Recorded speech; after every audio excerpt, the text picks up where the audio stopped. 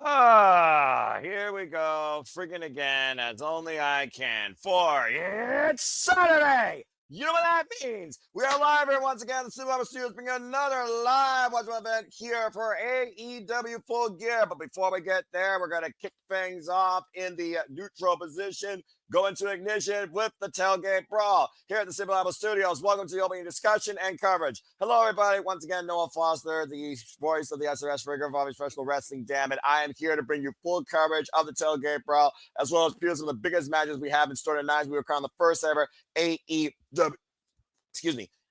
National Champion. The AEW Women's World Championship on the line. Chris Statler defends against Mercedes Moné, Samoa Joe, him and on page 2 inside Steel Cage. Darby Allin versus Pac. Kyle Flavors, Mark Briscoe 6, where Mark Briscoe risks his freedom or he joins the Don Callis family. We have $1 million in line in a trios match. And speaking of big money affairs, if you are watching exclusively on TNT or HBO Max like me, you can see Big Bill and Bryan Keith against the Outrunners as we get ready for a 4-way $200,000 tag team brawl here on the Tailgate Brawl. Again, thank you all for tuning in. Please like, subscribe, comment, tell a friend. Want to dictate the conversation, super chatter, PayPal the passions. It is truly as simple as that. If you are part of the All Elite League, you still have until quarter till to get those predictions in and make them final officially. So get those predictions in if you haven't already. Anthony Bowens, the 5-tool player, of course, the Unacclaimed entering the ring. A nice little modified folding set here we have here for tonight.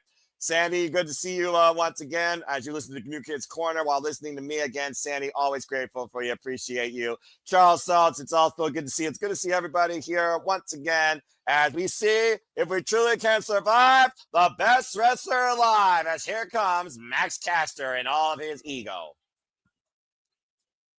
$200,000 fatal 4-way. I understand that Tony Khan's a billionaire. I understand you want to make pro wrestling like a combat sport, but that's insane, honestly. We got $1.2 million on the line tonight between this match and the other match. Just put that in perspective, folks. And of course, we've also put in perspective how Max Caster and Anthony Bowens clearly do not want to work together, but they have no problem in this case if it means taking Tony Khan's money. Reluctantly, we are seeing Max Caster and Anthony Bowens once again team up. And speaking of teams, by order of the Bang Bang Gang, guns up! And here comes Juice Robinson and Austin Gunn to finish out the field for this Tailgate Brawl opening affair. Of course, the Bang Bang Gang are running on a high ever since beating FTR on Collision the previous Saturday night. Of course, FTR has a chance to become record-setting 3-time AEW World Tag Team Champions if they beat Bro Dito tonight. And of course, we got Ace Austin also joining them, and Colton Gunn, of course, who is still out injured, by the way. And of course, we wish the best to Colton Gunn. I wish the best to anybody that's out there dealing with an injury in this wrestling business. I also wish the best, particularly to one Rebel. If you can, folks, send your love, well wishes, prayers of strength and healing to Rebel. Of course, you all remember her from AEW earlier, as of course she is dealing with many health scares right now. Our thoughts and prayers goes out to Rebel during this time. And of course, Don Castle joining commentary right now with Tony Schiavone, the regular voice of Collision, alongside Nigel McGuinness, as the Outrunners and Don Castle have formed their own trio here. For those that don't know, fatal 4-way tag team match, referee Mike Posey for this contest. The first team to win will be $200,000 richer. The bell rings are officially underway as capacity crowd is still filing in the Prudential Center. And again, you can be part of the conversation, folks, using the hashtag AEW Full Gear or Tailgate Brawl on the X. And of course, you can follow AEW on all the social medias. If you're following right now on YouTube and other social media platforms, you might be hearing Renee Paquette, RJ City, and of course, Jeff Jarrett talk about what's ahead tonight as we are here at the hashtag AEW Tailgate Brawl. 54 minutes and 38 seconds. Cover away from the preview going live exclusively cover on HBO Max here in America. Of course, you all can get it on other retails like Fight and Payview.com and Triller, as well as other outlets, Dave & Buster's, all over the world. And again, you still have 54 minutes to join us live as we keep you in tune with the action the entire night. Then stay tuned, of course, for Aaron Riff and No DQ to do his review. Happy birthday to the boss man, No DQ. And of course, stay tuned for us bringing you once again the weekly Marvel Conversation Wrestling Madness that is the Saturday Shenanigans. Big right hand of Bowens by Austin Gunn. And right now, Anthony Bowens taking out a place here, swinging a miss. Still to come tonight, we have a Boom and taking on Trent, Beretta, and Romero, the Don Callis family. The CML Trio styles will be on the line as the Sky team defends them against Kazuchika, Okada, Konosuke, Takeshita, and Hechicero. And again, there's Max trying to get his chant going. That is too wordy of a chant still, in my opinion. I don't know about y'all. We also have Hulk and Kingston versus the Workhorsemen as they look to rise in the tag team ranks. Now, Max Caster in with Rockhard Juice Robinson, who also came back recently from an injury. Manhattan drop by the former IWGP United States champion. Inside Russian leg sweep. Big jumping senton crushing Caster. There's a different form of a drop for you there. It's a cover and gets a 2 count. So referee Mike Posey. Good to see Safet, by the way, and also the Tailgate Brawl is on the Sports on Prime YouTube channel. Thank you for that, Safet. And thanks for following along. Sidestep, though, by Turbo Floyd. Great drop kick to Max Caster. Excuse me, Truth Magnum. Let's have the Outrunners. Oh, in comes Big Bill. Biggest thing, not in New York right now. And just thrown off in the corner. Of course, Big Bill and Bryan keeping their odds in with this entire tag division, particularly the Bang Bang Gang. Up and over, Trip Magnum, lands on the apron. Bryan Keith looking for a cheap shot. Oh, Big Bill driving him down with that boot. Now, Bryan Keith on the attack. Watch out, Nigel McGuinness. Again, at this point, perfectly legal, no disqualifications. Who's going to be trying faster down his listeners? Stay tuned as we got Restaurant Quiet picture-in-picture, unless you're on Max like me with full commercial break. So, again, folks, I hope that you all have had a wonderful Saturday as I've had some good rest, took my blood pressure medicine, got brand new glasses today. I hope that you all have had a great feast of things to come. Of course, ahead of Thanksgiving, I hope you're grateful for not only what we do here, but what life has also brought you, and that you all are doing good mentally, physically, and spiritually. As we have a moment to breathe here, why don't we go ahead and talk a little bit about some of the marquee matches that are ahead tonight at AEW Full Gear. Again, multiple championships are on the line, as well as multiple grudges. We also have implications that could have influences in the AEW Women's Tag Team Championship Tournament. Tonight, of course, we'll see Megan, Bayne, Marina, Shafir, Toni, Storm, Mina, Shirakawa, the Babes of Wrath, Sister Sin in a fatal 4-way tag. Well, the winner will get to pick the stipulation for their semifinals match. The semifinals are currently set as Megan Bayne and Marina Shafir versus Toni, Storm, Mina, Shirakawa, and the Babes of Wrath versus Sister Sin. And one of these 4 teams will be your inaugural AEW Women's Tag Team Champions. So again, place your bets on who you think is going to be the winner here tonight. A thing to consider, though, Megan, Bayne, Marina Shafir, and Sister Sin were on the winning side of Blood and Guts. And again, this tournament will conclude later on this year, too, so stay tuned. I also want to encourage you to stay tuned here for us for more coverage of AEW, as we will be covering Thanksgiving Eve Dynamite Wednesday night, the start of the Continental Classic. So again, as we are back here at Tailgate Brawl, what do you all think of this lineup? What's your pick to win? What do you think would be the damnedest stipulation that one of these crazy duos can think of? I mean, Mina did say a Taipei death match. I'm not sure it gets more lethal than that. Off! Big Bill in the top ring post here. Critical moment now for Truth Magnum to make the tag. Turbo Floyd might be turbo time here shortly. Yes, I just made a Disney reference. The damn it's a fact! And Turbo's been engaged now, just clocking everybody in sight. There goes Max, there goes Bryan, there goes Austin. Nice scoop slam there. And another scoop slam to Bryan Keith. Seriously, the Outrunners should be Ring of Honor Tag Team Champions, in my opinion. Or they could be the Ring of Honor 6-man Tag Team Champions, all right? I think it'll be a very dynamic and entertaining setup for Ring of Honor. Nice drop kick there.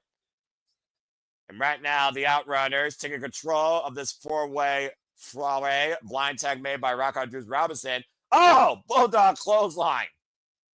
Great combination there by Turbo Floyd, catching Juice in the scoop slam. Oh, wait a minute. And of course, Nathan, good to see you as always. And I'm looking forward to it too, as I'm also looking forward to this masculine pose. Turbo Troop, you son of a bitch. There it is. Double elbow drop with the flex. And of course, AEW Full Gear special price. Oh, famous sir by Bowens from behind. $40 exclusively for HBO Max subscribers as I purchased it. Irish Whip. Tonight, you may not have just me. You may have the Rage Arrest. You also might have a Canadian Connection, one or both of them. So stay tuned. I hope you're in again for the entire night tonight for AEW Full Gear as we cover the Tailgate Brawl so far and cover some of the biggest matches. So wait a minute. The Max Caster and Anthony Bowens. Is it time to scissor? And Bryan keeps saving the timbers of one of the Outrunners. Now looking for a Uranagi, and Max Caster finding him off here. Max Caster, I believe, is legal. Bryan Keith, I believe, has just decided to bring himself in here. And Bowens, there's the arrival! And Caster, there's the mic drop! What are you doing? Go for the cover! The Bowens right now, as Caster is once again reminding people, got the scissors up. No way. There is no way. Big Bill just cuts him off at the pass. That swing and a miss. Anthony Bowens got caught. Was looking for the boss man slam. And Bowens, combination offense, took him down the knee. First kick. Big Bill rocked. Bowens is such a premier athlete. Juice Robinson, though, there's the schoolboy roll up from behind. Deep roll up. Got him. Baby gave the win. Just like that, cut from behind. Austin Gunn, Rockstar Juice Robinson, $200,000 richer. Ain't that too sweet? And again, though, and Bowens right now jaw-jacking Catholic, who's wrapped out in the entranceway. And it didn't even take freaking DraftKings to do that. As Bowens once again saying, "You cost us $200,000. Congratulations to the Bang Bang Gang." Good grief. As we are just a little bit over 45. Okay, Juice, control yourself, bro. I know who you're married to, but seriously. And of course, again, folks, we're just a little bit over 45 minutes away from the preview going live across the airwaves. And again, thank you for those that will be joining us along for the ride. Hope you have an incredible time. As of course, we have some big time marquee situations to come. Is Statlander 1 year of payback come to full circle tonight? Or does Mercedes Moné finally achieve her legacy and claim the crown jewel of AEW?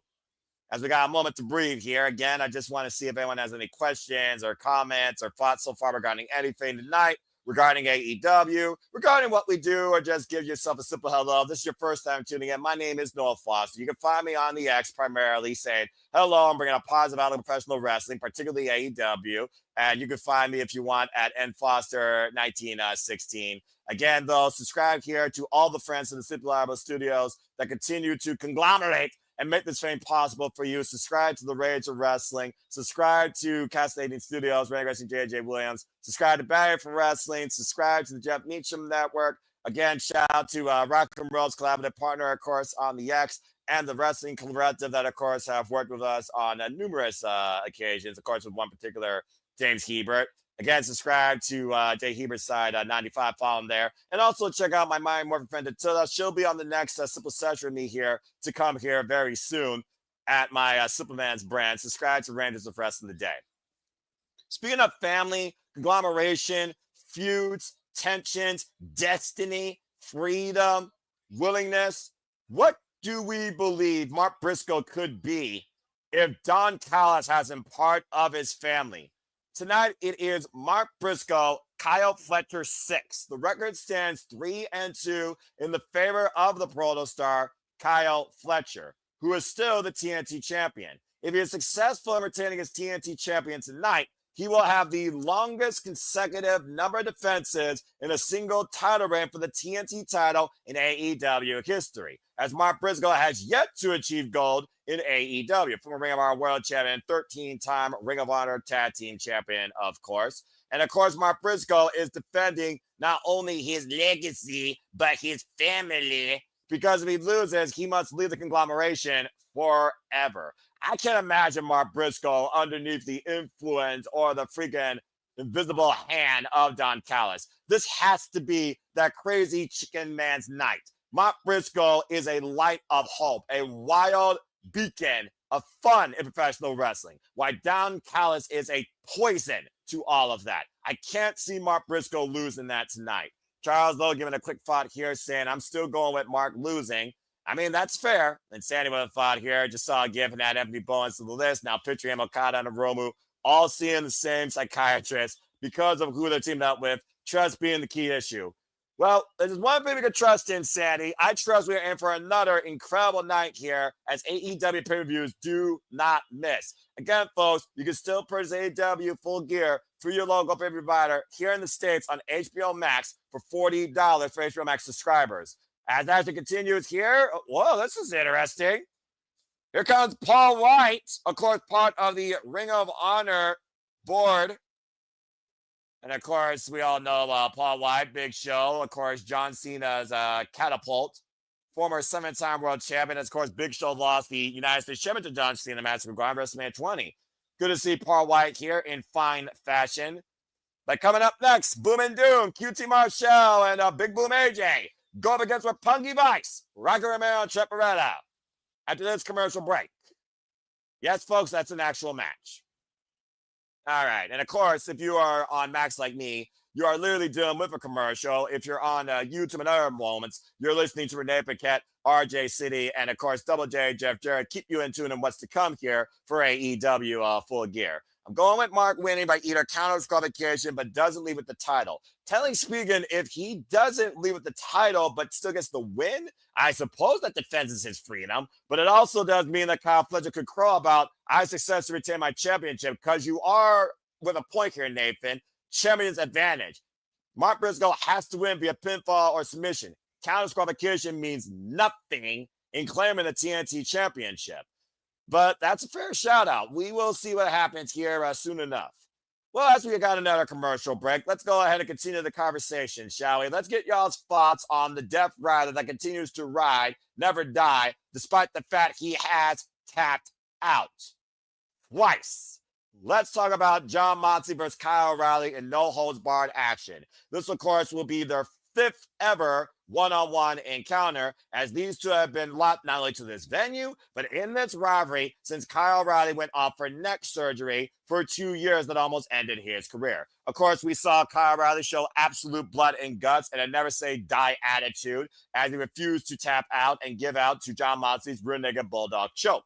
While Kyle O'Reilly did get the win at Blood and Guts, trapping Jon Moxley in a submission hold across glass, forcing Jon Moxley to finally submit after Jon Moxley escaped submission via double count and guillotine and punching Paul Turner in the face previously. Since then, Jon Moxley has been questioning Kyle O'Reilly. You gotta win. I've gotten wins too. I've also gotten losses. But can you keep this up? Can you continue to fight in and out, day and night, every show? Can you continue to move forward? Can you continue to do what you did then? As Jon Moxley is testing Kyle O'Reilly's merit as a professional wrestler. The Vine Artist answered back this past Wednesday, forcing Jon Moxley to tap out again following a tag team match, and now calling this Death Rider out to no holds barred. Despite the fact he is a technician on the mat, Kyle O'Reilly now wants to beat Jon Moxley in his own game and wants no excuses if he taps out again.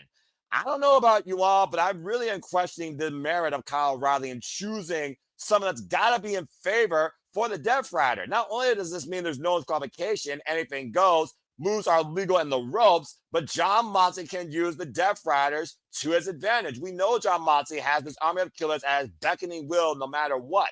But how much more does the Death Riders trust Jon Moxley in what Daniel Garcia has called a mentality? And will we see more cracks form out of that tonight? We saw what happened this past Wednesday, of course, with Claudio Castagnoli and Jon Moxley did get the win on Orange Cassidy and, of course, Roderick Strong after the Death Riders got involved. And I still have to consider Roderick Strong's not part of the conglomeration, but he always will stand by his brother in the Paragon, and that is undisputed. But I really am concerned right now that if Kyle O'Reilly doesn't win this match, it almost resets everything Kyle O'Reilly just accomplished 2 weeks ago. Counterpoint, if Kyle O'Reilly wins this, what the hell does Jon Moxley have to say now? Not only did you tap out Fries, he beat you in your own game. And even add to that, if he taps out again, what would that mean?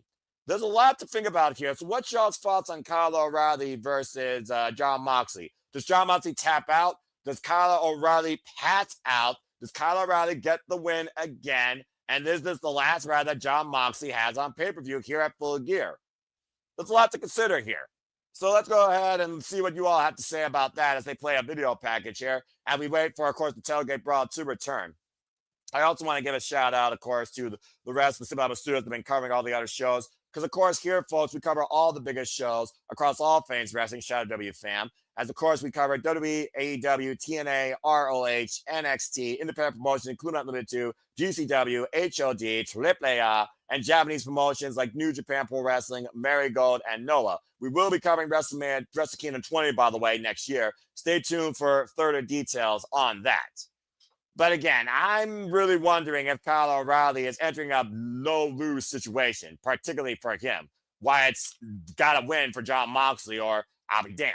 You know, it's one of those things you got to consider. Let's go ahead and talk about now the AEW World Championship while we have some time to kill. As Samoa Joe is looking to once again be the man that upsets the Hangman. And apparently Samoa Joe is coming with an army from his dojo. An army of men, as of course he's called out him and Adam Page's merit as a champion, calling him a coward and even a pretender. Saying that Samoa Joe will give what AEW has been missing, a real world champion. And of course, we know Samoa Joe does not have the ops with him after him and Adam Page neutralized Kazuchika and Powerhouse Hobbs. And Samoa Joe looks to encapsulate this movement of never lacking, so says the ops. There's one thing I learned when Samoa Joe speaks, you listen. And of course, that's our main event still to come tonight at AEW Full Gear for the AEW World Championship. Him and Adam Page, compromised neck, compromised shoulder, bad ribs, and of course, a man that never stops fighting. So again, folks, Samoa Joe at one point was AEW World Champion. Does him and Adam Page survive this year at Full Gear, knowing that he's lost the last two Full Gears in a row to respectfully Switchblade Jay White and Swerve Strickland? But the last time we saw him and Adam Page inside a steel cage, we saw what he did to the man that was across from him. And will we need to see that reckless bastard tonight survive Samoa Joe and make Samoa Joe go night-night? That's something you gotta consider. Let's go ahead and see what's going on here in the chat. Matt, it's good to see you. Doing very well. Of course, I love covering wrestling pay-per-views. And of course, covering AEW is one of my favorite fortes. And we got this unique tag team match now. Arcadia and the Raven versus Stephon Smith as Roppongi Vice, Rocky Romero and Trent Beretta go up against, you're hearing me right, folks, QT Marshall and Big Boom AJ. Boom and Doom, they're calling themselves. You know, it's amazing that Big Boom AJ has actually had this strong of a presence and record in AEW. And of course, the Rizzler is also with them as the Rizzler, of course, and QT. Big Boom AJ getting a rousing reception alongside Big Justice and Aaron Solo also escorting them to the ring. Oh, good grief. Get your Choco Chunk cookies out, folks. And get ready for the boom. That's the only time I'm ever going to do that on air, by the way.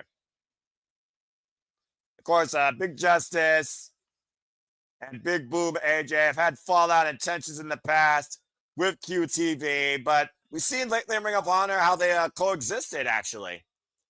We also saw the previous Tailgate Brawl at Wrestle Dream, how, of course, Roppongi Vice brained QT Marshall and Big Boom AJ, which led to this tag team match tonight.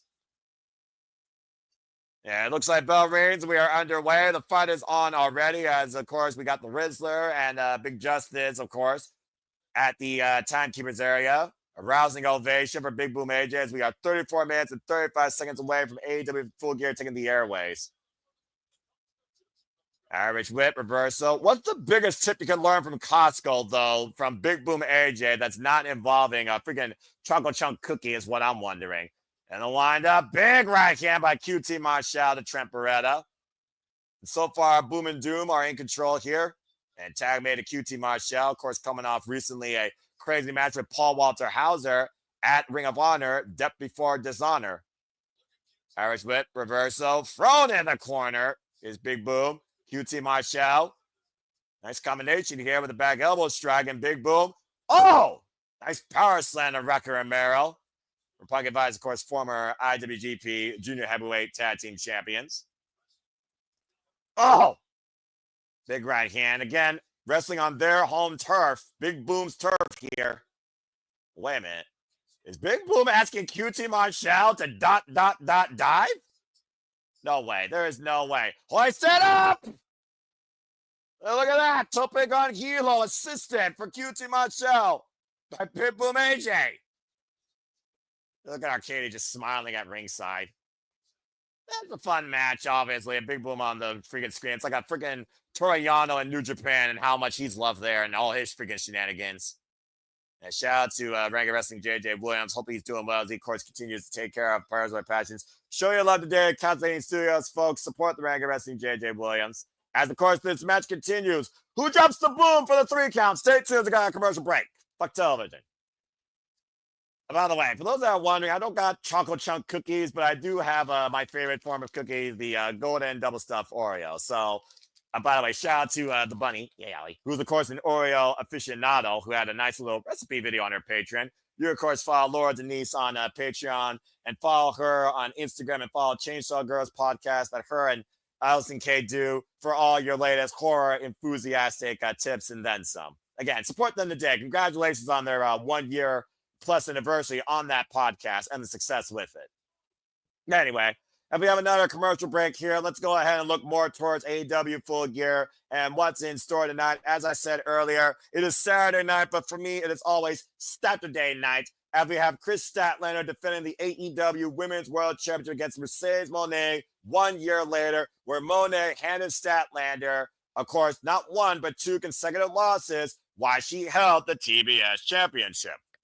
Of course, this year, Chris Statlander has been on a year of reformation, a year of recommitment, reinvention, 110% focus. As, of course, she won the AEW Women's World Championship against Toni Storm at AEW All Out and since retained it at AEW Wrestle Dream. When Mercedes Moné, Ultimo Renee, she self-proclaims 14 different world championships, including the new Ring of Honor World Television Championship, has never won the big one, and has only had 1 singles loss this last calendar year, and it was against Toni Storm for the AEW Women's World Championship. It's one of those things where you look at the value of a competitor versus the value of the champion and the value of the championships versus the value of the champion. 250 different small things do not equal to the one big thing. In my opinion, though, you don't need to give the 1% everything while the 99% struggles for scraps. Chris Statlander earned this. Focus 110% on this, as Walter Cruz is reliably going to agree with me on this analysis. And I do believe Chris Statlander has the CEO a long overdue fucking payback. But again, let's go ahead and get y'all's thoughts in the comments. Also, welcome to Major Wrestling, Walter Cruz to the Comedy Booth. Walter, welcome. Better late than never. How are you? Good. My bad. I don't know why I thought it was 7:30, not 7 o'clock. Well, that's what you can. Well, again, Tailgate Brawl. Imagine a pre-show of an hour-long wrestling thing. But anyway, we're talking about the AEW Women's World Championships. Why don't you go ahead and lend your thoughts? This GTA stripper twat waffle thing better not get you, okay? She better not dance her way to another title. She better not. 13. No, I think Statlander's stat is where it's at, and she's gonna finally give her second loss in AEW. I think Moné only lost 1 time, right? But she's never been actually. Yeah, she's never been beaten in singles action. She's only been literally pinned once in her AEW career, of course, by Toni Storm. And again, looks like we got a fight here. Claudio Castagnoli is currently not booked on the card. We're right now estimating that he might be part of the Casino Royale to crown the first ever AEW National Champion. So stay tuned and see if Claudio Castagnoli makes history. We'll talk more about that here in a moment. But thanks for tuning in. Hope you continue to be along with us. And please, That's a good choice, actually. I didn't even think about him. Yeah, right? But again, I don't think much more needs to be said. Tonight, it's Stats Night. It's Saturday for a reason, damn it. Chris Statlander is the present and the future of the AEW Women's Division. In my opinion, the most valuable player, the most valuable AEW original, not named Dr. Britt Baker, DMD, that deserves to be the AEW Women's World Championship in this era of this evolution of this women's division. And I'm just going to leave it at that. And thanks, Walter, for, again, the hashtag bisexual bedroom brawl thoughts. Of course, we talk about that AEW women's tag four-way to, of course, determine the semifinal stipulation here as the tailgate brawl here continues with Big Boom AJ and QT Marshall and Roppongi Vice. Well, that being said, while we are talking about Cloudcast and while we are talking about the Casino Royale, let's go ahead and talk about this standard, of course, Casino Gauntlet, Casino Royale is a James Bond movie. Anyway, shaken not stirred. Here's your number 1, number 2 entrance, folks. The Hurtson against Bobby Lashley and Shelton Benjamin. This title will be a brand new title in AEW that will be showcased and defended at AEW, ROH, CMLL, and New Japan. And tonight, we crown the inaugural champion. The way a Casino Gauntlet match works, 2 entrance start, first pinfall submission at any time will determine the AEW National Champion. It could happen as little after 2 people. It could happen as late after 21 people, as we've seen in the past. Kyle Castagnoli is not even booked on this card. His name has been mentioned. The only ones that have actually mentioned their names for this are Speed by Mike Bailey, Jet Speeds, Kevin Knight, and Ricochet. As Ricochet has also crowed about being the first AEW National Champion. I don't know, Walter, but well, I see Paul Watts pissed off right now after Big Justice got knocked down. Boy, are you watching on YouTube? I'm watching on HBO Max, bro. I'm on HBO Max. So what? 27 minutes and 30 seconds right now as tag team match continues. But Walter, why don't you go ahead and let your thoughts? Oh, wow. Oh, Tailgate Brawl. That's why. I was watching the wrong thing. Why don't you lend your thoughts on who you think should be the inaugural AEW National Champion? We talk about Claudio Castagnoli. If not him, who in your opinion you think deserves it? I honestly, people are going to look at me like I got 2 heads, but Ricochet just seems like would fit for this title, and he's my sleeper. But it's the only match where being number 1 or 2 is actually a benefit. And so my top pick was Bobby Lashley to survive the entire gauntlet, and if not, Ricochet was my sleeper one. Whoa. All right, now I just got a power slam by Boom. Yeah, about to say Irish Whip and Rocky Romero throwing off the ropes. I believe that Big Boom, AJ, and Rocky are legal. Overhead military. That's impressive for that choco cookie eating. I got 26, 34, 33. All right, yeah, you're fine, dude. And again, and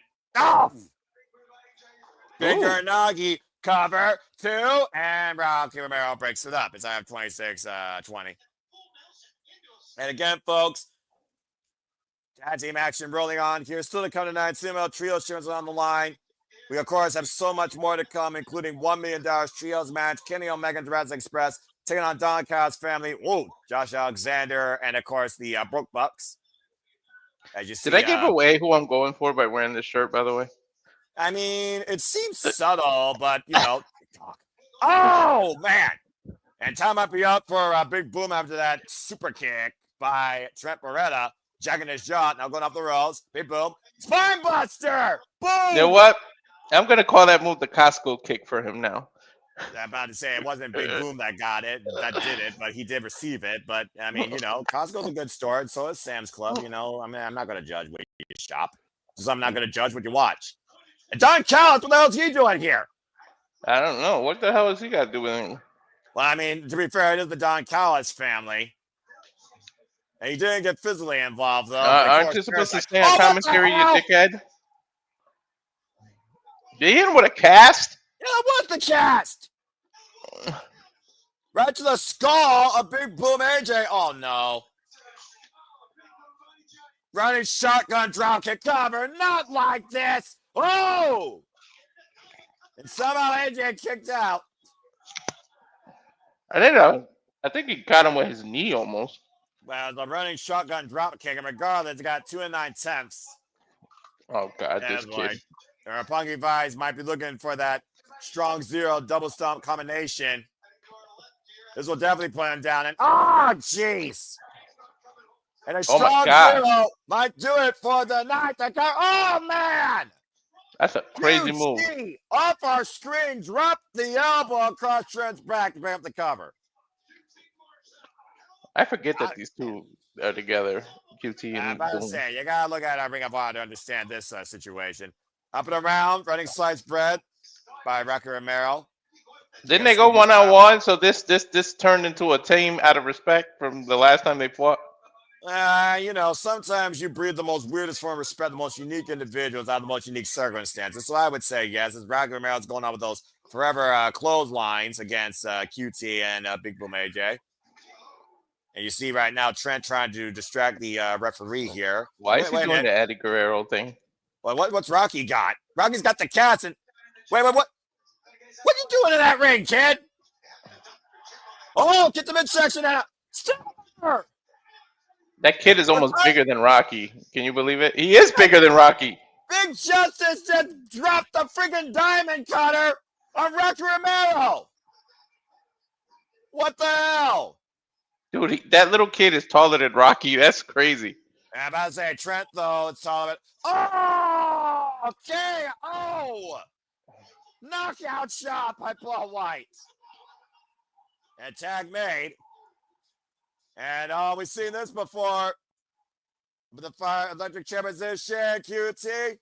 Street sweeper. Nice. Delivered to Dylan to win. I'll be damned. Kind of saw a feel-good moment. About to say, you put your hands on a kid, all bets are off. Paul White had every chance to every right to Jack Trent's jaw. Don Callis so far 0-1 tonight, He's got quite an agenda. And Pro Wrestling Fan B6X just getting over pre-Thanksgiving family gathering. How's the pre-show been, fellas? Been fun so far. We've been talking about some of the biggest matches, and of course, we've been covering the Tailgate Brawl here, of course, on HBO Max. As I just saw Paul White deliver that weapon of mass destruction, that big knockout right hand to Trent Beretta, as Big Boom AJ and QT Marshall, Boom and Doom, got the win over Roppongi Vice and Don Callis family. Justice served tonight, courtesy of Costco. Bring in the boom. It's weird to see Paul White still on the TV. Well, I don't know if it's weird personally, considering how much this veteran's been involved in this business. And of course, we've been involved, Walter, in covering AEW since 2019. Still the kind of night, folks. CMLL World Trios Champions is on the line. El Sky Team takes on the Don Callis family. But coming up next, the Workhorsemen go to work against Eddie Kingston and Hook into this commercial break. Fuck television. Don Callis in the Sky Good to see you. As I said a moment ago, it's been extremely fun. We've just been talking about the biggest matches on the pay-per-view, some of the biggest marquee matches, as well as just covering the Tailgate Brawl. As we saw Big Boom AJ drop the boom, and QT Marshall got the win, which I can't. Me, but also kind of didn't. I can't wait for the Sky Team because it's going to be so interesting with Takeshita and Okada. You know, while he was in Japan, Okada was taking over, taking not so subtle shots at Takeshita, and I'm pretty sure he saw those. Okay, fair enough. World Tag League. Go back to Dynamite. Look at the face Okada made when they announced Takeshita as the other member of the team. Like he literally argued with Don Callis. I'm pretty sure he didn't say bitch. He said what the fuck. Why don't we go ahead and further talk about that, because that will be the main event of the Tailgate Brawl. And Walter, it would not surprise me if it crossed over to AEW Full Gear. So let's talk about this. El Sky Team takes on the Don Callis family, still coming out in the Tailgate Brawl in our main event. Of course, this match stems from the fact that Mascara Dorada lost a double jeopardy match this past Wednesday on Dynamite Collision. While Kazuchika Okada was able to hit a combination Rainmaker, followed by, of course, his finisher, as I talked about. And the Don Callis family earned the opportunity for the CML Trios Champions held by Mistico, Mascara Dorada, and of course their partner, they're all known as El Sky Team. That is Neon, by the way, in case you all are wondering. As Don Callis picked his Elite Three, said Hechicero, Okada, and Konosuke Takeshita. The last time we saw Okada and Konosuke try to coexist, of course, was at Wrestle Dream in tag team action against Brodito, and we saw them lose through the miscommunication. So sorry. They did work well for the majority of matches until that one miscue. let's be honest here, dude. The only reason they worked well was trying to one-up each other, and that's literally all they did in the whole match. The tensions further exude during that freaking Don Callis family summit, and Okada's been stirring the Kool-Aid saying, Proto Okada. Of course, we got Takeshita right now, and for all we know, Kyle Fletcher might not leave the TNT Championship. So again, who throws the first punch that miscommunicates here? Because, Konosuke wants nothing to do with this. Because I think this family is about to have somebody leave the house. Like I said, it's dysfunctional. And I'm telling you right now, watch. Hechicero's there just for the fall. There's no way you're going to let Okada Takeshita take the fall. So it's going to be Mistico pinning Hechicero. Watch. I'm about to say, of course, Mistico, we've seen multiple times in AEW and CML win over MJF, of course. And, of course, we saw Mistico during the Casino Gauntlet match at AEW All In. And from trios to tag teams, let's go ahead and talk about the AEW Tag Team Championships. As Brodito defends against FTR, FTR will become record-setting in their own right, 3-time AEW Tag Team Champions, while also looking for their 10th Tag Team Championship in their illustrious career. FTR, of course, have been on this escapade alongside Small Stokely. And, of course, we saw what happened against Adam Copeland and Christian Cage at AEW All Out when they lost. But they dropped the Glamazon Beth Phoenix, and Christian Cage was dropped thanks to the patriarchy. We haven't seen higher tail of any of those three since. So far, FTR have only gotten one win to earn this number one contendership, but have lost 8-man tags and other tag team matches to this point. And speaking of teams and coexisting in the Don Callis family, we go backstage to, of course, Alex Marvez with Josh Alexander and the Broke Bucks. As, of course, the Young Bucks did not give an answer this past Wednesday. Anyway, before we talk about I just got backstage now. There we go. Before we talk about the trios match, Walter, give your thoughts to the tag team title match. What do you think about Brodito's run and Brodito, who have not had nearly as long as a history together as a tag team as FTR, who have revived tag team wrestling since NXT in 2016? What do you think about this? Do you think FTR can get it done tonight? FTR is the epitome of tag team wrestling. This generation's Hardy, even though Hardy's still wrestling. They have literally seen gold everywhere they've gone, but I think Brodito can still keep it going. I love this tag team of Brodito, the way it came together and everything, and like they just so much fun. However, Brodito he's still the ROH champion, so I don't know if he wants to focus on that or what's gonna end up happening, but I'm hoping FTR don't pull it away, but I mean, it'll be crazy. What is that? 10-time champions if they win again this time? 3-time the AEW.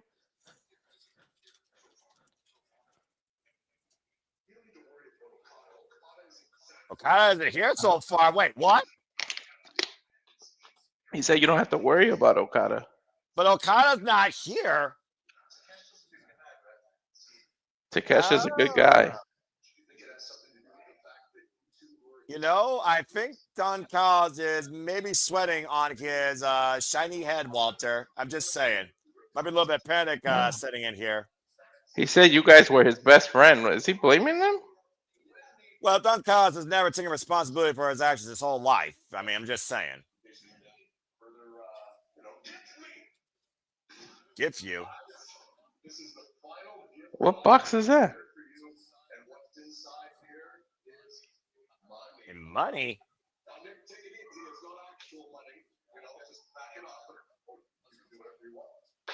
Go try it on. Wait a minute. Is it an outfit made of the Don Callis family? I don't think it's a money. Well, anyway, I see a signal in the sky, so we'll go ahead and change gears here before we talk about the $1 million match. Send Hook! Hook to the rescue. Yeah, I'm about to say Hook to the rescue. Freaking hell. And listen here, I've actually lost count of how many times we have actually won tag team gold. No, they won NXT once, Raw SmackDown once, I think. IWGP, AEW twice, only kind 6 as of typing. AAA, Ring of Honor titles also are added to that mix. And NXT, they won twice. They were the 2-time NXT Tag Team Champions, the first 2-time NXT Tag Team Champions in that company's history. That adds up to 9 overall. And Eddie Kingston, of course, former 2-0 Tag Team record right now with Hook. Oh, and the Workhorsemen immediately meeting them as, of course, Eddie Kingston is the former Continental Champion and Continental Classic Champion. And, of course, we have the Continental Classic coming up this Wednesday, folks. Safet, I have no idea what to make of that segment, but I think Okada is telling Don Callis, I don't work for you, bitch. And we'll see what happens. So I your don't tentacles off there might be know. disowned. I want to. I cheer both of them. So, but who do you think officially is going to turn face? I mean, I think the Alpha, he was the first one to join the family. He'll be the first one to leave it. Yeah. That's just my opinion. As of course, right now we have this tag team match going on. Of course, JD Drake and Hook right now squaring off here. Correct me if I'm mistaken. Was it not any keys in the Hook? Shots! The Workhorsemen cover. Two. I can't got Wrestle Dream during the Tailgate Brawl there, and did they not beat them? Yeah, I think so. I think there's a rematch actually, so clearly Yeah. they got a little bit upset. And of course, Trios Championships, of course, still held by the Ops. Knife Edge Chop. Hook, former Trios champion before going injured. And of course, Powerhouse Hoslow's added to Samoa Joe's Ops. The double Irish whip now, the Workhorsemen. Good to see Anthony Henry back. Meet on the mind. And oh, man! Damn, Hook. Suplexes by Hook. Hook takes his father's suplex and amplifies them. I'm about to say the suplex machine. And look at this double team. Double backdrop suplex by Hook and Eddie Kingston. Two New Yorkers that came together. Eddie Kingston has been up and down and all around his entire life in this business. Hook just starting. It's quite a unique duo here that's been working quite well here. Nice take down Eddie Kingston and the cover. Two. And that's it. And Hook traps JD in red rum to prevent the break. Did he just win from a DDT? Yes, that is correct. What is he, Jake the Snake Roberts? Is Eddie okay? His knee is bothering him. I mean, to be fair, he's been out on knee surgery, injury, and recovery since last year's resurgence. Now 3-0 as a tag team, though, are Hook and Eddie Kingston. Again, it's good to see Eddie Kingston back here. It just adds to AEW, in my opinion. And Hook said he's been maybe got to look for some new friends. I mean, Hook and Eddie Kingston could be a force to be reckoned with, honestly. Definitely the same New York mentality. Mm-hmm. And of course, right now, they're talking about the AEW Women's World Championship. Of course, we still have so much more to come in tonight, as we were just talking about the Don Callis family earlier. Walter, I'll let you go ahead and lead the, yeah, that's it for that match, exactly. Why don't we go ahead and talk about that Don Callis family and the $1 million trios match here. Kenny Omega, Jurassic Express taking on Josh Alexander, the Young Bucks. Josh making it as personal as possible, considering he broke Maka Nakasawa's ankle and also adds Crow to the fact Kota Ibushi's injured, and he takes credit for that happening. The Young Bucks, the Broke Bucks, who have lost to Kenny Omega and Chris Jericho on this stage, of course, 2 years ago, who have went from everything to having absolutely nothing. While Jurassic Express, brought back from extinction, Jungle Jack and Luchasaurus already have $600,000 at the expense of the Young Bucks due to Prio 8-man tag and, of course, that incredible tag team match at Wrestle Dream. So can this ever-long nightmare for the Young Bucks end tonight with receiving greed and selling out their souls to Don Callis family? Or do you think Kenny Omega, who has not put his hands on his former elite brethren, the Young Bucks, and vice versa, can Kenny Omega and Jurassic Express make sure that the Don Callis family goes once again broke tonight? Take Tass Alexander out. The history between Perry, and the Young Bucks, and Kenny Omega and the Young Bucks coming in as elite. There's so much history between just the four of them. Then you add the walking weapon. I'm not sure. I picked Kenny Omega and the Jurassic Express because I don't believe they should be the ones losing when they just came back from extinction, as you said. And it's just fun to keep seeing the Young Bucks lose and having to go try to get money. But I think they owe Don Callis. I feel like they're gonna sell their souls and they're doing favors for money or something. Anyway, I just want to say that Jake Summer for champion. I don't know, man. I mean, again, we've seen men do desperate things where they have nothing to lose and everything to gain. The Young Bucks are literally being given the silver platter courtesy of Don Callis. Gave them their pyro, gave them their music, gave them an over exaggerated intro. And so far with the Don Callis family, the Young Bucks have been booked in what they've been looking for. Big, money matches. And of course, Kenny Omega, we don't know necessarily how much he truly is 100%. People have been talking about his health, but he doesn't want people to think about that. He still wants to just be his best and bring his best to AEW and to professional wrestling and to the fans. And so far as Kenny Omega and Jack Perry goes, it does seem like the past has been put under the rug, and we know that Luchasaurus can use a vacuum cleaner as his kill switch was disengaged. But this is also the first time we are seeing this trio in action on pay-per-view. So it is one of those things that I'm curious, but I do think right now, because nobody can trust on Callis, we don't know where Okada is, we don't know what the itinerary for the whole night's going to be. It almost feels like that Josh Alexander is going to try and command this match. The Young Bucks are going to get fed up with it. I can see a super kick probably deliver. The Young Bucks walk away and accept being broke reluctantly, and I can see Kenny Omega and Jurassic Express winning it. Yep. Kenny Omega is never going to be 100% again. He said his health fluctuates up and down, so he can never fully test himself, which that sucks. I know. My mom has diverticulitis, so I know the effects of that. So I can't imagine keep continuously trying to wrestle with that. I mean, you see what Brock Lesnar had, what, a foot of his intestine taken out because of it? So that is correct. Charles to the fire saying the Young Bucks turning face tonight. That $1 million six-man tag for some reason sensing a double turn tonight. Who turns? Not sure, but sensing it tonight. Double turn. That's an interesting thought. And also Darren G here saying, no way we see Briscoe lose tonight. Well, again, I believe that Mark Briscoe will stay committed to his true family values. And speaking of family and speaking of values, I'm sure he's all about ordering the value meal at times. We have commentator, but more of an inquirer, it feels like Ariel Helwani at times, but brings a unique taste to the virtual booth. It's always going to have one half of the Canadian connection. Nicholas Ferrante is part of the conversation and discussion. Nick, good to have you. How you feeling about tonight, my friend? It's finally time as we get ready for Full Gear at the top of the hour, and most likely this trios match will cross over. Y'all hear me? Yes, we can. Yep. Who is that on commentary? Or who's that on what?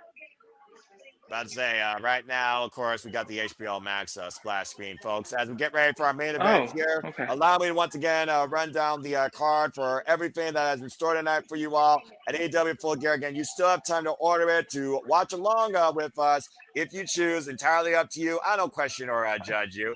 As, of course, I believe we have 8 card matches on tap tonight. We know that we have 4-way action where the winners will get to pick their semi-final match stipulation. Marina Shafir, Megan Bayne, Toni Storm, Mina Shirakawa, Babes of Wrath, and Sisters of Sin. The semifinals are Sisters of Sin versus the Babes of Wrath. And, of course, Toni Storm, Mina Shirakawa take on Megan Bayne and Marina Shafir. We also, of course, have the TNT Championship. Kyle Fletcher defending against Mark Briscoe. Kyle versus Mark 6. If Mark loses, he must join the Don Callis family. If Kyle Fletcher also wins, he will be the most notorious consecutive defensive single-running TNT champion in AEW history. John Moxley goes one with Kyle O'Reilly and no-holds-barred action, making him tap out 3 times, including at Blood and Guts, and following the tag team match on Wednesday. Kyle O'Reilly now looks to beat John Moxley and break him at his own violent game. We also, of course, have the Casino Gauntlet matches. Byron Lashley and Sheldon Benjamin will, of course, start this thing off to crown the inaugural AEW National Champion. First spin can happen anytime, and that winner will win this title, as people will come out at random intervals. Could be anybody from Claudio Castagnoli to anyone from CMLL, ROH, and even New Japan Pro Wrestling. Stay tuned. Rodito, of course, defend the AEW World Tag Team Championships against FTR. FTR looking to become 3-time tag team champions here in AEW. Brodito going to their 6th defense since winning these titles at Forbidden Doors. FTR has made it personal, especially with Bandito's family, or should I say Bermuda, his abuela. And of course, we have the AEW Women's World Championship on the line. Chris Statlander defends against Mercedes Moné. Chris versus Moné 1 year later from their inaugural encounter. Chris Statlander 100% focused. Mercedes Moné still in question. And of course, we have the bastard Pac calling out Darby Allin as he ascends out of his fiery inferno. For a one-on-one match tonight, expect anything but that. I'm shocked that that's a regular match. Don't be surprised if it doesn't stay regular. I'm just saying. Which match? The Darby Pac? The Darby and Pac. I'm surprised it's not some kind of falls count anywhere or no rules or. No, man. If they put that on this show, it'd be overkill with the. It's Pac and Darby Allin. It's a Death Rider and Darby Allin's person to deal with the Death Riders. I'm just saying, boys. Just saying. I don't know if you guys know. noticed, Okada is still not out with the Don Callis family. We got 4 minutes and 44 seconds for the preview goes on the air. And of course, that'll culminate with him and Page defending the AEW World Championship against Samoa Joe as the CMLL Trios Championship match officially underway. Cheap shot attacks for by the Don Callis family, taking on El Sky Team at the Mascara Los Kazuchika Okada So it's gonna be Wednesday. It's 2-on-3? Well, right now, if Okada's a no-show, I would say yes. Wait, you guys are getting the match right now? If you're on HBO We're getting Max, the tailgate match, yeah. you gotta be on HBO Max to watch the tailgate brawl, bro. It's the collision before the pay-per-view. Okay, so I'm on because we don't have HBO Max in Canada, right? So I'm on our feed and they're running down the card for me. That's why I'm like, Hey, Canada's totally different than America, dude. And HBO Max actually shows wrestling before the pay-per-view starts. Hammerlock arm by Hechicero to Mistico. So was there a big pop for Mistico when he came out? Well, they came out as El Sky Team. They didn't do like the usual entrance, and of course it's about the CMLL World Trios Championships. As Hechicero sacrifice against Mistico's arm inside the chin. Hechicero is fucking crazy. He's an alchemist for a reason, dude. It's mad science. Konosuke to catch go with a chin hold right now on Mascara Dorada. Noah, my elbow hurts now. Yeah, I'm about to say, how you think Mistico feel? You see AEW Medical checking on him. Wait, I see what they're doing. Did they try to take him out so it goes down to a 2-on-2? Well, I think Don Callis senses urgency here, considering Okada has more to be found. Konosuke the catch guy has Mistico down on the ground. It's like instead of having it a 2-on-2, they take out the one guy and then Okada comes in. Possibly as the bell jet's rung, and again, it's also on Triller TV for international viewers here for AEW. If you want to follow with us for the last literal 2 minutes, as this show is about to cross over, and it does look like Mistico is being taken backstage. This now is literally a 2-on-2 encounter. Not that I want to give Don Callis family any credit, but that's kind of smart. Hechicero took out the advantage that the Sky team had. Yeah, I can't argue with that logic there by your point, though. Mistico looking for the code red deny. Whoop, up and over the Alabama Slammer. And look at Neon, take over Tierras to the Alpha. And Tornado, arm drag takeover by Mascara to Hechicero. As the CML Trios champions right now are holding the ring. And look at the fly! Stereo Tope is the outside. Woo! Lucha Libre is freaking showcased. Well, considering CMLL is a 92-year-old promotion in Mexico that really is a foundation of Lucha Libre wrestling, you would be on point. Hey, Japanese wrestling takes a lot from the Lucha Libre too, man. A lot of Lucha Libres have come from there. Look who arrived in style all of a sudden. Was I right in what I just said? Yeah, Okada's coming in with a Ferrari. Oh boy! I told you they took out. They waited for Okada to come out, so they took the other guy out first, and then he made his entrance. Yeah, about to say the very lackadaisical walk though by Okada. Ooh, look at Konosuke's look. Folks, I also think they did that to prolong it so it feeds into the pay-per-view. Exactly, and folks, you got literally a minute to join us live on pay-per-view as this match will continue as float over into the pay-per-view as AEW Full Gear is about to start officially right now. I'm gonna back out and go back into the actual. You gotta do that, yeah, exactly. It's annoying, but you gotta do that. And again, folks, we hope that you enjoy the conversation, coverage, reactions, and discussion. We are here with you the entire night for what's sure to be another incredible non-professional wrestling from AEW as this pay-per-view is about to start. Oh boy. I got the flashing AEW pay-per-view event will start momentarily. Well, of course, the same thing with me. And again, folks, get your predictions in right now if you haven't already. Let your final thoughts be known. Do you think we get a new signing, a debut, a returning? What's the craziest thing you think happens tonight at AEW Full Gear ahead of the Continental Classic and possibly winter is coming? As we know, we got New Year's Smash, Diamond on 34th Street, Holiday Bash, and so much more to come to holiday season. Can you imagine if Sting's son pops up for this tournament? Well, we also this gauntlet. That'd be cool to have. You might be trying to create your own Justice League here as we're brought to you by DC. As we're officially inside the Prudential Center for It's Saturday. You know what that means. AEW Full Gear is live on preview across the world here. We are here with you across the Cinema Studios for our coverage reactions. Welcome, everybody, to this Saturday night presentation from New York, New Jersey, the Prudential Center. Packed capacity crowd in as we bring you into AEW. Noah Foster, Walter Cruz, Nicholas Ferrantes on the call with you. Thank you all so much. Please like, subscribe, comment, tell a friend. You want to take the conversation, super chat, or pay by the passions. It's truly as simple as that as we are continuing forward with the CMI World Trios Championships. And not only that, but also with She's Yours, She's Mine, She's our Canadian friend, Ash. As we got both of us Canadian connection here for this special, first time ever, 4-person booth. Ash, how are you? I'm good. How are you guys? Doing extremely well, but right now I can't say the same for Mascara Dorada and the CMLL World Trios Champions after Mistico arm broke, and the coin just dropped, which means Red Mecca! Noah's doing better now. Okada and Takeshita is on his TV screen. I know you're doing better, Walter. You've been waiting for this implosion to happen. And of course, Kazuchika Okada, reigning and defending AEW Unified Champion and reigning and defending AEW Continental Champion, who will enter this year's Continental Classic as such. Did Okada already come out for you guys? Sorry. Yeah, his entrance, he's walking now, but he's got to steal the spotlight. As Okada does, damn it. Konosuke has not taken his freaking focus off Kazuchika Okada yet. Okay, so I am behind from you guys. Just let me know when you see Kazuchika Okada do a Unified Champion banner. That will be insane. Let's make sure we get this thing all right, people. Dang. Yeah, I'm just seeing Okada right now. I'm just looking at Okada right now. Good to see Elizabeth and Safet and Charles and Sandy and everybody in the chat. Shout out to all that tuning in continuously or for the first time as we do this for the biggest pay-per-views, specials, and shows live. As soon as you see AEW Unified Champion Okada, let me know. All right, let's get this thing right. Good God Almighty, dude! Konosuke is staring a hole through Okada. Yeah, no kidding. Well, I mean, again, we've seen both these men at odds ends since Okada's been part of the Don Callis family. I see Kazuchika Okada, the banner. All right, very good. And now we should be pretty much right in sync as Ash is right there too. And then, of course, we're going to see Konosuke and Okada. Like I still think one of them's going to hit each other. I'm just waiting for it to happen here at this point. You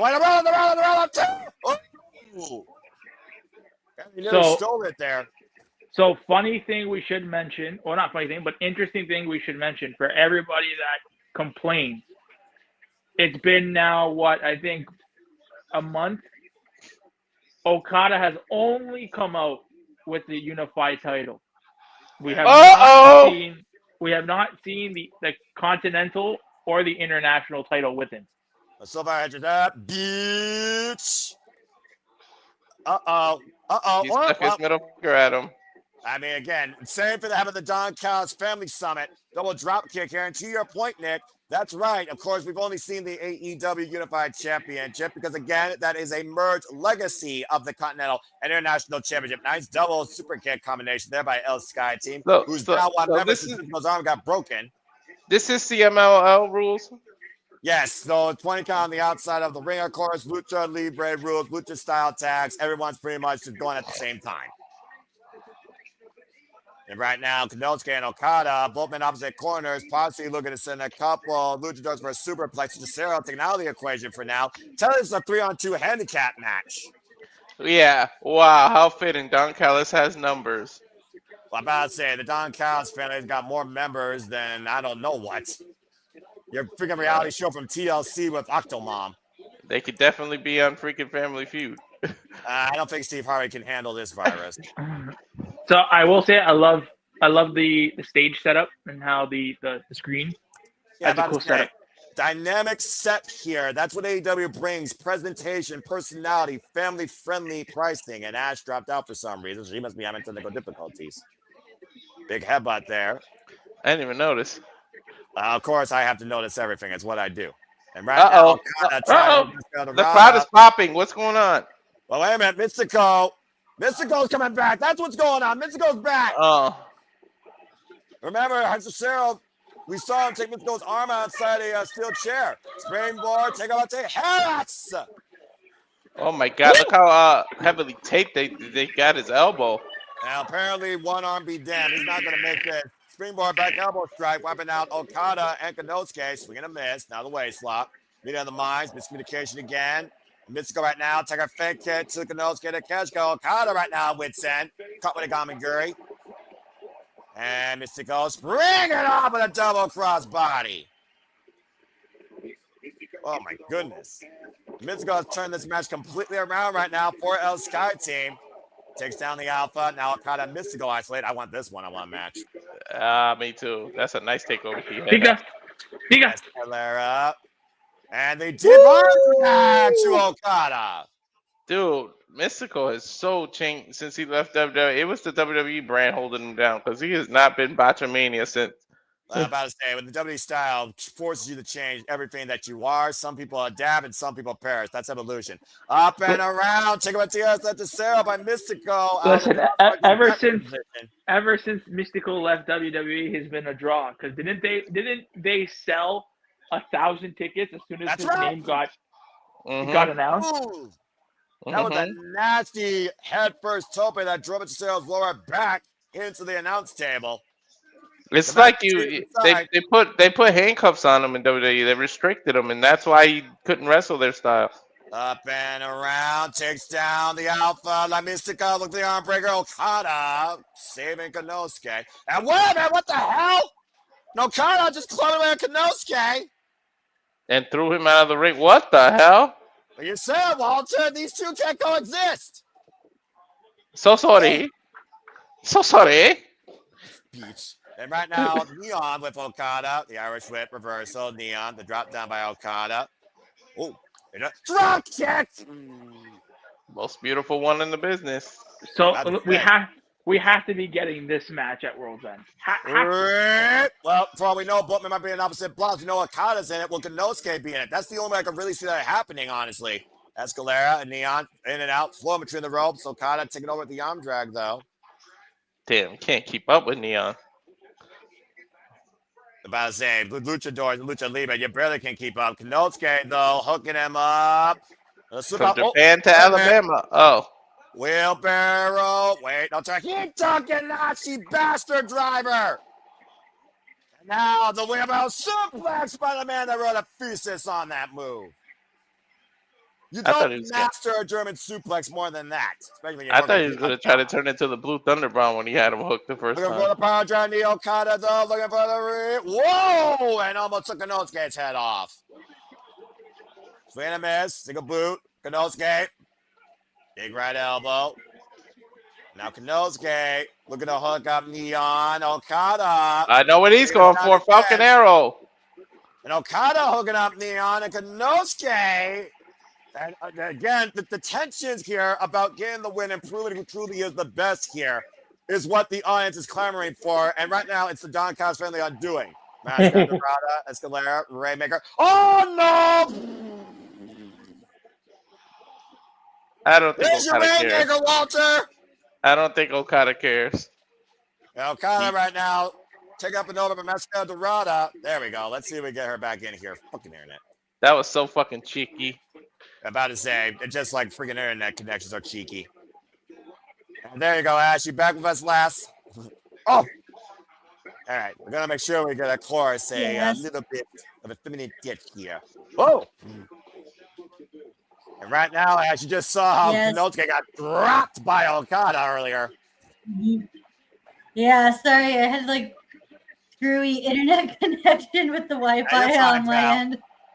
And right now, Sky Team soars with the moonsaults. Neon and Mascara Dorada taking flight, wiping out the Alpha and Okada. Mystical now. Take a look at the replay here, by the way. Mascara Dorada up and over. And somehow catching up to Sarah with a beautiful Rana takeover out of the attempted Tiger Driver. Mystical takes on Hechicero, the cover, two, and nearly got it. It's one of those things, Ash, you think about again, Mistico and Hechicero, though. I mean, those guys have a long cover. They go look at the leg, 2 count. They got a long-term history in CMLL, and Hechicero gave it a smart game plan, though, but clearly it didn't work. And right now, Mistico and Hechicero, I need the singles match at some point here in AEW. What, Hechicero and Mistico? Oh, Mm-hmm. like a feint kick. I mean, Walter, you throw to Hechicero. Wait a minute. Maestro created by Mistico. Cover. 2 to retain and kick out. You crowing about freaking Hechicero versus Bandito for your world There's championship another at before this wrestler honor. recommended a lot to me. That's fair. That was there. Yeah, I guess that would take place in ROH, though, right? I mean, you know, ROH, CMLL, we've seen Arena Mexico, of course, had Global War, so I suppose it could be anywhere here right now. And the Mad Alchemist is trying to conjure up a wicked concussion for victory. Set up and over. What is this? Up in the electric chair, and Poison Rana! Ah! Dropped on its head, Mistico up and around, hooking it to Sarah, taking down the Mistico armbar. That's it! It's immediately tapped! Scotty retains! I thought it was Mystico's arm that was hurt. He tapped that fast at Hechicero. About to say, you saw what happened earlier when Hechicero crashed the announce table, and as soon as that P-lock is hooked on you, La Mystica by the man himself, you have to tap out. You risk losing an arm. Keep the camera on these two, please. About to say again, though, Okada and Konosuke at each other's end cost each other here. Come on, go at it. Come on, hit him, Takeshita. Hit him, Takeshita. Yeah, something has to give her at some point, though, and Don Callis right now coming into play again. I told you Hechicero was just there to get the fall. Yeah, you're absolutely right, though, and you see Don Callis right now. Discretion, the better part of valor. Come on, Takeshita. Damn it. Okada literally beat you in the back. Think about this, Walter. That's the second time now these two have had fallout in the same match. Next time, I think you're going to get your wish. I know there's a lot of meditation in Asian culture and patience, but damn, Takeshita. In the meantime, everyone can see Mistico's theme in victory. Congratulations to Neon Masquerade and Mistico's Sky Team. Still, CMLL World Trio Champions. That elbow is killing Mistico. Speaking of being killed and coming back to tell the tale, what about Darby Allin's back scorched in fire if he still has burns as Pop goes one-on-one with Darby Allin if he shows up? We haven't heard nor seen Darby Allin since Blood and Guts. Will the Bastard get his 1-1 match, or will it be a forfeit? That's our match next year at Full Gear. How would he even make it right now after what he just went through? I'm about to say, why don't we get Ash to pin on this since we got Stable in and we haven't heard high nor tail from her yet. Ash, Darby Allin, Pac. We've seen these two at odds ends far before this Death Friars campaign, but you can honestly say that Pac has been Darby Allin's undoing since his return. Ever since that T-bone car crash and tasing Pac, literally the Bastard has done everything possible to break Darby Allin, including set him on fire. Table and silence be damned, Nick. We saw a man's back scorched and was not part of the victory window at Blood and Guts. No. That's I wonder how he's gonna feel. I wonder how he's gonna feel coming back. He that was a nasty bump that he took. So exactly. If he doesn't come to the ring by the count of 10, they're probably gonna forfeit. I mean, he might just dive down from the Raptors for all we know, or rise from the depths of hell, because here comes the Death Rise. It's the first we're going to hear that theme, folks. Won't be the last. So, Ash, go ahead. Lend your thoughts towards this.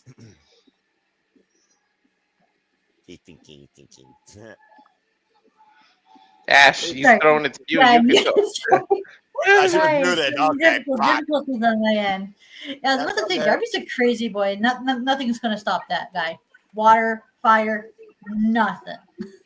Right? He's Mr. Elemental. You can throw all the elements at him and still somehow. Darby's the Avatar. Is that a DC hero, Elemental? No, I just made that up. I don't know. Okay, fair enough. It sounds like a DC property. That's why I was like, what the hell is that? It really does, actually. Look, when I was once a wee lad, I watched a little bit of superheroes in Justice League. I know that DC is not Marvel because one is highly overrated and highly overbudgeted. It's like WWE versus AEW. But anyway, that being said, Pop the Bastard going one-on-one, I didn't say anything, with Darby Allin. And of course, Pop really saying that was his magnum opus, setting that man on fire and watching from above as he burned from hell below him. Pac has got muscle in places people don't even have places. I'm about to say, though, but what is Pac's point here? What has he got to prove? Why would he call Darby Allin for this? Versus the match, let's call in question Why would Pac want to do this against Darby Allin? What does he have to prove? I think he just wants to finally take him out. I mean, let's think about it. The biggest thorn in the Death Rider side has always been Darby Allin. If John Moxley couldn't take him out, maybe Pac thinks he's taking it upon himself to do it. And what does that mean, Nick, if Darby Allin somehow rises back from the dead again and beats Pac tonight? Then I think they should really start taking a hard look at the leadership that they're following, right? That's what this is all about. Let's see if Darby Allin shows up here. I'm going to say yeah. Well, you said yourself, the man survived fire, he survived ice, he survived water, he survived every element, not name a tornado or a hurricane. Little video package here. Darby Allin sitting in the hospital. Oh my God, he looked like what was that movie? Dark Side. No, Hollow Man. Or I would say Slade, but Slade had the black and orange mask. But Dark Side is the burn guy who has bandages like that. Yeah, you're right. I know that. Oh, who the hell played that? Liam. That was like Neon Neeson, the first movies. Well, I think you guys got your answer. Bandaged up or not, I think Darby Allin is in the Prudential Center. That Darby Allin is not willing to take. I bet you he don't even come out with a skateboard. He's gonna be serious. Let's see. When is he not serious? Hell, he literally fights like every day is his last in life. He literally said that verbatim with Bryan Danielson, and AEW gave him that freedom.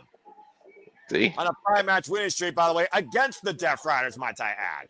Say the same Darby Allin. He don't even have a skateboard. I'm telling you. Oh yes, he does. Oh, he also has that bat passed off to him by Sting in what maybe have called this company's icon. Oh my God! Look at the bandages. A stoic walk by a man that's been broken physically beyond belief, but apparently still has a strong spirit to continue fighting. He hasn't even taken off his hoodie. Well, I'm about to say, I mean, how bad is he scorched? Look at his chest, completely bandaged up here, Ash. Right? That was like a nasty-ass bump he took. You were talking about the physical well-being of Darby Allin. What about his mentality? Where's his mental warfare at right now? Looks like he doesn't have bears tonight. This boy probably just has tunnel vision. He just wants to get his hands on Pac, and that's it. I'm about to say, Pac says he wants Darby Allin in a straight-up one-on-one wrestling match. Wants to see what he is with all his bells and whistles and weapons and toys, because he believes that he will never match up to the athlete that he is in the squared circle. I'm telling you, we're going to end up seeing an Inferno match. Like, why do they keep mentioning fire and keep doing fire tricks with Darby? I'm about to say, yeah, chat, what the hell Pac is going to do to defeat Darby? I mean, well, at the end of the day, what do you do to beat Darby Allin versus try and destroy him? That's the question. Freaking Charles saying Darby is the avatar. Whoever said that. Referee for this contest, Bryce Rensburg. Charles saying he's moved to everything. Nobody is invincible in this life, no matter how much they believe they are, Charles. Everybody's immortal. Everybody's mortal, no matter what. And no kidding. You see the arm bandaged up, the back heavily taped up. Bell reigns are underway. Of course, we talk about the resilient tenacity of Darby Allin that's defined his life versus just his AEW career. No, what do you do? What do you do against a guy like that? Like, everything you throw at him, he just gets up and keeps coming. Darby Allin's almost like Jason. Like, what the hell do you have to do to keep this man down? I feel like you got to beat Darby Allin in a way that you don't think Darby Allin can beat you. And I think that's what Pac's going for here. Because under extreme circumstances, it's proven Darby Allin will not stay down, cannot be destroyed. But what if you beat him traditionally in a wrestling match? Let's think about this. MJF faced Darby Allin a few years ago in a straight-up one-on-one match. MJF won that night. Darby Allin survived Brody King for a brutal affair, but he did survive against the big man, of course, in a one-on-one match. And, of course, as we talked about, though, it's about mentality. The Darby Allin and the Death Rider saga is mentality. Maestro Cradle roll-up, crucifix, 2 count. And I think at the end of the day, Pac wants to prove a point that Darby Allin, no matter what you do, you will never be on my level. You see right now how Darby Allin, though, is trapping the armor Pac, grounding him. And for all the extreme circumstances that we talk about Darby Allin, as even Ariel Helwani pointed out with Tony Khan about how even Tony Khan thought Darby Allin went too far with the glass spot at Revolution in Sting's last match. You cannot deny that Darby Allin is very good on the wrestling game. He's very good on the mat. We've seen how technical he can be with the likes of Will Ospreay, for example. Drop kick. Let's never get this man as a one-on-one victory over Will Ospreay. And you know, I have a. Go ahead.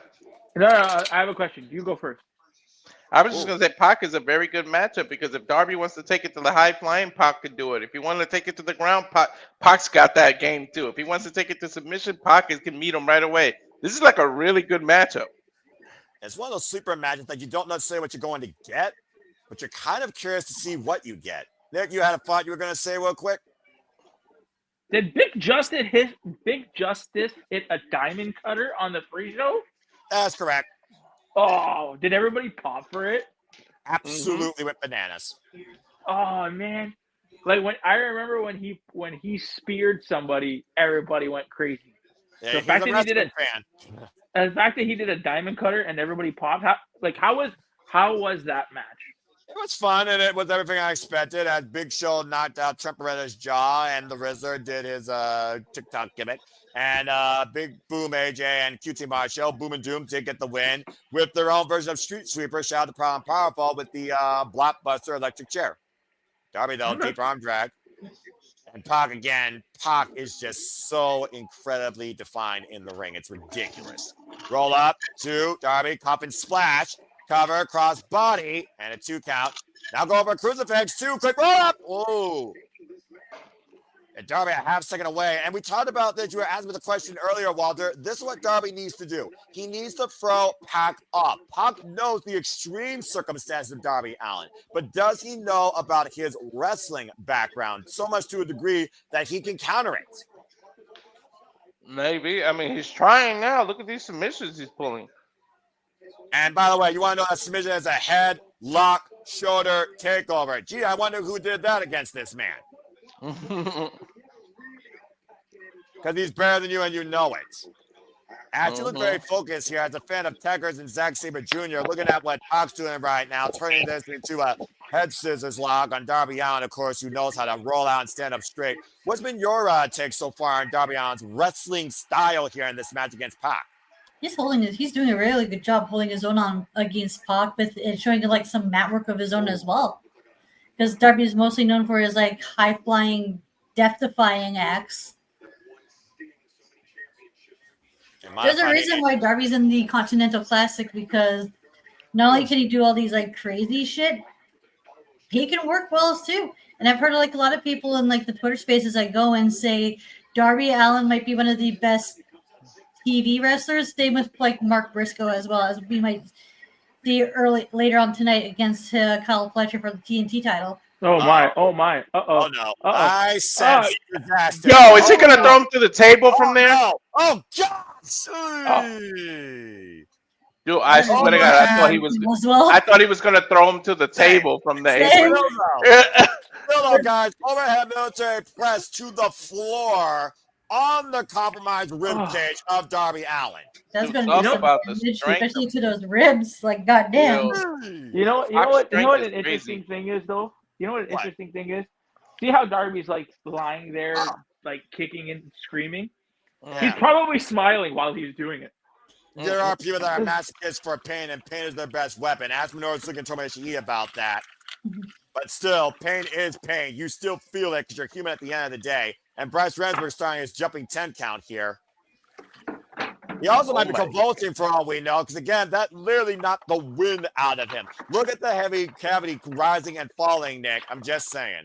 I swear, I thought he was gonna throw him through the table. You know, I almost wonder if that would have been a softer bump, because it wouldn't have been as heavy as a fall, just a longer flight. Up to 7. Darby Allin up to 8, trying to make his way in and forces the count to break.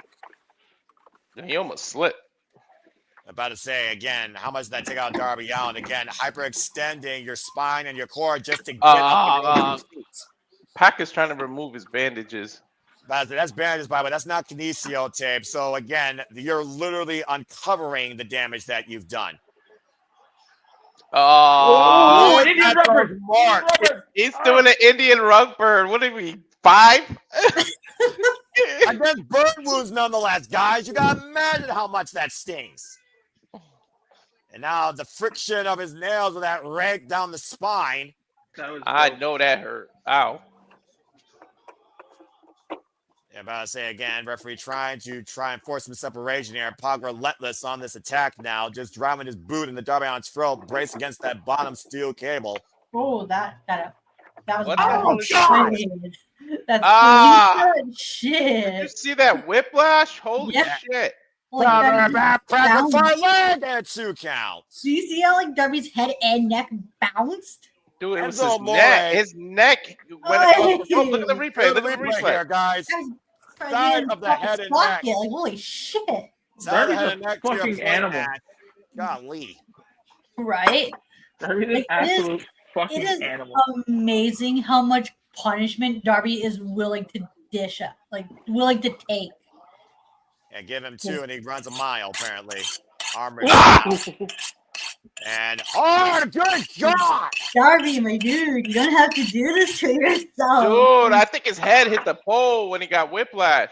Yeah, I thought it was gonna be a hard RX whip, and to your point, he literally threw him like a freaking horseshoe around the ring post. Darby crashed on the outside. Let's get a replay. And at this moment, Darby got concussed, possibly. I'm about to say, Ariel, concussion protocol is still very much a realistic thing here. And the fact that Darby Allin has not been concussed yet as AEW career is saying something. Right? So- Especially with the crazy bumps he's taken. Like how? He's probably concussed right now. Like, dude. Referee checking on him, though. Pac, though, going to jump around outside. And if there's any saving grace, and I mean that very minimally, it may not have been the back of his head. It may have been the back of his shoulders and neck. But still, that's steel against bone. We know what wins. Regardless, Pac, what- just end it, please. Yeah. Was Darby a stunt man, or did he? Yeah, he did. he was a professional Stunt work stuntman. prior to AEW. Misso, Drought Kingston, Darby Allin up and over. He was in stunts before this, right? Correct. Yeah. Pac with So- a cover, hook of the leg, and 2 counts. I like how he has that background. That's why it's like I see these bumps that he takes, and it's fucking crazy. But it's Well, like, Tony Khan even pointed out how much Darby Allin, he says, as long as it makes sense, okay, do it. But again, the only time it really didn't make sense, I think everybody can agree, was when Darby Allin did that crazy-ass bump through that glass. Hey, guys, you notice he keeps loosening his band-aids? I bet you he's going to choke Pac with that shit. We've seen Darby Allin literally use his own body as a weapon towards victory here. So again, if Pac ripped it off, I guess it's perfectly legal at this point. He's either trying to get rid of how loose it is, or he's going to choke his ass with it. Well, again, I mean, making it loose, I suppose, will help with your breathing. But again, you still expose those injuries. So is that really an advantage? I wonder if Pac win, I wonder what happens at the end of this match. Like if Darby wins clean, like does Darby win clean here or does he win dirty? Because I can't see Darby losing this match. Well, again, as to that point, we also just saw, oh man, diving like a bull against Pac against the Beretta with a tope. Darby Allin had 5 singles victories over the Death Riders. And the Death Riders might not even get involved in this because they're preparing for the Casino Gauntlet if any of them are in it. Or John Moxley versus Kyle O'Reilly, no holds barred. How do you think that wins against Moxley, and what are the other 3 wins he has? How do you think that national title looks? That's what I'm curious to know. Honestly. I was trying to think, the NWA's national championship, or going back to the days of Tucker Promotions and Mid-Atlantic wrestling. Darby, Well, don't do it. Darby, go What? Is he climbing the turnbuckle? Sitting on the Yeah. chair. Okay, What are you doing, man? Okay, Oh, I man. thought Pac was going to move and Darby was going to land on it. That did not go the way I expected. Dude, that was the tamest thing he could have did. Just the Right. missile drop kick. Yeah. And Pac literally just taking it, crashing back first, head first to the announce table, and Darby getting a massive back bump to the floor. Look at the I replay. get so nervous when I see Darby on the top rope because, dude, Darby. Ooh, I just noticed on the replay how bad Pac's shoulder and neck hit the barricade. Right? With the history of his injuries, that's bad. Especially at the speed and the force the drop kick went at, especially at that high angle too. How many These times guys are all crazy. Go ahead, Nick. These guys are all crazy. Where the damnedest wrestle and some of the best wrestle. That's all elite wrestling. And I meant table, not barricade. Yeah, table. Sunset flip, takeover, pop back to his feet though. Darby takes him down at the knee, and Darby guillotine! Front guillotine! What the hell? Nice. I don't think he's got the full grip though, Walter. You know me about that being a UFC expert. He don't got the grapevine high enough either. And he definitely doesn't have the body leverage or the strength. Pop back to his feet though. And now Darby up and over. Out of the back door. Oh God. Oh, pump kick. Bounced off the rope. Sidestep. Rebound. German suplex. Darby still somehow trying to fight back to his feet. Like looking at dead. Oh God. Release German suplex. Belly to belly. Overhead suplex in the corner. And oh God, that's hilarious. What is Darby's just getting like the third win? Like what the hell's going on? Adrenaline is a hell of a drug, I tell you. Bro, I've never seen somebody get motivated by pain so much. Or hatred, this Death Rider vendetta that Darby Allin has now and forever. This Wednesday. And of course, we'll be covering that here, folks. Stay tuned for that at the Survivor Studio. What? Thanksgiving Eve, Continental Classic. We'll be covering that this Wednesday night. Any news or did they mention anything about the Continental Classic on the pre-show? Nope. Okay. I imagine they'll do that with a little YouTube exclusive like they did last year. For those that don't know, it's 2 blocks. Gold League, Blue League, round robin action. Further details are to come as this match continues. No one loves that shit. You're damn fucking right, I do. G1 Climax, 5-star Grand Prix, M1 victory, off the second row. Oh, man, I caught with a German. So I want to bring light to, I know that it's farther into the show, but the Casino Gauntlet. Do you think, now I know that Toni, first of all, come on! Oh. So I want to know everybody's prediction. But do you think we see any NWA talent in there? Probably not. No, I mean, yeah. Go ahead, Ash. Is the NWA partners with WWE? Because No. if they are, then no. No, they're their own individual entity, and also Tony Khan respects Billy Corgan, and again, this is an AEW championship, and right now we're looking at Darby Allin trapped in the Brutalizer. I don't think NWA shows up. God, he's cranking on that. It just, I know that he spoke to Billy this past week in regards to it, so who knows? Maybe Billy said, "Hey, let's work something out. I'm pretty sure you'll see New Japan and CMLL in it. And ROH this time we defended across all AEW partners. Darby is trying his damnedest to get to this rope. And the foot touches, which forces the break. Yeah, but Pac ain't letting go. Again, you got till 5 maximum damage. And he let it go right at 5. That's a 4.5. Again, Bryan Danielson said it best. They have till 5. Crowd chant, this is awesome already, and this is our first official match of this pay-per-view. Yeah, technically this is the opener. The other one was an overrun. That's what AEW does. Gives you a little bit of everything. You question some of it, you enjoy a lot of it. Well, any match involving Okada does not deserve to be in a pre-show, but that's just my opinion.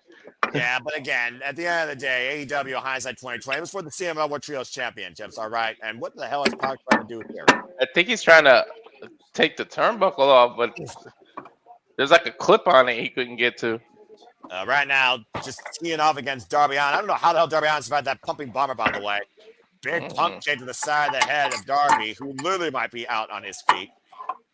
Bro, sometimes somebody gotta save you from yourself. Somebody come get a towel or something. I don't know if Darby Allin knows how to be saved at this point. At the end of the day, everyone might read his last rites, and he still will come back to life. Pac's gonna do his move, huh? Black Arrow possibly. Yeah. Darby Allin in the drop zone. A broken arrow.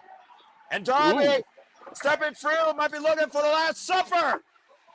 There it is, Scorpion Deathlock. Damn, Darby does it really beautifully. And he sat down. And again, all the pressure. Oh no, it's that Stinky Wheeler He's calling Yuta. Death Riders in. He's not tapping. He's calling Wheeler Again, Yuta. you never face the Death Riders one-on-one. You never do. No, there's the bat. Uh-oh. No, but look, Wheeler Yuta did the smart thing. He didn't touch him, so the match is not over. You just clocked him at Sting's back. Oh, come on. Cheap-ass victory. Bob freaking wins this match. Hey, man, Wheeler did not touch him. It's the right call. And then Darby Allin's vendetta against the Death Riders became his downfall. You give the Death Riders a moment, and they will take it. Just switch gears, please. I need the 4-way tag now. Please make that next. About to say, wait a minute, Wheeler Yuta right now, and Bryce trying to quit. Hold on. And about to say, it still feels like, wait a second. Bryce again, you can't call what you can't see, despite the fact that maybe a monitor underneath the ring. Bryce Randler officially declares Pac your winner. Reluctantly.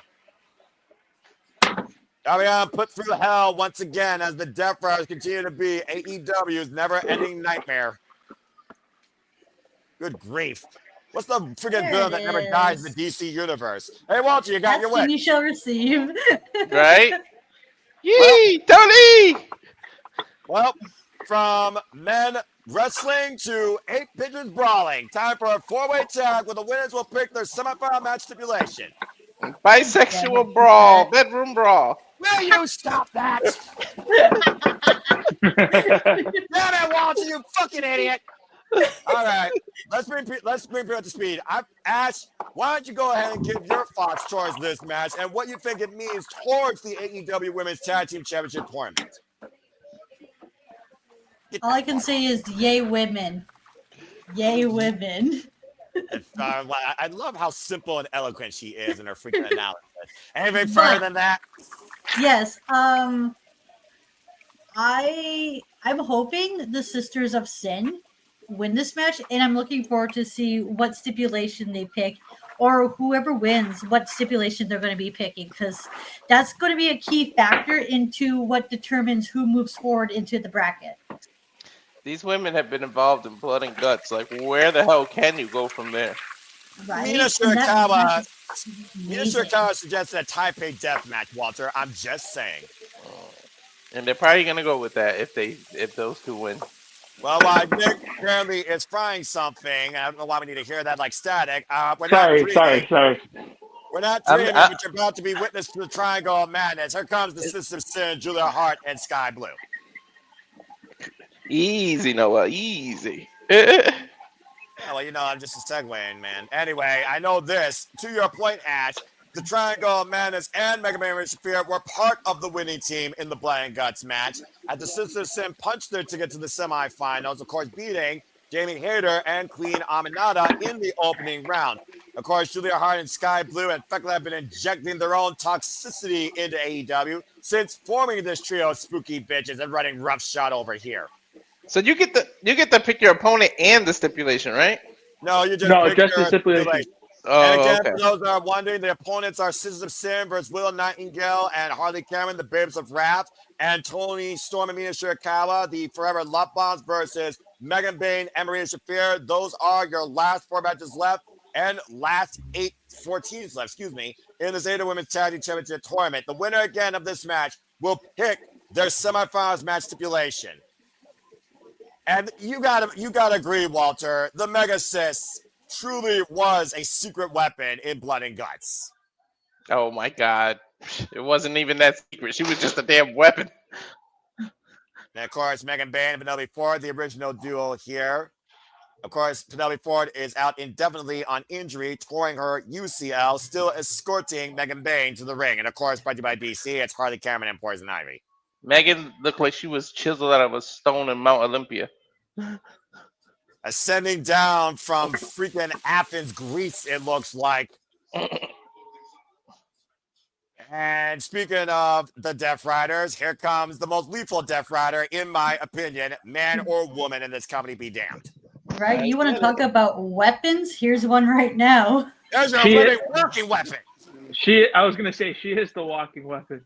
Yeah, Right? move over, Josh, whatever your name is, Alexander. And this problem still has yet to have a solution. Marina Shafir, of course, who literally planted her own foot in glass to help Megan Bayne and her team win Blood and Guts, while incapacitating Mina Shirakawa in Mother's Milk in glass. Let's be honest, she is a Death Rider. She's been the ride or die partner of John Moxley since this mission statement after last year's Forbidden Door, and so far we have seen Megan Bayne and Shafir be a very formidable duo. And here comes everyone's favorite bubbly wild duo. Oh, that means yes. The Bears the ref.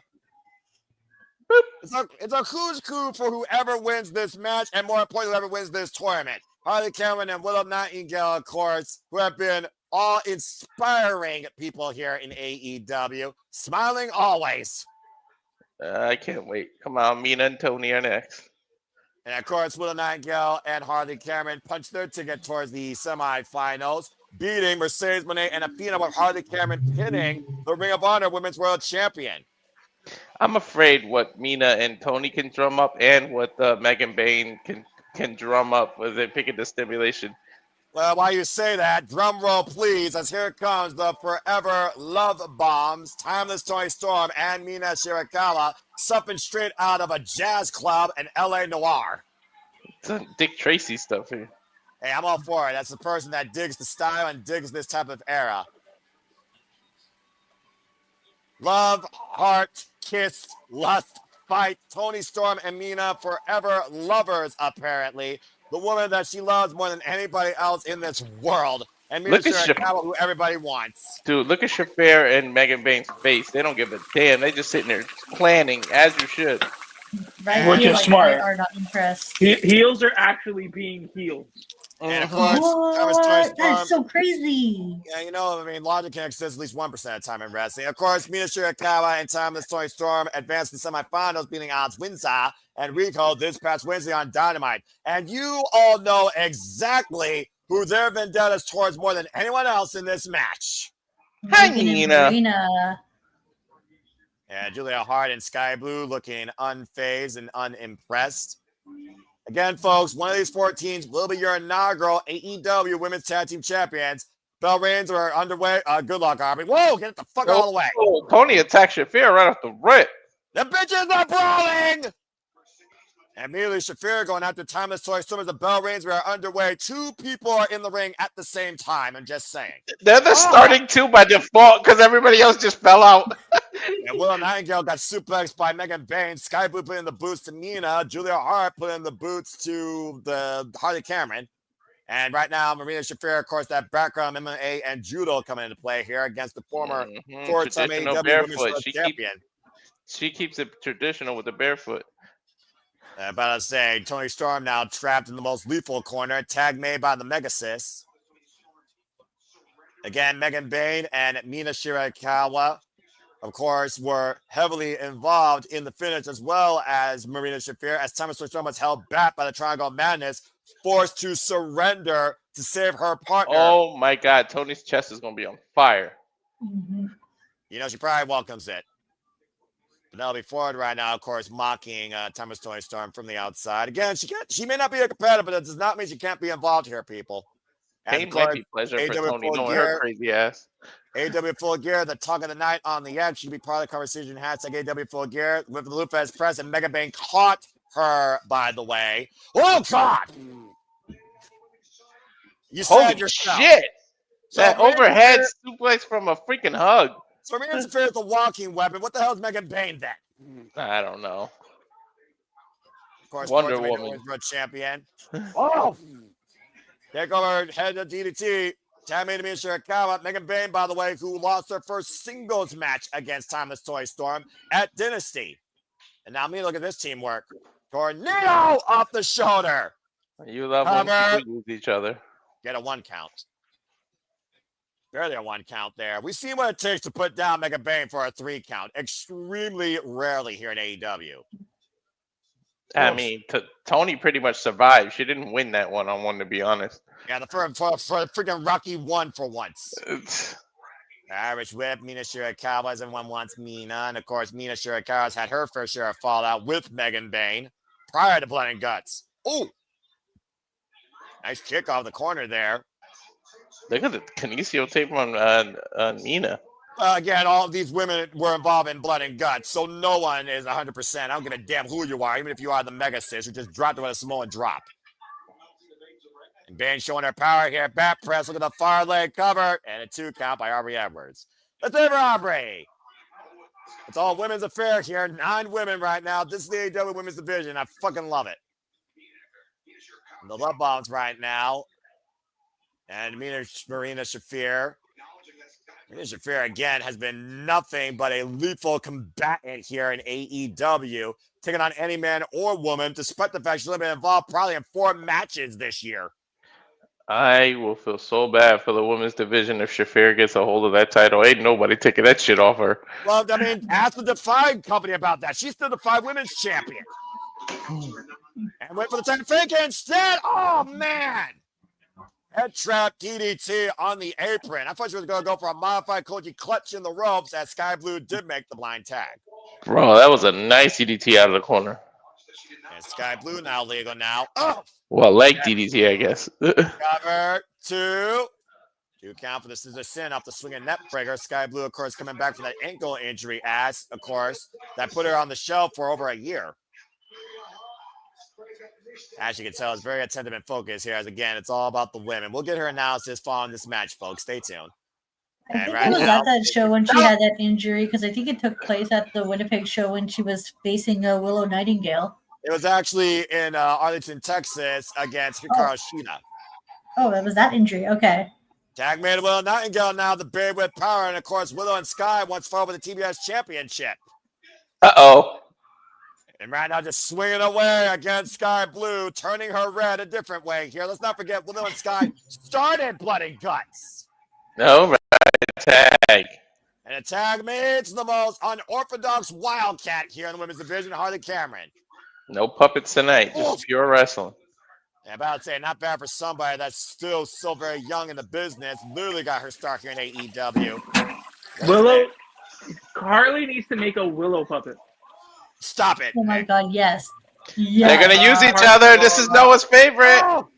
Kazuchika, great tag team maneuver. Come on, Sky gets a 2 count. Harley should make dolls of everybody she either teams with or faces. And do oh yeah, dude, how much you can play with that?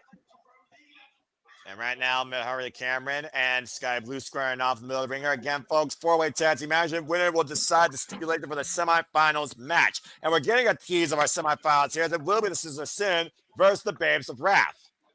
Soul Food by Harley Cameron. Eat Harley the feet. Cameron, Bat Stabber. Combination here by Harley. I'm impressed right now. Whoa, went for that Shining Wizard, and Sky Blue got out of the way. No bueno. Blue said, I'm out. And just ripped her down by her hair. And of course, Sky Blue also had her fair share of fallout with the AEW Women's World Champion, of course, Chris Statlander. And tag made Julia Hart. Julia Hart, who took the towel from Chris Statlander at Full Gear in triple threat action, not pinning the champion, but pinning Sky Blue. She just nonchalant did a cartwheel elbow. Again, the Triangle of Madness is subtle. It's more psychological when you deal with them, and that's really their strength. Shot to Marina Shafir. Whoa! That's smart by Hart, though. Take out everybody. I don't know if it's hard to go after Shafir first, though. I'm just saying. I think Sky Blue ran and hit Megan Bayne, too. About to say, though, discretion the best part of valor here. I don't know if you want to anger Megan Bayne and Shafir if they're not involved in the match even. Old school goes Julia Hart. Former Prison that could cost them. Former TBS champion. Combination offense here. Sky Blue with the boot. Harley Cameron. And Megan. Uh-oh. I remember my comment earlier. Oh, boy. What she did was mush her face. But this is not wise. Bro, Sky Blue, at least you know she's not scared to stand up to her. I mean, it's not wise, but... I'm about to say, she's not scared of anybody in this division. This bitch was born hardcore out the womb. She wanted fire and blood and guts. I'm just saying. Mm-hmm. Shoulder blocks now by Megan Bayne, Tammy Marina Shafir, and Harley Cameron in the worst possible spot she could be in. Dude, I don't even think Bayne tagged herself in. She just walked in. That was just legal. Body shot. Again, I'll be making it. I mean, again, we knew that this was going to break down eventually right now. Sister Sin trying to go after the Forever Love Bombs here. You're saying it's a multi-man match in AEW. Chaos is bound to happen. It's a mosh pit of women right now that are brawling for a chance to have more control in the AEW Women's World Championship tournament. Bro, you see the accuracy? She kicked her right in between the shoulder blades. Well, again, we talked about the lethal strike in the MMA background of Marina Shafir. Irish whip. Harley Cameron desperately needs to make a tag to anybody. And another stiff body shot. Keying off her like a punching bag. Shafir is just such a bad. Oh my God, these elbows to the gut. Now Megan Bayne legal now. Power and precision. That is the techniques and tools of the trade you get from Marina Shafir and Megan Bayne. That ought to be their team name, to be honest. That's what they are. Power and precision. That's a fair point. Up and around the DDT by Harley Cameron and Megan Bayne. A critical moment here now for Harley Cameron to make the tag to Will Nightingale or anyone else for that matter. Dude, she spiked it. Take a pick. Again, immediately on the attack. Great up kick though. Dude, finally! Shafir is like a pit bull. Remember, Will Nightingale said she would be the biggest problem to the Death Riders. Mm-hmm. Her and Marina Shafir already have fallen going all the way back to AEW Double Nothing, Anarchy in the Arena. Oh yeah, then the hell they put through each other. God damn, that was crazy. We talked about power. Don't forget about Willow. Shit. Mm-hmm. With the power bomb with a running power slam cover 2 and kick out by Shafir. I want to point out an attention to detail. I like how even though Megan Bayne and Marina Shafir are tagging. This is a sin. What's her face? Penelope is still coming out with them, even though she's hurt. I admired that. Even though she's hurt, she's still coming out. She's still doing what she needs to do.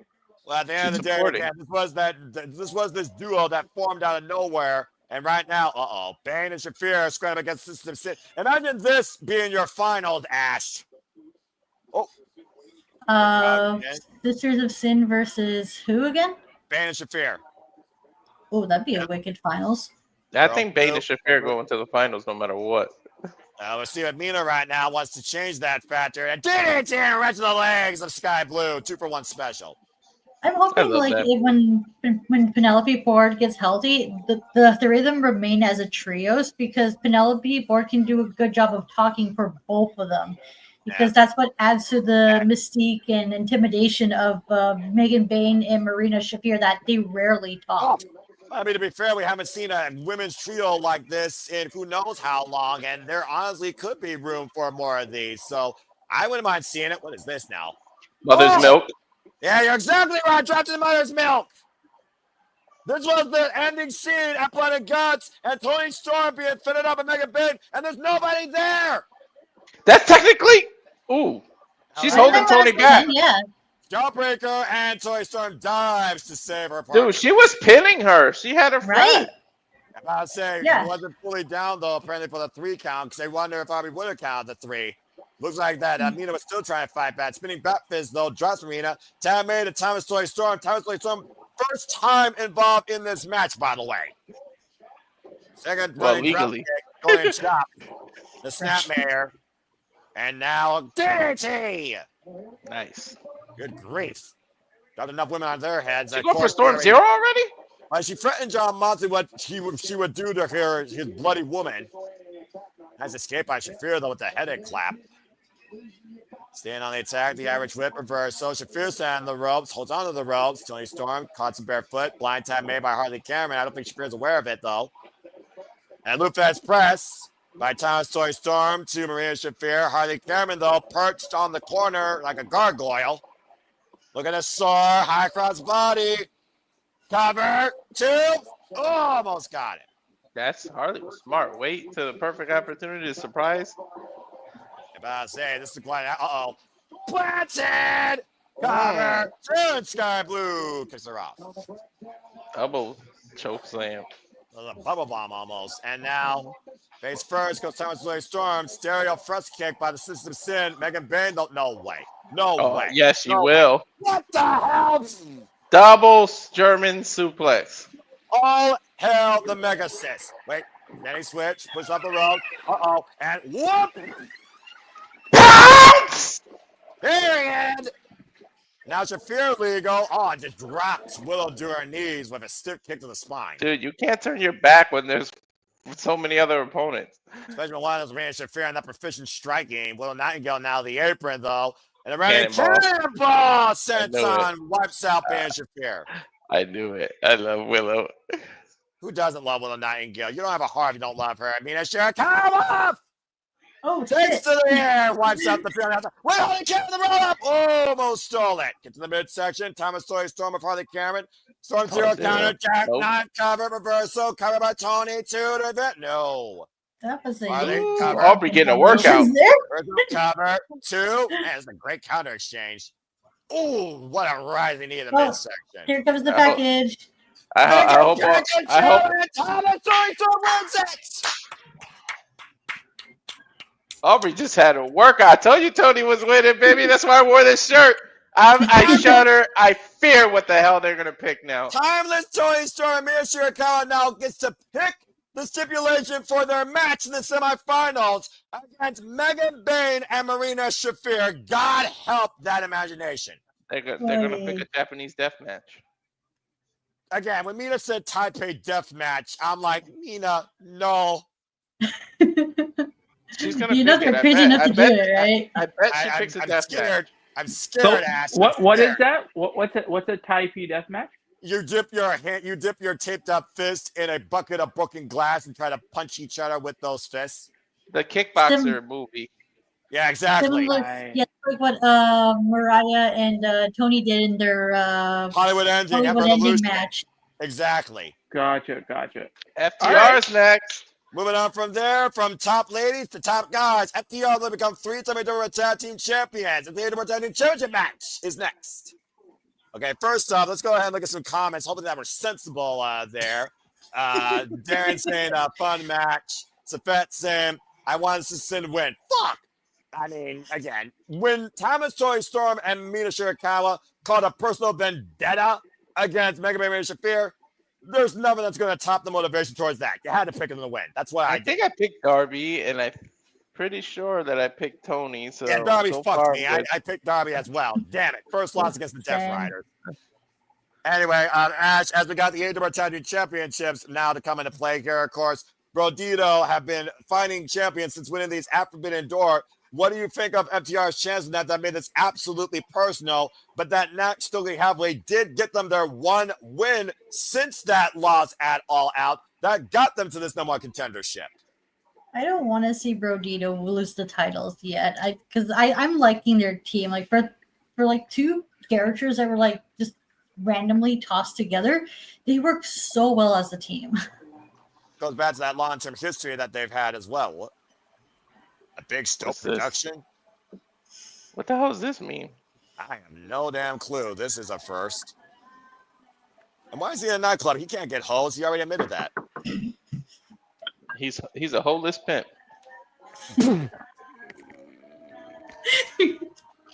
I got nothing to say. It's an interesting video package. What the hell is this for? It's almost like Taker's druid thing. Yeah, it is like that. It's almost like the haunting, pretty much, of if we don't win this, what does it mean for our legacy? FTR living legend killers that might be put to rest now if they don't win the AEW World Tag Team Championships. So did you notice there was a lot of color in that? A lot of color resembling a tag team that we haven't seen in a while. Yeah, to your point. The same color of your Maple Leafs, I believe, up in Canada, eh? Yeah, no. There was a lot of blue. There was a lot of purple. There was a nightclub setting. Well, you know more about that. I'm not from Canada, all right? And a private party, he's saying. Private party. Private party. Does Isaiah Cassidy and Mark Quinn come and help? Well, we do remember that Stokely Heavyweight did once lobby to be their manager, and we haven't seen Private Party since they lost the AEW Tag Team Championships to the Hurt Syndicate earlier this year. That's some interesting food for thought, actually, Nick. I'm actually impressed with that. But regardless, right now we're looking at FTR. They become 3-time AEW World Tag Team Champions. I wouldn't put it past them. About to say again, it's all about finding that right moment and that right time. As we got one last spot from the women, I hope Toni Storm Mina picked something that is violent. On behalf of Ash, I'm pretty sure that you're going to get that. I just fear how violent those four are going to get. Hell yeah. Ash, that sounded very unique in your speech, and some reason Vampiro approved it. Anyway, as Walter approves Bandito right now, Bandito bring up our world champion, Big Brody King, AEW Tag Team Champion. These guys have been champions, of course, as I said, since AEW Forbidden Door. 6 successful defenses, including a 4-way ladder match and we saw Wrestle Dream, Walter, against Kazuchika Okada and Konosuke Takeshita. Dude, they fucking won the titles off Hurt Syndicate. Enough said. That's who they beat to become champ. But they didn't pin them, though. They pinned FTR. I know, but still. Proving that they can beat this team already. Well, the funny thing is, though, they haven't beat them in a traditional sense, and that's really what this comes down to. Can you beat FTR truly in their staple, traditional tag team wrestling? Which is why I'm saying I can see somebody costing them. And I mean, with that starting vignette, could we be because we've heard rumblings that the Hurt Syndicate were actually working with Private Party in the gym and whatnot. We know that Mark Quinn, or I think it's Mark Quinn, looking jacked as shit. Like, is this a way to? Did they re-sign? Is this a way to reintroduce them? I mean, it'd be a unique way to introduce them. I mean, again, they used to flex, and now they might get their kicks, but we'll have to see what happens here now with the format that matters. There's a reason there's a new Titan trying to sign. I mean, they just not going to do that for no reason. And I mean, listen, I think we see there's a couple of factors here. We haven't seen Cope and Christian, right? Yeah. Right. We haven't seen Cope and Christian, so you know that they're coming back. We also haven't seen the matriarchy either. Well, Nick Wayne, for all we know, is still out injured, by the way. But we haven't seen any hinting of the matriarchy. No mention of Nick Wayne. I feel like this can all be playing shit. Give a TLC match with, FTR, Private Party, and what's their faces? And Cope and Christian, right? Yeah, but only time will tell. As one of those teams did define TLC as FTR is trying to find tag team wrestlers to become 10-time tag team champions in illustrious career. Of course, that consists of 2 NXT tag team championships, 1 Raw tag team championship, 1 SmackDown tag team championship, 2 AEW World Tag Team Championships, Ring of Honor World Tag Team Championships, AAA tag team championships, and IWGP Heavyweight Tag Team Champions. Dude, FTR just literally gave him Dash gave him a freaking clean break. I wouldn't expect it. Well, we've also seen how FTR said in previous fashion, no flips, just fits. But they've also adapted to their opponent's styles if need be. FTR has been one of the most dynamic tag teams literally in modern day wrestling. Dude, the FTR is confident because look at the back of their trunks. It already says 11 times. I'm wondering what the friggin' 11 is going to be. That's the thing. And right now, FTR, of course, Brody King now legal, so good at nonverbal communication and game planning. I go all the way back to their feud with American Alpha and DIY and my NXT. Dude, mine too. Amen. Ash. Oh my God, those were he such uses good Bandito as a weapon all the time. Yeah. Brody King, of course, former AEW World Trios champions alongside the House of Black, Buddy Matthews and Malachi Black. Vicious knife-edge chop. Dax the Axe trying to chop down the big man. Have they got any injury updates on Buddy Matthews? Not that I know of. Oh! And of course, Dax has been wrestling still to this day with a surgically repaired knee as you see that knee brace. We haven't seen anybody matters, of course, since that AEW Australia Grand Slam to your point, Ash, back in February. Oh, again, Cash coming in from behind gets chopped now. Damn, that's a long ass time to be out. I mean, again, when you literally twist your ankle, I mean, ACL, UCL, MCL aside, that's going to put you down for a year. Chris Statlander knows that. She spent probably 600 combined days on injury reserve with double knee replacement surgery, and now she's AEW Women's World Champion. Big scoops for how long is the question? Well, again, a wrestler cover to, well, I just said earlier, a wrestler sometimes need to be saved from themselves. But if you want to keep yourself in this business, sometimes you're willing to sacrifice more than you need to, or what you actually need to in the first place. What's this? Bandito calling the play. What the hell? Yo, he body slammed Brody. What the fuck? Yeah, you were talking how strong Bandito was earlier. Right? The little dude got some strength. And now, Are they teasing the Macarena? Yes, they are. Dale tu cuerpo alegría, Macarena, que tu cuerpo para la alegría. Oh, sorry. Not copyright. Damn it. Freaking hell. Freaking dead phrase that on. There's Stokely. That annoying little gnat. Just punch him in the face. Right. Oh, hello. Don't do that. Whoa, Oh, they caught him. Totally got killed, but he got caught. Oh, man. Face first in the announce table. Damn, he cleared him. Holy shit. And again, though, FTR able once again to take the advantage thanks to Stokely's interference. Yeah, boy, take a look at the replay here. Freaking flyer miles, and somehow FTR able to stick the landing for him and crash him into the announce table across that partition. He fixed the table and gave Tony Schiavone the thumbs up. Cover two. Well, again, Tony Schiavone, comes professional, 50 years involved in the business. Tag, but also gives no shits to tell you how he feels about you. And I respect that. You're in the knees face first. I mean, hell, I ain't going to pull no punches. I'll tell you straight up what I feel about something. Or someone. What is the crowd chanting?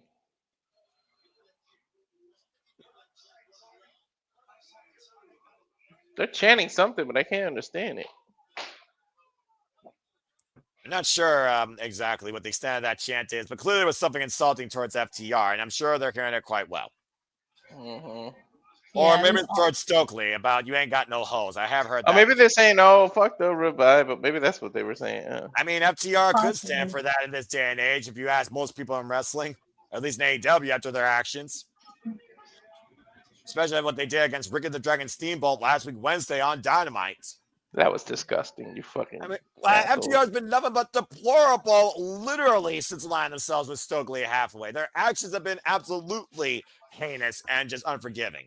I mean, is that what those tag titles mean? That by any means necessary, I guess, right?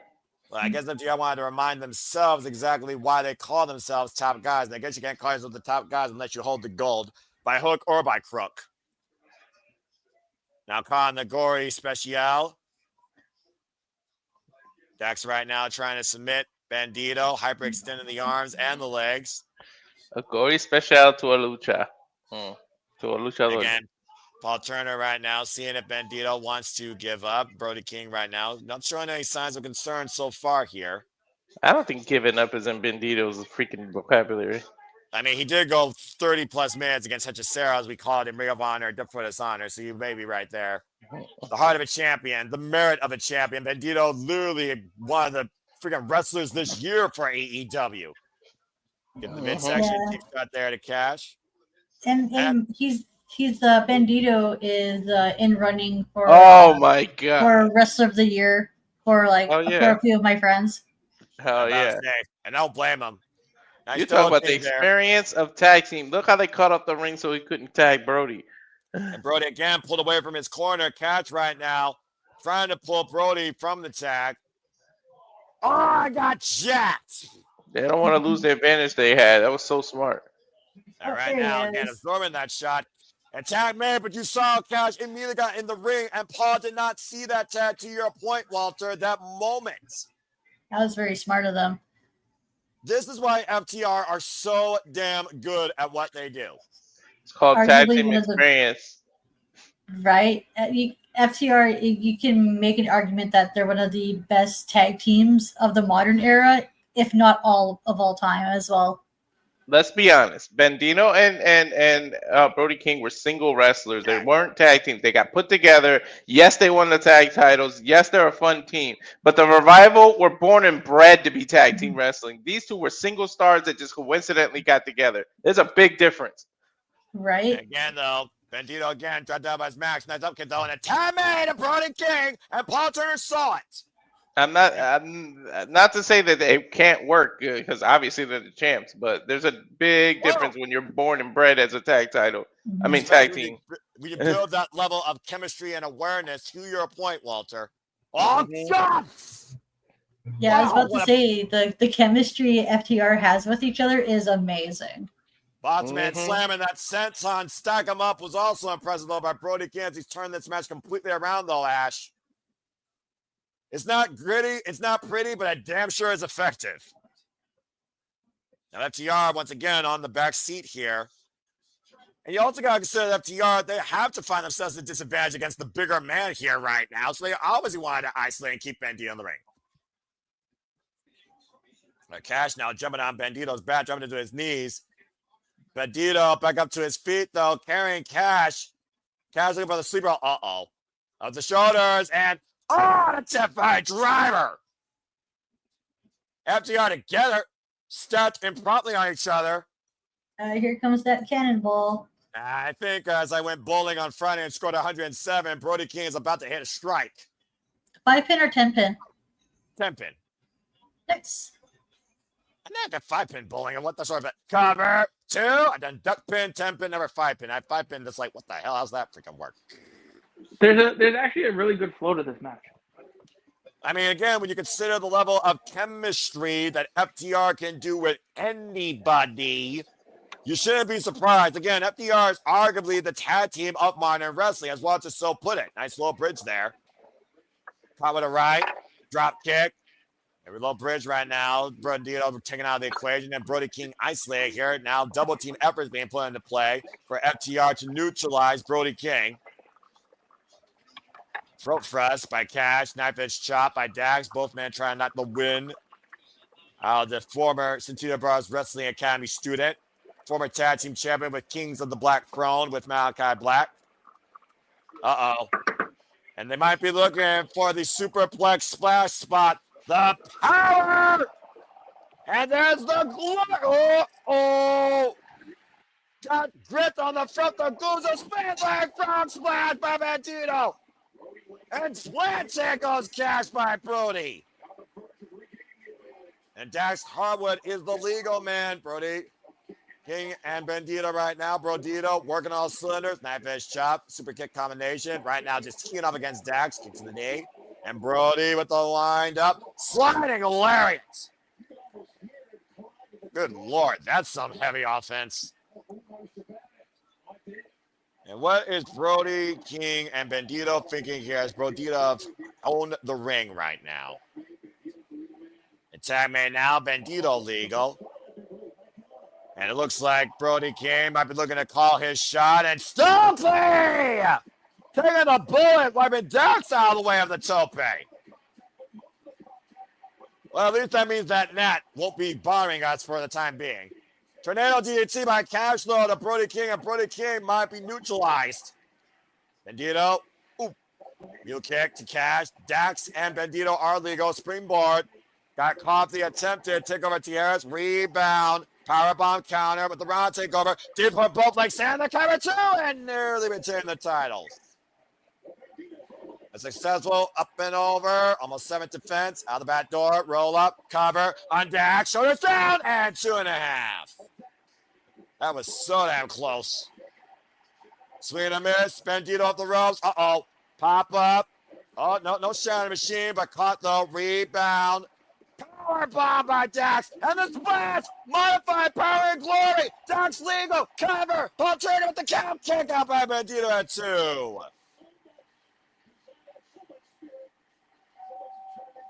Woo! The desire and the drive, Ash, of FTR to be 3-time AEW Tag Team Champions.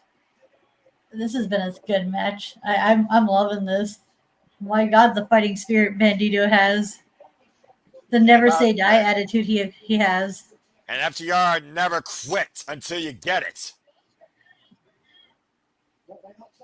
Brody King, nowhere to be found. Stokely Halfway, nowhere to be found. AEW Tag Team Championships on the line here. Gates of Agony, and of course, multiple other teams, including Don Callis family, Jet Speed, and FTR previously have fallen to Brodito. First ever traditional fashion. Oh, come on, Bandito, you show off. On top is part of the outside. And we're going to go see him fly now. Got to say, he's literally taking 2 men out at once, and Bandito might be looking to soar to your point, Ash. From the top rope, high risk district, goes one half of the wow, did you see the height on that? Yes! Did you see the height on that? This match so good, I had to go get the popcorn. About to say, yeah, I saw the distance, I saw the height, I saw the hang time. Look at this shit, it's amazing. This is one of those. This is one of those matches that have kicked every gear. Mm-hmm. Again, we're supposed to be kicking it into full gear tonight. The intestinal fortitude and the spirit of proving your value as champion on full display here tonight are our most competitive bout so far here. Man, this is a solid ass tag team. I love this. I love this match. What are we talking about? The height of that crossbody? Yeah. Food stop, roll through again, and popped up. Damn.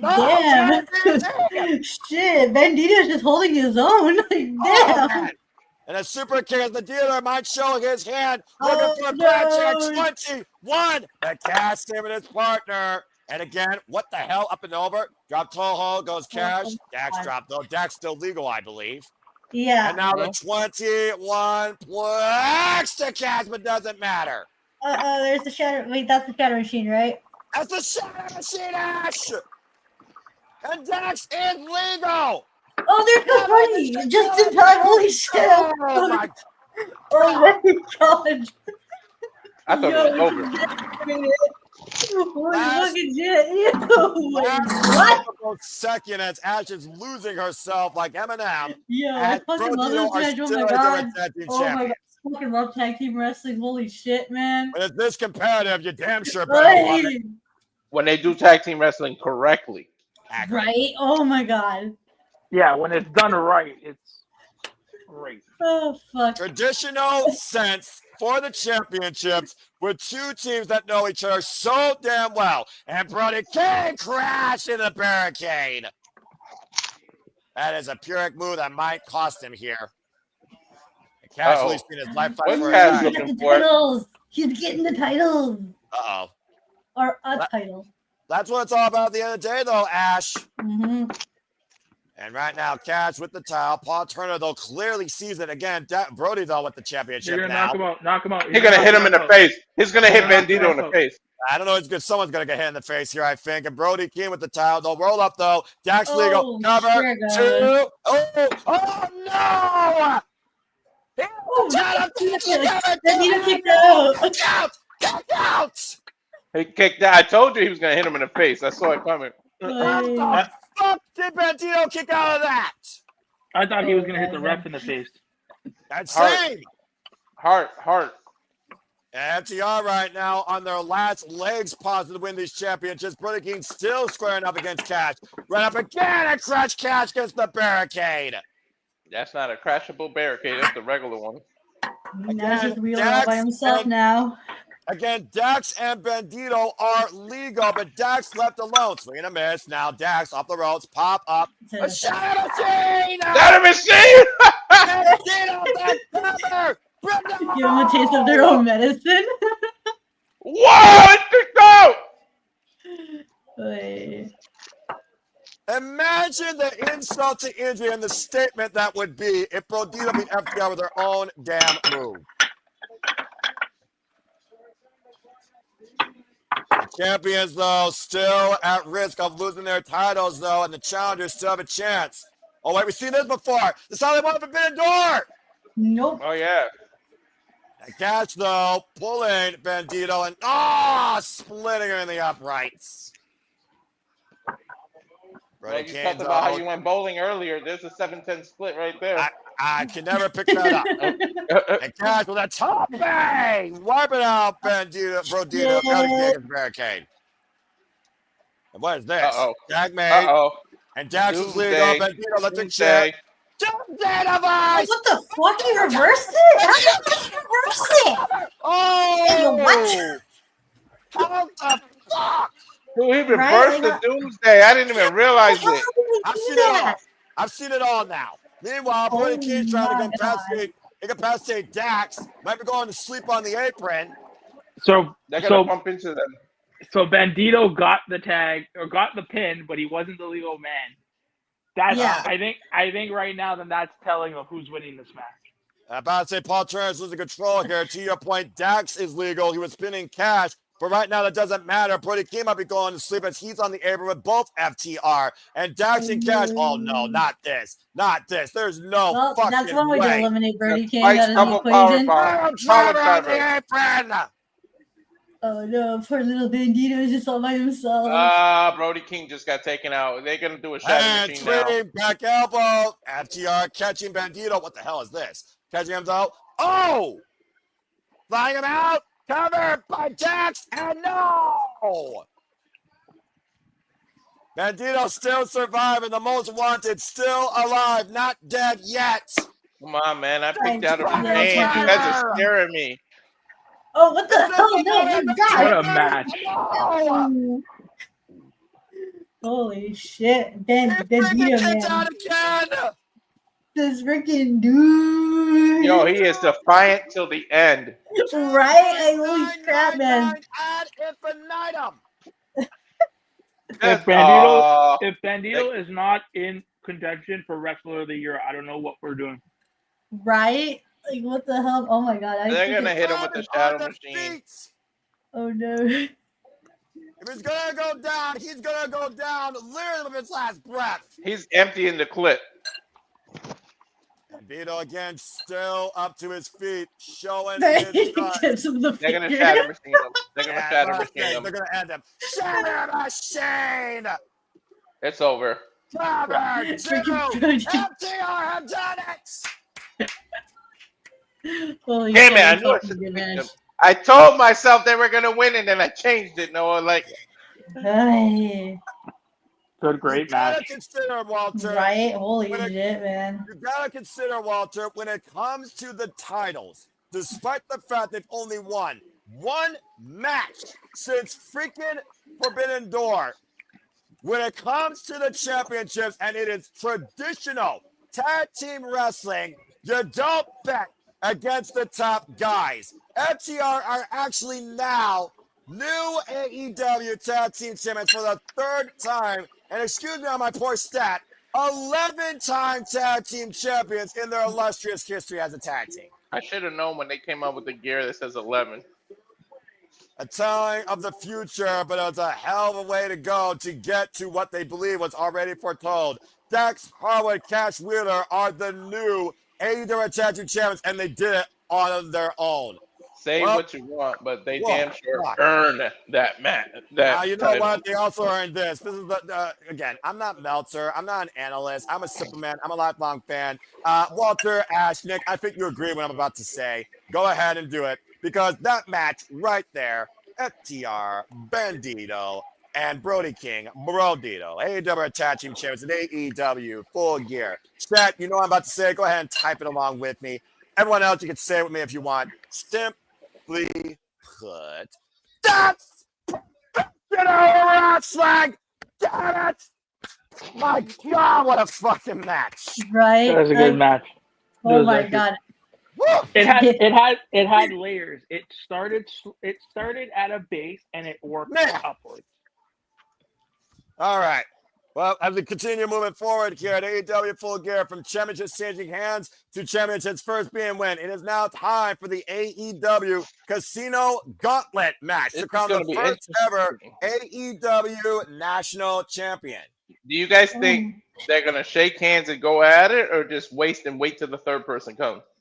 It depends if MVP has a game plan for them. But either way, let's go ahead and pick up business here with the AEW National Championship. Justin Roberts, take it away. This is going to be a much-needed cool-down match after that hot tag team match we had. Boy. It's a Casino Gauntlet match. And there you see the brand new AEW National Wrestling Championship. Ooh, that's nice. That's an old Shit. school. Isn't that an old school design of the That's actual? exactly what that is. That's absolutely correct. Damn, that's a title you take home to introduce to your mom. That's a title that doesn't look like a Right. generic copy of logo Like on it. that's a title from, like that looked like the NWA national World title Television from. Championship. You're right. Wait. Why does Shelton's gear match it? Younger people. Because he's winning. No, why are they coming out together? They're opponents. At the end of the day, Walter, this is business. The Hertznigan are about business. Don't give me a finger poke of doom. Dear people. Do not put that in the ether. No. I think AEW has far more integrity than that versus WCW's past, where the inmates ran the asylum. That being said, this isn't Arkham City, but this is Bobby Lashley and Shelton Benjamin. For those that don't know, Bobby Lashley earned the #1 spot beating Ricochet, while Shelton Benjamin earned the #2 spot beating Speedball Mike Bailey. Both matches this past Wednesday on Dynamite Collision. A Casino Gauntlet match goes like this. Starts with 2 men. At random intervals, another man will enter. This will continue until the first pinfall submission is rendered. As soon as that happens, whoever gets decision will be the inaugural AEW National Champion, a title that will be defended in AEW, ROH, and New Japan, and CMLL. And we got Bryan Danielson and Tori Giovanni and Excalibur on commentary. Shout out to the AEW contingent. I'm so curious to know how they're going to start this. Are they just going to wait for a third person? They could literally wipe out the entire roster. We might be here all night if the Hertznigan chooses to. They might dictate this match from start to end. And again, this is for the inaugural AEW National Wrestling Championship. Beautiful belt, man. That's one of the best belts in a long time. Ring the bell. We'll find out here in a moment when this bell rings, Walter. Right now, again, they hurt people. A referee for this contest looks like will be Bryce Rensburg. I think they have too much integrity. They might just fight out of respect and say screw it. I mean, it's not the first time we've seen Bobby Lashley and Shelton Benjamin fight each other or alongside one another. It's been one of the storylines of their respective careers. They're both amateur wrestlers too. So may I butt in for a second? Absolutely. That title looks to be a similar version of the NWA's television heavyweight championship. That's why I said earlier, correct. Also known as the Lucky Seven, because whoever held that title for 7 defenses would get a world title shot. That's how the NWA did it. Come on, give me my style of fight. You guys are both freaking credentialed amateur wrestlers. You're about to say, you're looking at a former MMA fighter and an all-collegiate athlete from Minnesota and a former TNA world champion and a former WWE Intercontinental Somebody's champion. coming out already. We'll find out here in a moment. I don't got that. Right now, fighting. They're well, I'm about to say, I don't think they're just going to immediately go to the next person at the end of the day. And MVP knows that these two are going to have to fight. I see the little clock. It just hit 1. I haven't seen no clock yet, so you are definitely ahead at the moment. That's all right. I got a clock now. I see it now, yeah. 14 seconds till the third entry comes in, as we are not going to waste any time here. And again, good luck to number 3. You're going to need it. As we get our next entry, watch out that you're taking in 5, 4, 3, 2, 1. Enter number 3. Who is it? Ricochet. Of course. I'm not surprised. Why does Ricochet have to walk into the Hertznigan? And he's got a mic, so you know he's not going to walk. He's going to talk. Demanding respect, Ricochet. The biggest Philadelphia Eagles fan on the planet.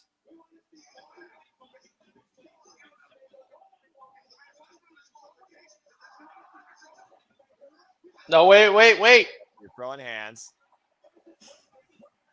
We don't want this wrestling bull crap. Surprise! It's the Gates of Agony. Yeah. You knew Ricochet was going to have an insurance policy ever since he and the Demand were embarrassed by the Hertznigan, not once but twice. And Ricochet immediately going after the man that started this SP embarrassment in the first place, MVP. Dude, he's hitting him with a microphone. Whoever the next entrant is has to be like their new member. Oh God! Toliona just pounced freaking Bobby Lashley, still ring steps, and Shelton Benjamin got wiped out by Bishop Khan. Dude, this dude still has the microphone.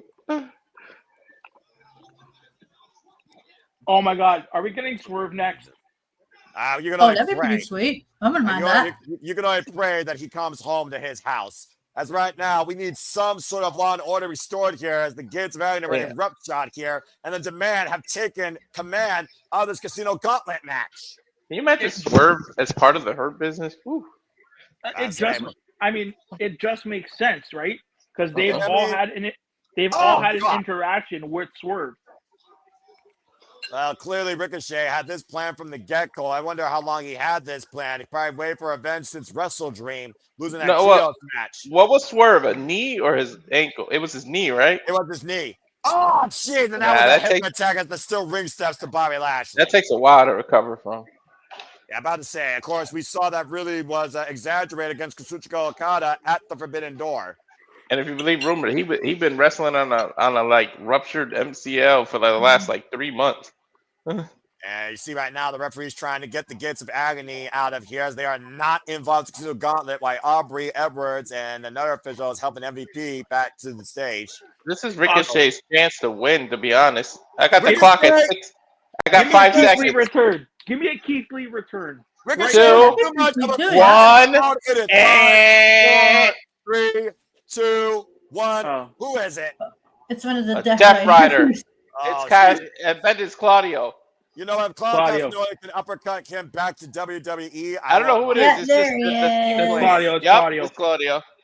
Well, there's my second pick. Why is he being cheered? Because everybody loves anyone more than Ricochet. Stumbling on telling lies. And it's the battle of the balls. It's the battle of the balls. At least this one ball, man, I can respect for the absolute incredible all-around athlete he is in that ring. Former Ring of Honor World Champion, might I add. That was your second pick, Claudio? Yeah, it was. And Ricochet. I don't like my chances because I picked Ricochet as my second pick and he came out freaking third. And he Ricochet just got knocked out. And I couldn't be happier. I think the whole world's happy right now. I think they're saying, fuck him up, Claudio. Overhead military press. Yeah, Ricochet, talk now, you fucking idiot. That's what you get for wasting 3 minutes. Ricochet was able to time travel. He got knocked into the next week. He got knocked back to freaking when he was the one only in NXT. He's probably back at his wedding. Right, wish he was back at his wedding. As right now, he might be going swinging.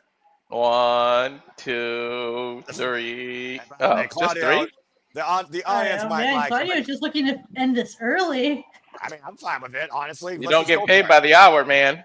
The Death Riders certainly don't. That uppercut might do it. Cover. But the father leg. Claudio wins. Oh. That's the thing about these matches. You don't know who's going to be all in it and how many people are going to be in it. That's what makes this match fun. That's the thing. It's the only match where coming in early is actually an advantage. And yeah, it actually feels random regardless. Yeah, random. But I get what you mean, though. What a weird word. Whoop. And on his feet, ducks into the clothesline, and more random than most stuff. Up and around and Ricochet's around. athletic. Oh, you got to give him that. Look at that. Look, it's like we talked about. Coming. Well, Ash, why don't you take this one in 6 seconds as we got entrant number after that fuck up soiree. I believe this is number 5. 4, 3, 2, Who we got? 1. Oh, it's another Death Rider and Daniel Garcia. Oh, boy. Ricochet's not just got a whole lot worse. Daniel Garcia, I believe, according to what I'm seeing on that Titantron. Is he going to come to the crowd too? That's the Death Rider MO, dude. They always do that. The Death Riders have been heavy at work tonight. Pot with a win. Marina Shafir involved in that 8-women 4-way tag. And now we got Clark Noli and Daniel Garcia in this Casino Gauntlet. Ricochet, oh, my God. Damn, Max. My Max keeps jumping. Yeah, I'm about to say, Mac is a fuck up computer. Oh, and that's a drink to the bald head of Ricochet. A sleeper hold by the former TNT champion, Montaigne, who won this title at Full Gear last year. No, well, let me know when Claudio European. Let me know when Claudio European uppercuts Ricochet in the corner. Yeah, I got you, bro. And right now, Daniel Garcia with the ground and pound. Who knew that Ricochet could actually make the Death Riders baby faces? Right? Takes a special talent. I think they're saying he's still bald or he's not bald because technically Daniel Garcia is not bald. He just has a shaved head. Well, Castanoli right now, just watching on from the corner. Daniel Garcia going to give it to the people? No. Remember, folks, the Death Riders are villains, despite the fact what you think about Ricochet. And Claudio just literally set the uppercut, by the way, Walter. Just literally was set up by Darren Garcia to jump uppercut Ricochet. They're just going to have fun with Ricochet at this point. They're not looking to win this right now. Don't forget that Shelton and freaking Bobby Lashley are still in this. True, but they've been neutralized thanks to the Gates of Agony nonsense. Yeah, but we'll get so distracted by how many people are in there, they could just sneak their way back in. Well, we're up to 5 right now, based on what you said, which is also accurate. Casanoli momentum, though, going against him. He went shoulder first in the rainbows. Now Ricochet going up to the top rope. What the hell is this man over here? Ricochet's dealing with 2-on-1 right now. And just got the upright split as we are 3 seconds away from our next match. Go, you say it. Got to get up people what they want. Freshly squeezed Orange Cassidy. Oh, some orange juice. It's whatever. And of course, the former 2-time AEW International Champion with 41 combined defenses during his runs, who also holds a pinfall victory over Jon Moxley at AEW Full Gear. He damn sure made that title mean something when he had it. He was the most recognized champion in AEW, honestly. And right now, Ricochet, yeah. But what's this? Oh no. Bald! Oh, I love when Ricochet gets his bald head smacked nonchalantly. Now, I wonder how much Orange Cassidy's going to try here tonight, honestly. He still hasn't even taken off his glasses. Oh, there he goes. Wait. Recover. 2. You just like picked them up like nothing. 1 hand by the pants. Yo, that's how you carry a child. Right. Well, so you carry a child that's about to get beat. I think we know what Claudio faced of Orange Cassidy. Up and around, DDT denied, the strength of Claudio Castagnoli. And to y'all's point, Claudio Castagnoli uppercut decked Orange Cassidy to a knockout. Orange Cassidy roll through cover, single leg hook, and a 2 count. Able to come down, swing. Tope Suicida by Dan Garcia on the outside. Orange Cassidy also who faced Jon Moxley last year for the AEW World Championship at Full Gear, when he was one of the first victims of the Death Riders and the first people to resist them. And Claudio preventing the roll-up. Now goozing Orange Cassidy, hoisting him up. The strength of Claudio. 5 seconds for our next entrant. Centimeter 2, 1. Who we got? It's a Death Rider. Wheeler Yuta, I guess. And Ricochet stacked up first on his head with a DDT. Orange Cassidy gets a 2 count. And there's that freaking unshaven scrapper, Wheeler Yuta. Dude, the Death Riders got the luck of the draw. They all got beginnings. I got the numbers game in their favor in the match that's meant for numbers game at this point. And of course, Wheeler Yuta appears the best friend of Orange Cassidy and was trained by him. But you know what's going to be interesting, Noah? There can only be one winner. What are these 3 going to do when they have to win? At the end of the day, do the Death Riders want gold, or do the Death Riders just want to make AEW in their own violent image? Well, they're triple teaming Orange Cassidy now. I'm about to say, Orange Cassidy, you can see the reluctancy on his face right now as Yuta's in the ring here. And to your point, 3-on-1. Again, we are up technically to 7 entrants as Bobby Lashley, Shelton Benjamin, and Ricochet are in this match. What is Garcia doing his nonchalant knee strikes? And the mockery of Orange Cassidy here with the most lethal kicks in professional wrestling, and Wheeler Yuta lining up the chest of his former teacher. I feel like with this, all the Death Riders in there already, it only seems logical that the next guy out has to be Switchblade, no? Well, I was figuring Roderick Strong, considering his vendetta alongside the Death Riders, and also his, I would say, reluctance with the conglomeration. As Ricochet was trying to work with the Death Riders. We are 5 seconds away from our next entrant. And Ash, as Ricochet just got uppercut, why don't you go ahead and say who's next? Or it could be somebody random. Oh, it's Kevin Knight. Well, get ready to fly. Told you. Your seat is the upright position as this guy's going to soar through this casino gauntlet. Can you imagine Kevin Knight, Leon Slater, and Javon Edwards in one match? that'd be As long as dope. retribution, well, it depends. We're gonna have retribution. Fuck it. Oh God! What the hell? Dude just soared down the ramp. Dude, Garcia is aggressive. And freaking Kevin Knight has freaking flyer miles. Better than Capital One. Lunging with that forearm off the apron. Or American Express. Depends on who you trust for your freaking airline fare. And Kevin Knight right now to the top rope. Oh, and Claudio catching him, though. The jet cut out of the sky. Uh-huh. Working around into 9, and Claudio getting the power cloud. Casanova is fucking. Ah! Claudio's neck got caught in the bottom. Ooh. Yo, I don't like the way his neck ricocheted off the, no pun intended, off the bottom.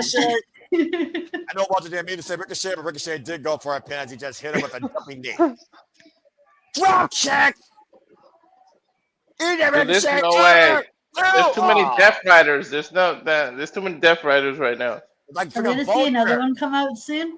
Yeah, it's 5 seconds, Ash, believe it or not, as this thing continues to ensue. Who is it? Who is that? I rest my case, Your Honor. Paragon. Here comes Roderick Strong. Garcia's waiting, too. Garcia is waiting for whoever it is right now. It's got to be right. Yep, there's Roderick Strong, former AEW National Champion. And remember, Roderick Strong planted Garcia through a table with the strong off. Ah! Uranagi to the damn apron, yeah. Daniel Garcia knows the figure how that feels. Of course, ROH represent Roderick Strong and Kyle Castagnoli, both men now involved in the ring. Combination offense by Roderick Strong here. And Kevin Knight springing off the top. Whoop! Got caught by Roderick Strong, though, and that breaker over the knee. Something tells me this match is not the last we'll see of Roderick Strong. Ash, I don't know what you're trying to foretell. Olympic Slam. In the present, not in the future. I'm just going to say this. Roderick Strong cannot be trusted.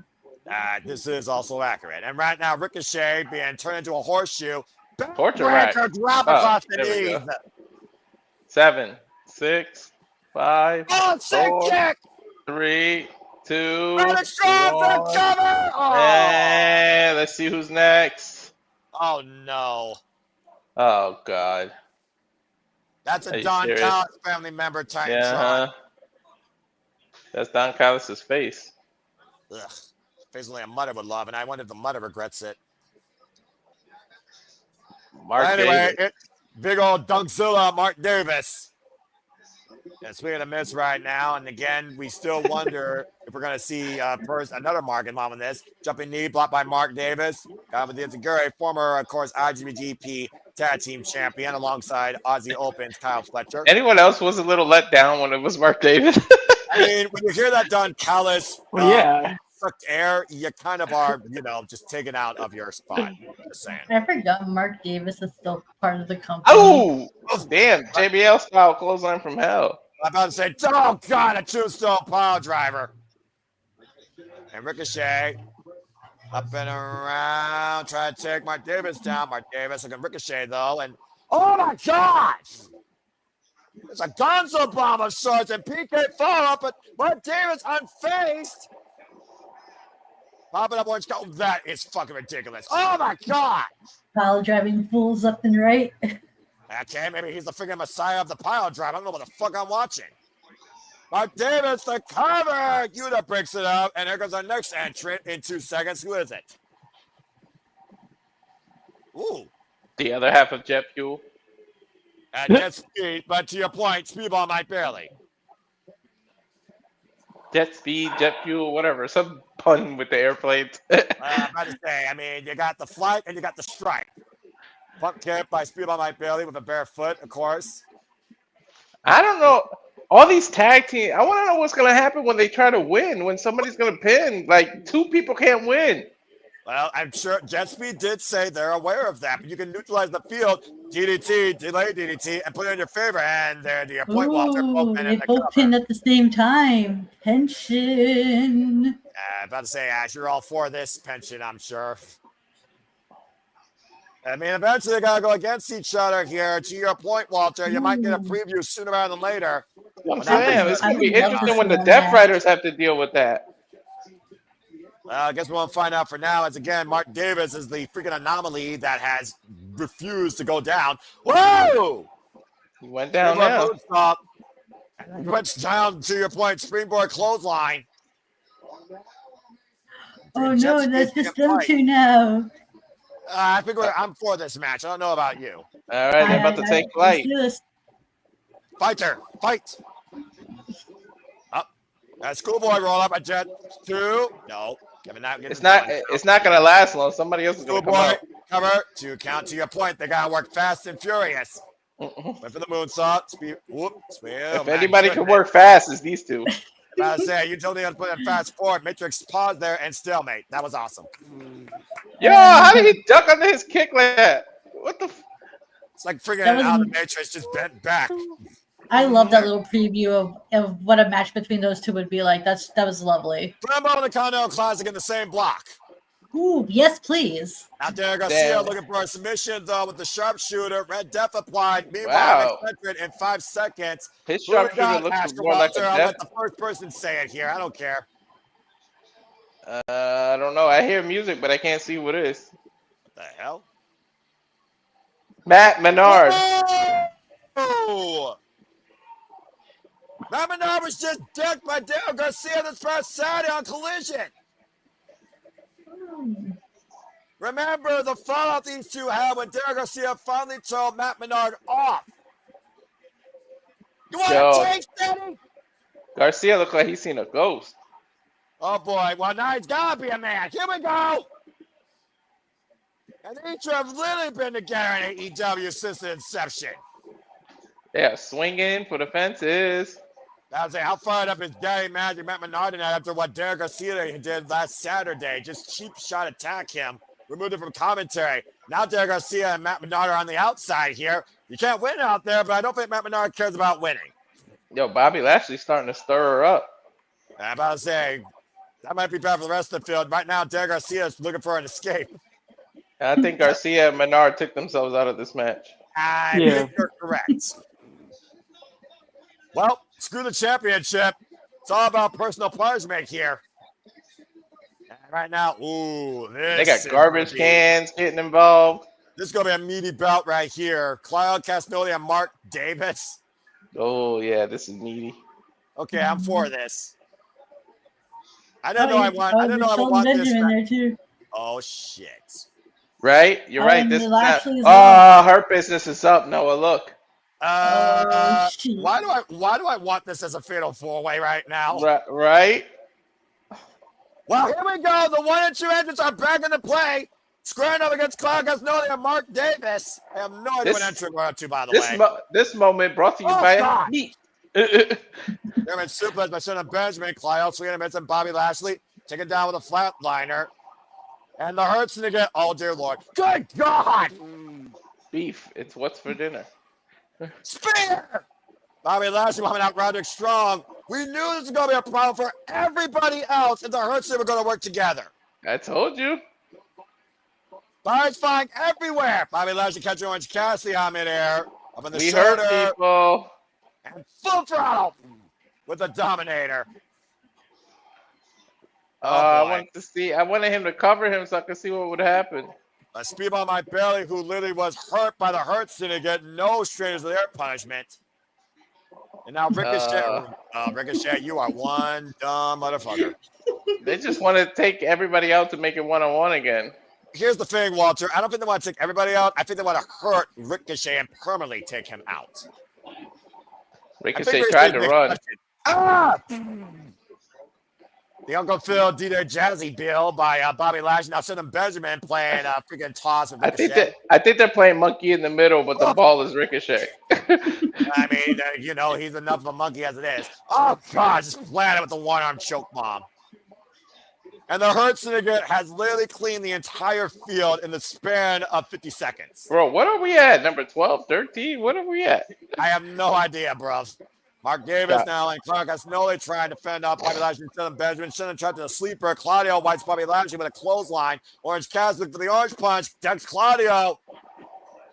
And now Orange Cassidy looking to punch Mark Davis and clocks him in the jaw. Shannon Benjamin, though. What's the most entrance? What's the most entrance that ever happened before the match ended? I'm pretty sure it was like freaking 16 at All In, I think. And Bobby Lashley spears himself in the barricade.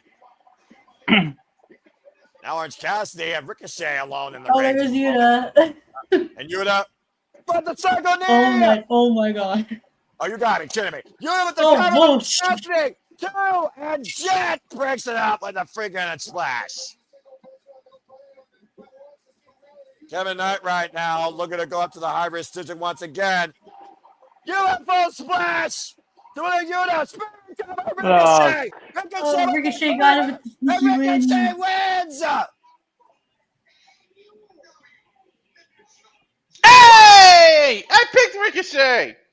Damn it. Well, he was my second choice, but hey. All you needed was a moment, and the spirit gun connects, and Ricochet has become the inaugural AEW National Champion. He's my second pick.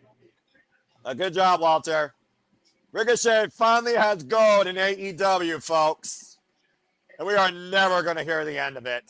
The only reason I'm happy Ricochet won is because I picked him for the points. That's it. Other than that, fuck him.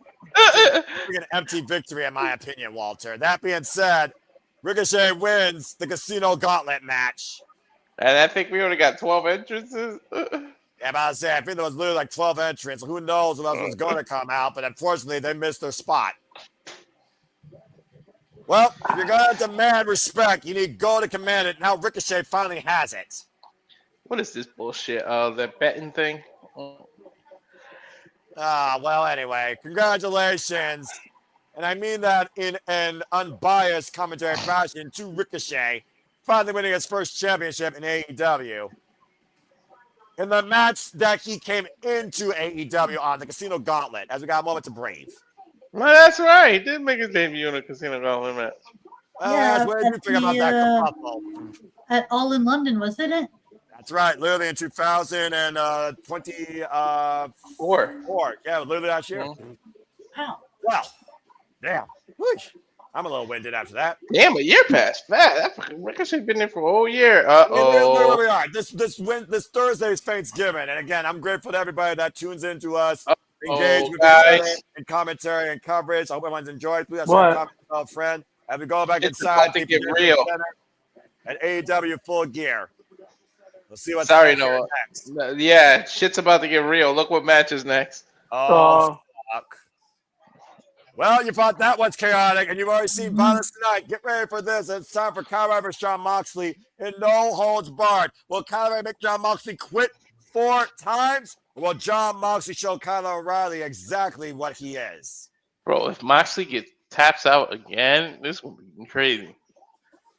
Well, we've already talked about this verbatim, how Kyle O'Reilly and Jon Moxley had 2 matches, one ending with Paul Turner being dead, and then Jon Moxley in a follow-up got double count out and was stuck in a guillotine. But we saw in Blood and Guts how Jon Moxley submitted. And again, Jon Moxley and Kyle O'Reilly go all the way back to this building over 3 years ago when Kyle O'Reilly was wrestling to the point he almost lost his career as his neck was injured and he required surgery. But again, as I said before, at Blood and Guts, we saw Jon Moxley tap out.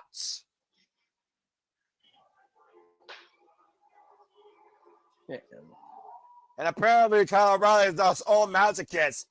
Since Kyle O'Reilly got chased for blood, he called this match to be No Holds Barred. Can this be the last time we hear the Death Rider theme tonight, please? Well, it's the Death Rider, so I think you'll get your wish. But that being said, Ash, as Nick probably went to go take a break from all this, we gotta just look at the facts here. Jon Moxley, indifferent or not to the Death Rider saga, he's been the non-stop, every day, every episode, every show workhorse, pushing AEW to work harder. Even if his work is extremely violent, to the point it goes beyond regular wrestling means. Jon Moxley's brought out the best and worst of everybody here in All Elite Wrestling. And Kyle O'Reilly's joined that list now to the point he's facing this man No Holds Barred match. Yo, Moxley is the MVP of AEW, believe it or not. This guy it needs to go on a much needed vacation. This guy is due for a much needed vacation, but the thing is, does he want one? Is the question. Go disappear. Go have another kid, dude. Go away for a bit. John Moxley's kid in professional wrestling, and his baby is all elite wrestling because he wants to see his company thrive. Remember what he said in February? We're one mistake away from going back to the way things were. He doesn't call himself a destroyer. He calls himself a builder. The Death Riders are builders. They are testers. They are the ones that push you to be better, violent, smarter, crazier than them, being perfectly honest here. And tonight, Kyle O'Reilly, I feel like John Moxley is going to prove a point in loss or victory because we only see Marina Shafir, the one Death Rider that's always been by his side, no matter what. But John Moxley is out to prove that you may have tapped me out, but I'm still going to fuck you up.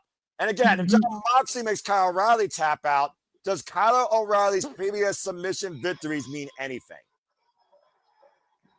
They're still in the record books, regardless. Yeah, but Walter, how many times have we seen one loss unravel a person's career? True. And Kyle O'Reilly's been through hell and back in his career, for being perfectly honest here.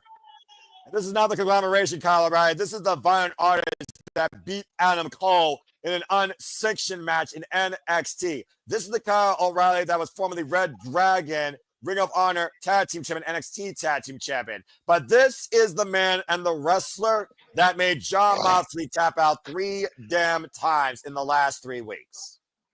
I'm just happy I can see him, man. There was a point I ain't think I'll never see him on TV again. Yeah, I'm about to say, I think there was a point that nobody saw would think we see him on TV again. Like I said, debilitating neck surgery that took him out for 2 years, seizures, and also diabetes. And there you, of course, see the heavy Canadian say, whoa, and immediately going for the single leg. Walter, this might be your match here because it looks like we're going to go in next time. Right. Of course, we know that he had that the Muay Thai background, of course. John Moxley, of course, practiced and discipline in MMA with Marina Shafir, I imagine, who probably has tested him and prepared him for this match. They're just spamming the reverse button right now. Everyone that's calling this, by the way, Rick Knox. The standing switch of change being applied here right now by John Moxley and Kyle O'Reilly here. So, Walter, let's talk about the techniques here. Let's talk about the technique. If this match truly stays technical, what does John Moxley need to do to beat Kyle O'Reilly here? Keep him grounded and get to him before he can get to you. Like, seriously, that's all it's going to take. And what does Kyle O'Reilly need to do to beat John Moxley once again? We saw the transition wrestling that he did. Can he do more of that? We have to do something different. The cover right now, this match to stay very clean here. I think you want to do something different and catch them by surprise because, I mean, when you face somebody so many times, you get to know them. You get to prepare for them. You get to reverse this. I think Kyle O'Reilly has got to change his strategy a little and just catch them by surprise. The referee Rick Knox checking the shoulders, by the way, as right now we got the Juju Katami applied, Posey here, going for the cross arm breaker, and both men break. Tapping out just 10 days ago in Blood and Guts, and tapping out last Wednesday on Dynamite, and John Moxley now asking Kyle O'Reilly to square up against him. Dude, he literally has his hands behind his back. Well, again, Ash, we talked about that. Talk about fighting spirit, talk about Polkon. John Moxley is literally testing not only himself, but Kyle O'Reilly here. And right now, knife edge chop by John Moxley to Kyle O'Reilly. Kyle O'Reilly right now pushed towards the corner. Kyle O'Reilly, former Ring of Honor World Champion, by the way. O'Reilly right now teeing off against John Moxley here. I'm very surprised how clean this match has stayed, and only in the ring. O'Reilly just rounding out John Moxley with these kicks. Bryan Danielson would be proud of those. And again, right now, defiant to the very end. That is the MO of this Death Rider here. I almost wonder, Ash, what do you think Marina Shafir did to prepare John Moxley maybe for this? Probably like give him like submission holds and techniques and how to get out of them. Especially given the type of wrestler Kyle O'Reilly is. Oh. Like Kyle O'Reilly has like a very, very strong mat game. They're coming now, going for the ankle lock. Again, we saw John Moxley nearly tap out to this hold. And we saw him tap out of the 10 days ago. Broken glass being involved nonetheless. And Jon Moxley immediately going outside. And what does that mean for Jon Moxley to be put in that hold this early, though, Ash? What does that do to his head? A little bit of mind games. That's what that is. A little bit of mind games. Again, the crowd's been on fire here tonight. And, of course, you be part of the conversation. Hashtag AEW Full Gear. And Jon Moxley has brought a fork into this equation. I don't know why he's trying to stick a fork in him. This ain't done. I mean, Kyle O'Reilly's still fresh. I think, again, though, it comes down to the fact that Kyle O'Reilly asked for this stipulation. He knew that at some point Jon Moxley was going to bring the violence. He's probably going to kick it out of his hand. They're trying to fry his head, though. You see right now how he's very prone, though, to have that fork stab him. And Jon Moxley pushing that down as hard as he can. Kyle O'Reilly trying, though, to fend off this Death Rider once again, though. We saw what happened at Blood and Guts when Jon Moxley introduced a fork in the equation. Again, will Jon Moxley tap out or will he make Kyle O'Reilly pass out? Oh, no. Oh, no. And, oh, God, just stabbing away at the head of Kyle O'Reilly with that fork. Oh, reversal. Going out to the ear and the side and the back. And Jon Moxley is literally carving Kyle O'Reilly. You know this man got diabetes, right? And Moxley in the face, the referee reminding him Kyle O'Reilly asked for this stipulation. The referee can do nothing about this. Dude, Moxley, he has diabetes. Chill with the pork, man. You're trying to make him bleed. Oh, my God. Yep, there it is. I'd say a fork pierced in your brain will do that. Again, Kyle O'Reilly said, since you made me taste blood, I want more of it. No holds barred. Kyle O'Reilly asked for this. We have to keep that in mind, guys. Don't tell Moxley that you want more. He would be much obliged. Well, again, we talked about Jon Moxley and the glutton of punishment that he is, a freaking violent masochist. And Kyle O'Reilly might be becoming one of them. Now these cross faces right now with the left and right forearm across Kyle O'Reilly. You see, of course, that bone across the jawline of Kyle O'Reilly now binding it at the open wound here.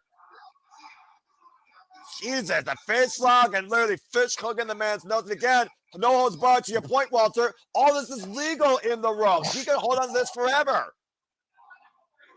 Dude, Rich Nass is just there to witness a tap out or count to 3. That's all he's there for, and that's all he can do. And now Jon Moxley going to the Butai knees. At some point, though, referee's discretion, you got to save people from themselves, man. Jon Moxley. Judo throw. An arm lock here. Modified arm and block applied here. And the Volk behind the elbow. Go ahead, Walter. Any submission when you're bleeding like that, dude, I mean, you lose the blood in your body's chance to bring oxygen to any of the organs. So easy to tap out now. Again, though, the defiance of Kyle O'Reilly as Jon Moxley bites the middle finger, though. Now Moxley with a half Nelson and a full Nelson applied here. Almost shades of a master lock. You see the way that the neck and the upper back right now is being extended. And Shafir with a slight smirk. That's the first time I've seen Shafir smile tonight. Is he biting the back of his head? Oh, right now he's just lining up his spine. No, but before they showed Shafir, it looked like he was biting him. That wouldn't surprise me. Again, he picked the freaking wound, and the Predator sees his prey and smells blood in the water. We're in Jon Moxley's world now once again, and Kyle O'Reilly was the one that brought it. That blood on Moxley, people. Take over, Walter! And nice. Take over. And sits in the ankle lock. I would die of laughter if Moxley does not bleed in this match. That blood on him is Kyle's. It's not his on the side of his head. No, it's not his. See? Moxley learned. Look how he reversed that ankle lock. And face lock and a backdrop suplex. Almost as Ito breaks it up. Dude, that was actually pretty smart to put pressure on your own leg to bring it down. And right now, Kyle O'Reilly again in a world of trouble. Once again, the fork in Jon Moxley's hand. People roll to reverse it, roll and throw the person. That was a good way to get out of an ankle lock. Doesn't it not show desperation, though, with the fact that Jon Moxley is using a fork when he can't be covered by 10? Oh, my God! Yeah, he's just butchering him again. I don't think it's desperation when the rules are, say, no rules. And now, if there were rules in place and he still went there, I think that'll be desperation. And jamming a fork in the man's nipple. I mean, you know, metaphorically, you can't give me a table full of weapons and then say, hey, you can use any of them, and I'm not going to do it. Right? Just like what my ancestors did a long time ago. You ever heard about the Campbell curse? I briefly heard about it. Why don't you go ahead and talk about it so eloquently here for a moment and try and relate it to this match? Is Cowboy still trying to find Jon Moxley here on the apron? So my ancestors and my dad's family, they got invited to this. So they were like, so I think there's like these two families, they were feuding, and they decided to like, you know, have like a dinner together, right? Well, let's just say my dad's ancestors decided, hey, you know what we should do? We should murder the family we invited to the dinner. Yeah, well, there you go. Damn. And now Kyle O'Reilly with the leg. Dragon screw leg whip. Damn, that move has to suck. It does. And breaks across the second rope, by the way, for added pressure. And because of that, a curse was played up on the family, so there's a little bit of Scottish lore for you. I appreciate it. The cross arm break. I don't think there's any Scottish lore here, though. What Jon Moxley and Kyle O'Reilly are doing this no holds barred affair. Is that why Drew McIntyre can't win the title? No. I don't think he's related to my family, but it could play into effect. Ancestry.com might actually have something to say about that. Sidestep, looking for the running knee off the apron. Jon Moxley, though, catching Kyle with the boot. Kyle catching the boot, though. Double A takedown by Kyle. Can't win on the outside, though. But you can catapult somebody. To your point, Jon Moxley face first into the ring post. Again, though, damage is done. Constantly losing blood, though, here. Shafir, though, showing a... Which is very dangerous for somebody with type 1 diabetes, seriously. Kyle O'Reilly again. Constantly losing blood here. Right now creating separation with Jon Moxley.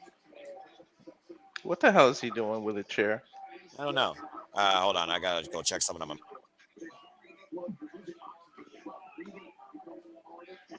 What are you doing, Kyle? Kyle with a... Ooh. Oh, my God. Bouncing him off the stairs to the apron.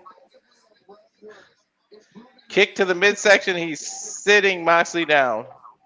Kyle climbing the turnbuckle now. Or the apron, I should say. What the frick is Kyle O'Reilly thinking? Right? Because he rarely does any high. Because I don't think Kyle O'Reilly's known for doing any running off the apron. Missile drop kick off the apron. The Moxley while he's on the chair. Is John bleeding? John is bleeding. Yes, he is. Yeah. I can't tell if that's from Kyle's blood or his own. When he got catapulted into the take a look at the replay here. Yeah, that will do it. I'm looking at the replay now. And he goes, boing! As he got drop kicked in the chair, and Jon Moxley is bleeding. I mean, if you go head first in the ring post, considering those are square ring posts, your ass is going to bleed. I'm just saying. Again, square ring posts, folks, not round and giant LED freaking old ring nonsense. Middle line. Yeah, he was looking for the H crusher, and Calvin again stepped through it and caught the ankle. Dude, they're in the middle of the ring. Not that it matters. There's no rules, but still. Right. The fact that Jon Moxley lost grip on the H crusher, though, probably goes all that blood that's on his hands. It's Kyle O'Reilly's blood. We was holding him in those submission holds. Triangle. Even if Moxley were to make it, even if either men were able to make it to the ropes, it wouldn't matter. Dude, triangle is lethal right now to do when somebody is bleeding because you're literally choking them out. Again, you're cutting off oxygen flow from the carotid artery to the brain, Walter, and that's why Kyle O'Reilly, though, Billy Robinson style here, as going for the heel hook, and Jon Moxley creating separation again. He's got the fork again. Oh, again, the fork again in the hand. O'Reilly, though. And now Kyle O'Reilly, though, trying to break the hand of Jon. Kyle dropped guard. He went to his guard and turned it into a submission. Now he's stabbing Moxley. Oh, shit. Jesus. Kyle O'Reilly, he dropped guard. I love it. Well, That's turnabout's a fair jiu-jitsu play. move. Turnabout's fair play in this case, to your point, Walter. No holds barred. He fucking pulled guard and pulled him into that. That was beautiful. Oh, my God. Ow. We called John Moxley's confidence into question. Now what John Moxley's figuring after Kyle O'Reilly did that to him. Red Cross must hate AEW because, geez, all the blood they waste. Yeah, I don't think you're going to get sponsorship from them. I'm just saying. Kyle O'Reilly going to the outside. What is Kyle O'Reilly looking for now? Wood? I mean, Nails? again, A chain? no holds barred. He's Anything trying to goes. get a thumbtacks. No. Oh, yeah, chain. I remember the last time he used a chain, he literally incapacitated a man when they stood and delivered on the same stage. That's a chain link. He's gonna choke him out with it, isn't he? Yeah, he's gonna do what Hangman did. Yeah, I think you're onto something here, both of you, because we've seen him and Page do it twice to John Moxley. You know, that's usually a sight you don't see, by the way, in AEW on Kyle O'Reilly, by the way. I'm just saying. Dude, he wrapped it around his fist, though. Look. It's like a pit bull at this point. Now, Kyle O'Reilly immediately going after the left arm, though. Now, Kyle, able to transition, looking for the front face slug. Going to get all that blood, though. How are either of these men going to have a grip on one another, though, at this point? Chunking him. He wrapped the chain around him, Noah. He wrapped it around his neck. Trying to take the chain out from around Kyle O'Reilly and wrap it around his. Is this going to be a double guillotine spot? What the fuck? Oh, no, Moxley countering. Able to freaking break separation from that chain. And he could turn that into the bulldog choke if he reverses the right way. Let's be honest here, Walter. This is your violent techno dream. Right? Counter. Again, they're both wrapped in that chain. They're both bleeding. They're both trying to hold a grip on one another. Now they're both going for a suplex spot. And Kyle able to take John Moxley over. That's the worst, to try to grip somebody when they're bleeding in the submission. They're so slippery. And sweat on top of that. The longer the match goes, the harder it is to get a submission. Well, you see both men right now. I'm looking at both men's heads, bleeded, puncture, and discoloration. Kyle got the chain off of him. It's going to be a match of endurance at this point. It's just a matter of who passes out first. Uh-oh. Moxley's got the chain. The tension is very high here as both men right now are literally locked and chained together in combat. Oh my God, we pretty much got like those matches where they rip the rope around each other. A dog match? Yeah. Yeah, dog collar match or a strap match. In this case, you got close combat with a chain in play. Both these men linked in violent combat. There's the axe and the smash to John Moxley. See, that would have been a thing to see on this match. Like, this should have been a dog collar match. Well, impromptu, you're kind of getting that without the collar around their neck, as he got a freaking shoulder bulldog choke with a chain applied now around Kyle O'Reilly's throat, and that's a high angle. That's it. Yeah, he's gonna make him tap. That's a high. Kyle O'Reilly was able to roll through, and again, I can only think that comes down to the awareness and the blood. The lack of grip here is playing and a detriment to both men. Now, Kyle O'Reilly, what the hell is he doing here? Going after He's the arm. swinging for the fences. John Moxley right now. I think Kyle O'Reilly was trying to bite his hand. I think he fish hooked him. That's a mandible claw. Mm. And Kazuchika, though, countered by Kyle O'Reilly, though, to John Moxley. This is incredible. Into a RB. I love this shit. This might be your sleeper, Walter. And now John Moxley with an ankle lock. A violent technical affair. Never would have thought I'd say that. Yeah, but that chain is still in Kyle's hands. And Moxley. STF. He's just jabbing him with the fork now, just trying to get out. Ow! That's one way. I'm about to say, I suppose. And a face first on the chain. About to say, now what does John Moxley do here? Did he stomp him onto the fork? Yeah, no, that was a curb stomp on that chin. John Moxley, a victim of his own sins and weapons, though. Literally, his hand stabbed at that fork. Oh my God. Yeah, when he stomped him, I think the fork and the chain were still right there. Yeah, now the chair wrapped around Kyle O'Reilly's left arm, and oh no. Oh, come on. We already saw this with Mistico. And the mandible claw still applied, by the way. No, actually, he's spy facing him. Excuse me. And John Moxley, oh no. Kyle. Ah, God! There goes Kyle's arm.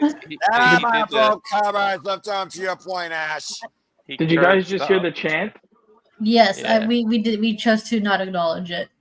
Yeah, about to say. I mean, considering that Jon Moxley and Kyle O'Reilly are burning it down here at Full Gear, and Jon Moxley just stomped Kyle O'Reilly's arm inside that steel chair, doesn't surprise me. Believe that.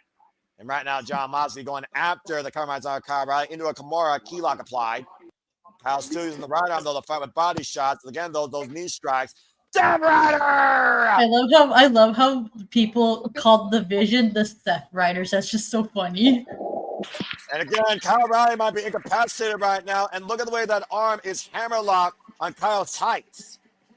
So there's a missing defense there by Kyle O'Reilly. Not much, though. Kyle again trying to roll through. And Jon Moxley still maintaining his grip somehow. Kyle in a world of trouble. Oh, he got to roll. He rolled him through. Ankle lock now. Can he turn him over, though? And can he grapevine it? He's got in. Just got to sit in on it, though. Again, no holds barred. There are no rope breaks. Bring him back towards center. And Kyle stomping the ankle on Jon Moxley. Oh, he tied the chain around him.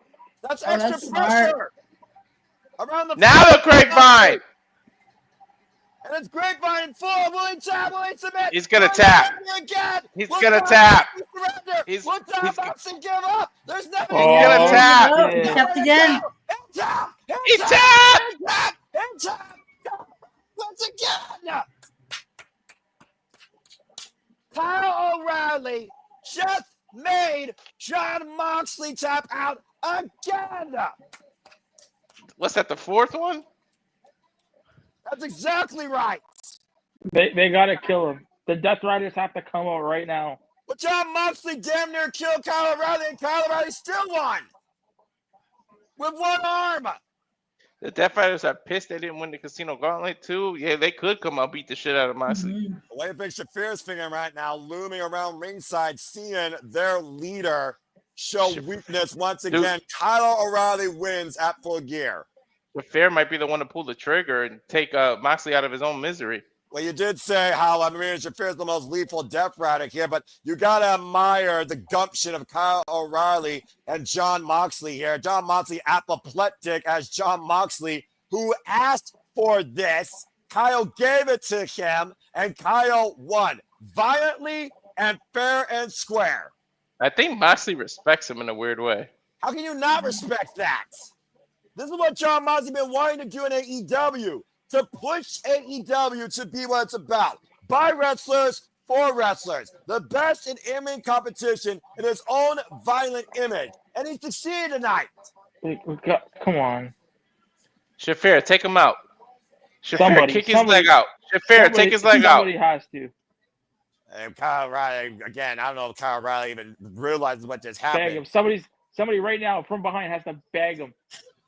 Dude, Shafir, just take him out. Put him out of his own misery.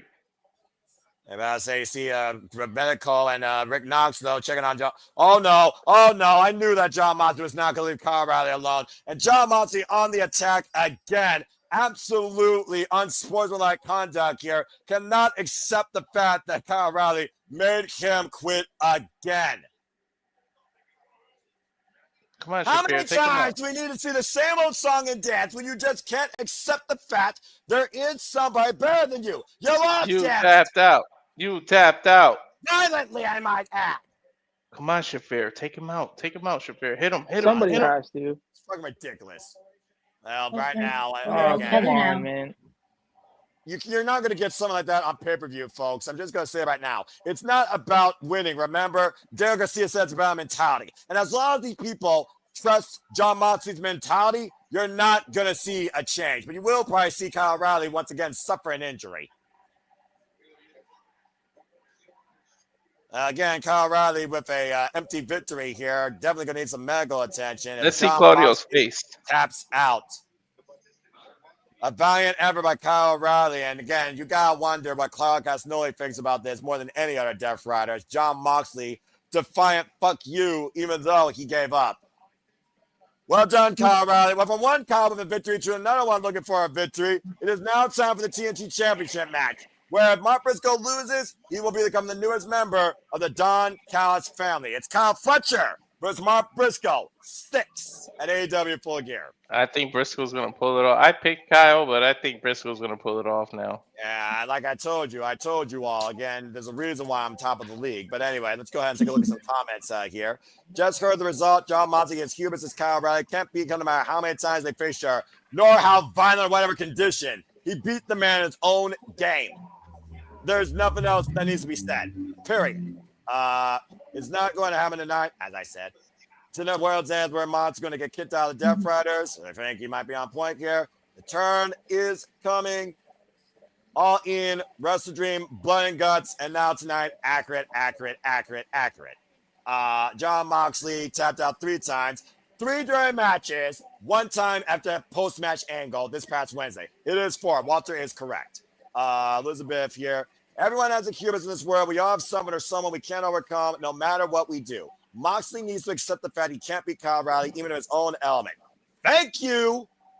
And again, sorry. Too hard-headed to accept that, though. And this is the number 1 comment of the night. Professional wrestling is fucking awesome. All right, let's go. Come on. Yeah, let's hear Mark Briscoe. Here we got a video package. We love our brothers. In my life. This is going to be a redneck champ. This is his destiny. In my family. He's definitely winning that after this package now. God bless me with my family conglomeration. The conglomeration on my back. Now, here we are. Full gear. The journey on the line.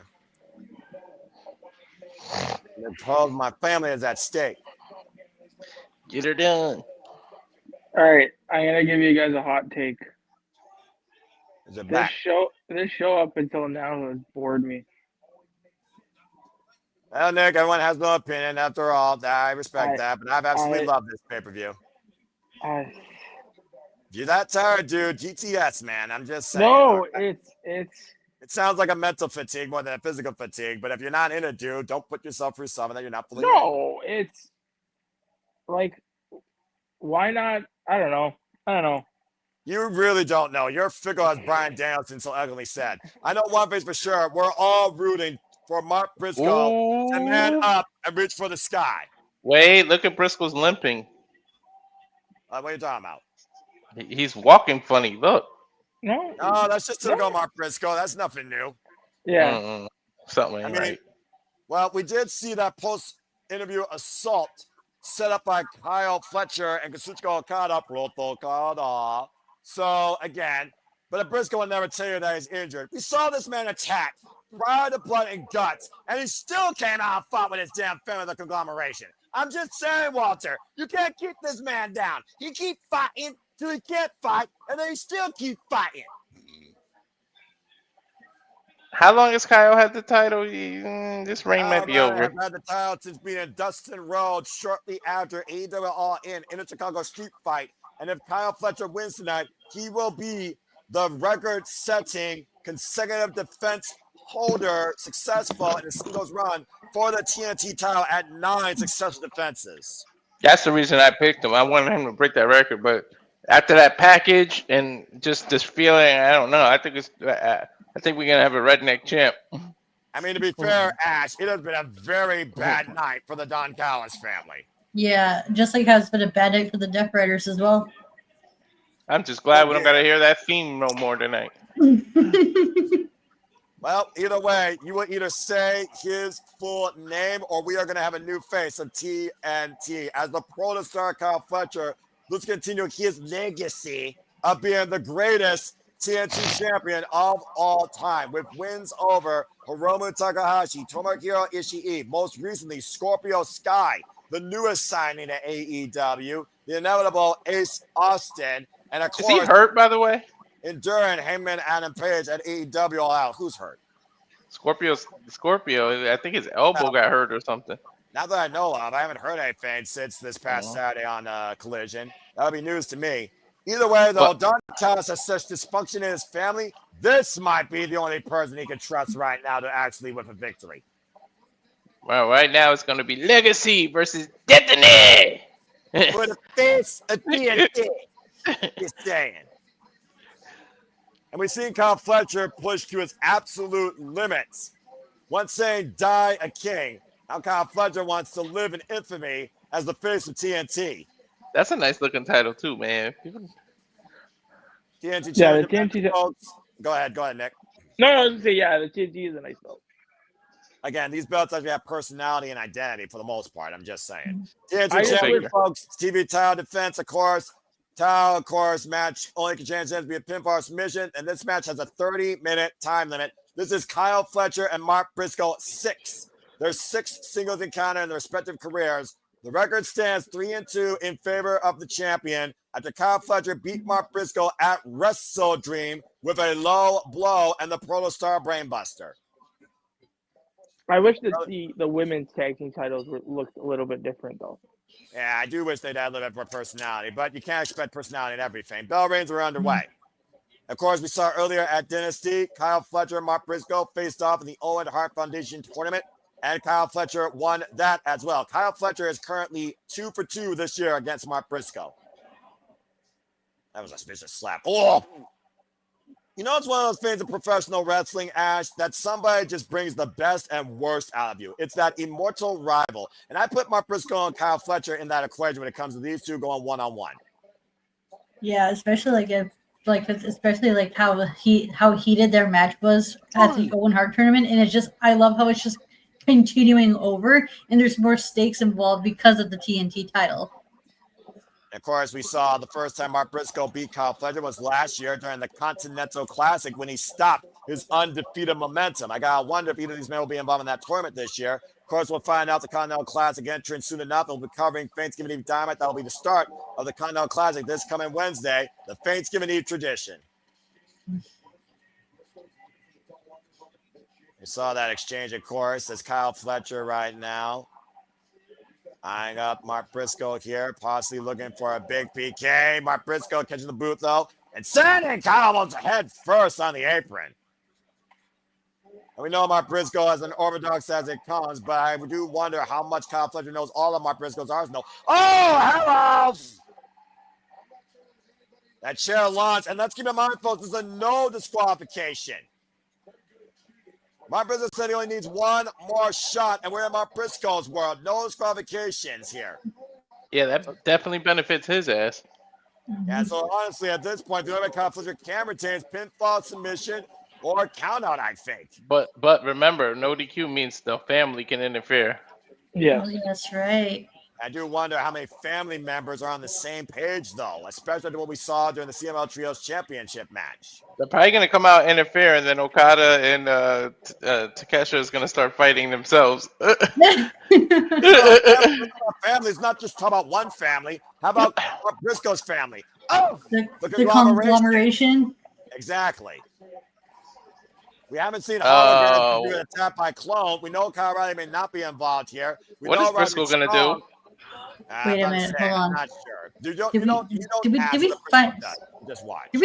find out who attacked Mark Briscoe? Kyle Fletcher said that he had nothing to do with that attack. I thought it was Mark Davis. We had Mark Davis versus Mark Briscoe. But I thought Callis was just trying to weaken Mark Briscoe. I don't think we know who attacked Mark Briscoe. That's a good point, Ash, because they could just come out and interfere in this match and you don't expect it. Like you said yourself, Walter, no revocation means anything goes and anyone can get involved. And Mark Briscoe went for the, got caught, was looking for that cannonball, and Kyle. Damn!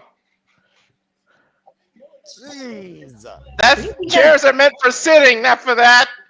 Who do you think that hurt more, Fletcher or Briscoe? Briscoe! Fletcher moved out of the way. He didn't hit the chair.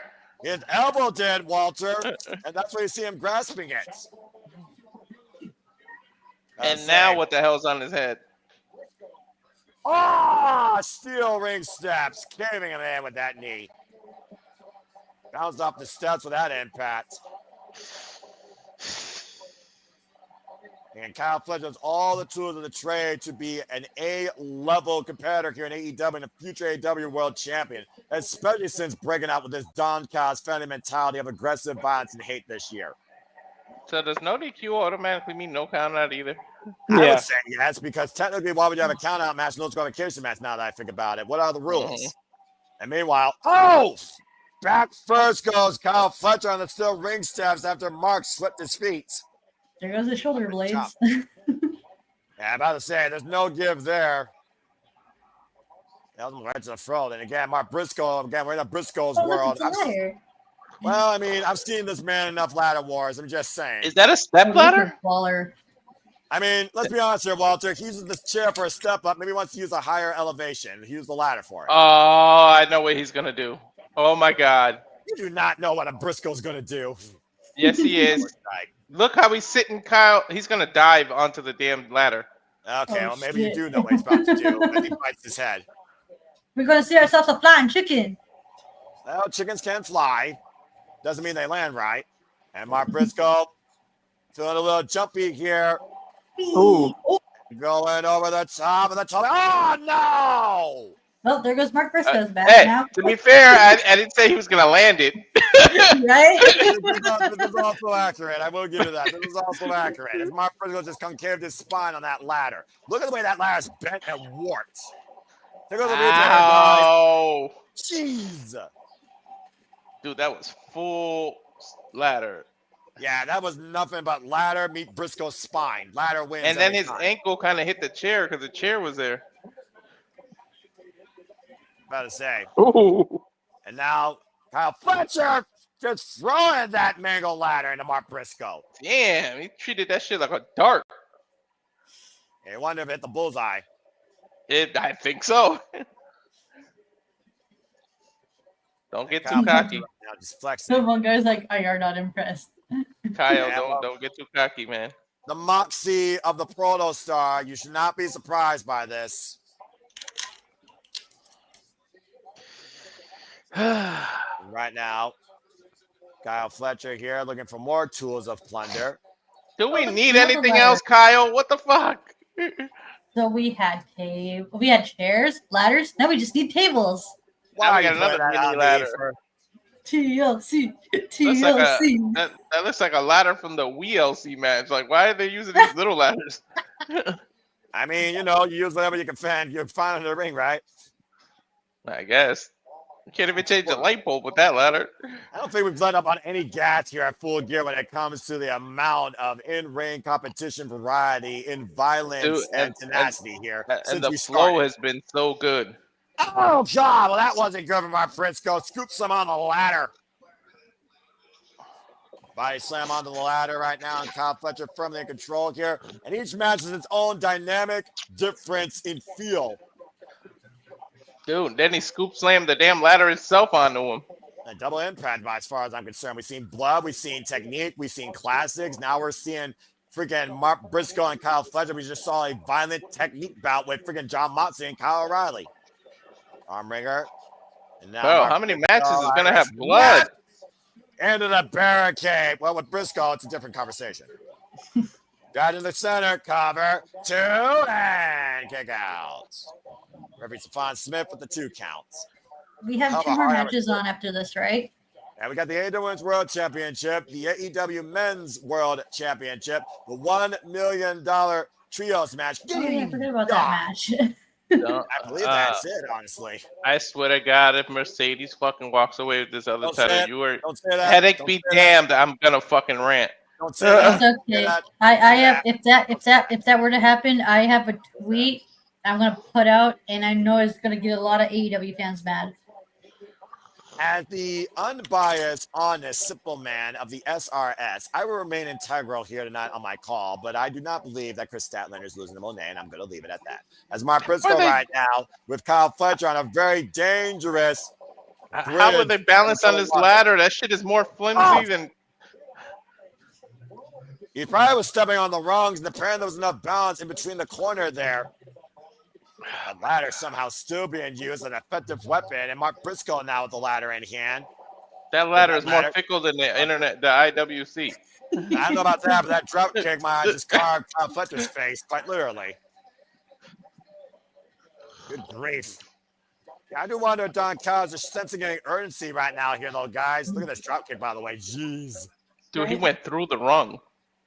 Man, Briscoe has such a crimson mask. How's he able to see with that shit? When you think about that ladder, the mango sharp, the sharpness of the metal, that's going to cut into your skin. And Kyle Fletcher now is bleeding. Oh, gosh. That ladder's been the most lethal weapon here tonight. Mm-hmm. The weapon tells the tale.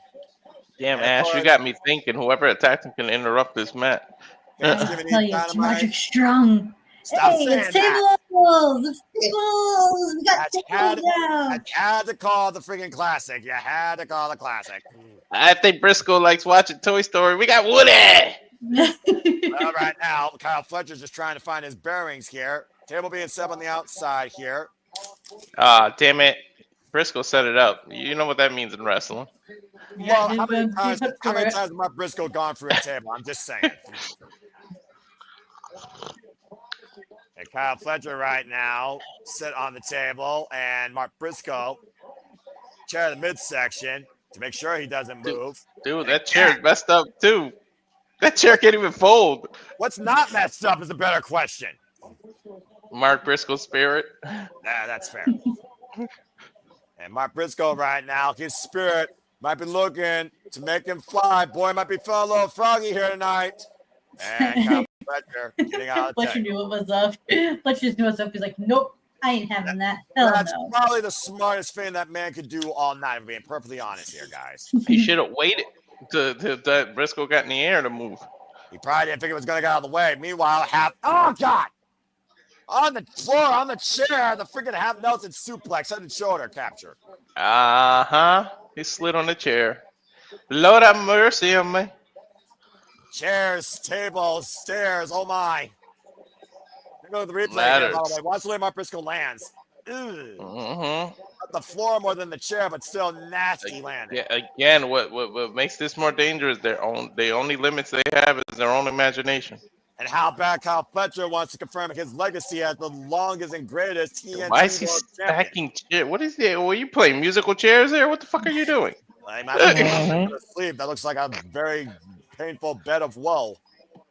Oh, London Bridge. I do not know what Kyle Fletcher is looking for here. Is he looking for a finish, or is he looking for just another freaking statement? Usually, last time I set chairs up like this was at a kid's party for musical chairs. Like, what are you doing? Hello, there's your summit chair front in the face. And Kyle spent way too much time to allow Mark Briscoe to get back in this to do that. When a chair meets flesh, you know what usually wins there, Noah. Blank versus flesh, usually blank wins, just saying, especially in wrestling. Kyle Fletcher sat on his own bed that he set up. Oh, there's Don Callis. Of course, Don Callis had to come up for commentary because he knows that his boy's in trouble. Oh, shit, there's the table. Kyle Fletcher, oh, God, Mark Briscoe set for the table. Freak Told you. Floyd. Didn't I say it? Unwritten rule. He who sets the table up goes through it. Good grief. And look at that Cheshire smile on Don Callis after that. He set the table up, days before Thanksgiving. Yeah, take a look at the replay here. Literally pushed off the top turnbuckle and freaking senton through the table. Senton fall. That was the most disturbing thing I've seen tonight, and that's this saying match is getting more and more violent as it goes. It's Mark Briscoe who asked for a no disqualification. What else would you expect?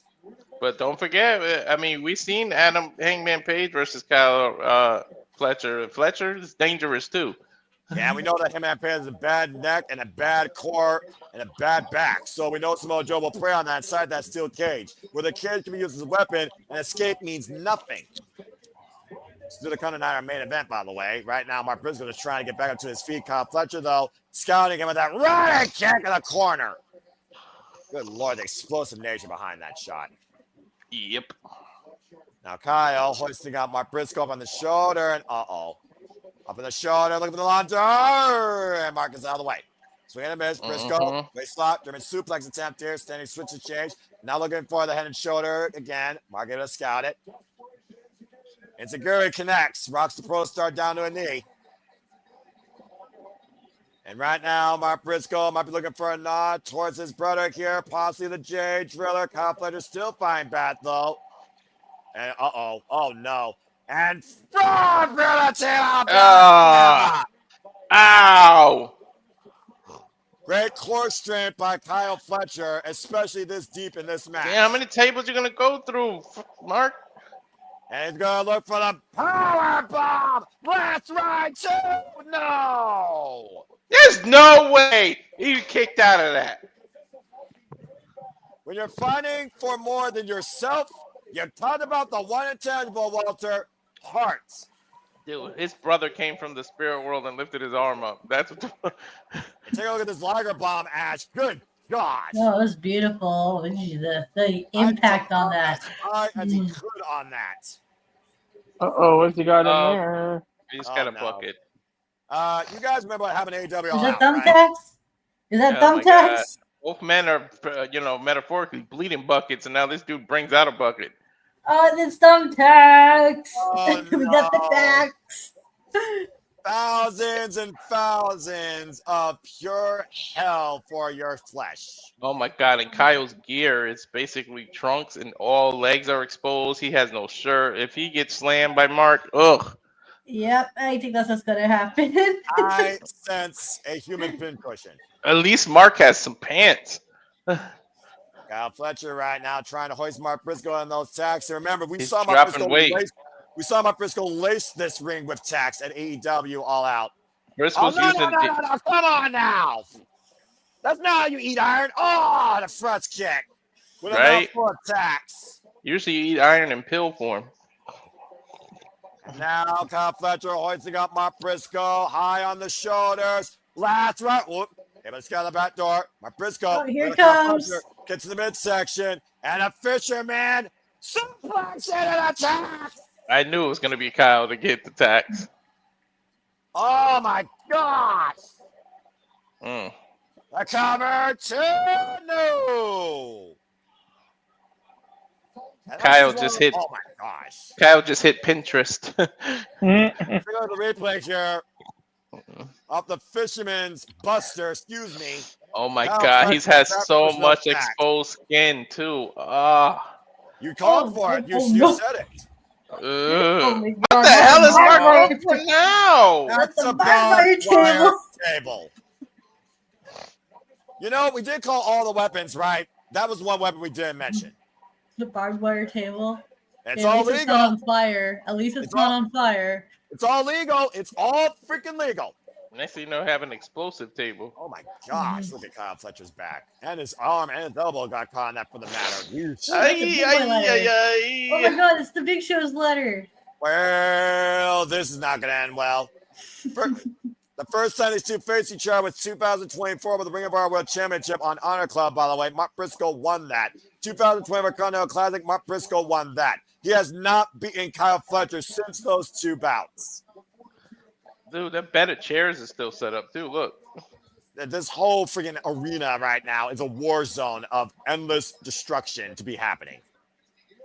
Thumbtacks, ladders, barbed wire tables, regular tables. What's he going to do? A helicopter spin with it? Oh. Look at the size of that ladder. You don't helicopter spin that, Walter. Kyle Fletcher, again, still has not even gotten back up on his feet, still convulsing with the pain in his back. Now, the table now being placed on those tacks. And Kyle might be looking for a reprieve. He would definitely not give him Mark Briscoe here. I'm just saying. Mark already went through a few tables. You haven't learned your lesson? But I say, this is a Briscoe, okay? What Kyle Fletcher's going through is nothing compared to what Mark Briscoe's been through his whole life. Oh! It's a Guri. Super kick. Both men on the apron. And you were talking about weapons. That pair of steel chairs is still in play. Kyle Fletcher is going to put Mark Briscoe up. Oh, dear God, no. Woof. Needed a count. Is it his destiny to go through them chairs? Kyle Fletcher falls off the apron and once again try to find his footing. Oh, man. Ooh, he caught himself. He caught himself. He caught himself. He caught himself. Yeah, that could have gone way worse. It just did. Messy blockbuster. Take a look at the replay here. Yeah, it did. Blockbuster and Samoan drop almost. Not Kyle sure caught exactly got the himself. worst of Thought that he one. he thought he was lucky, and then Mark Briscoe said, "Nope, blockbuster."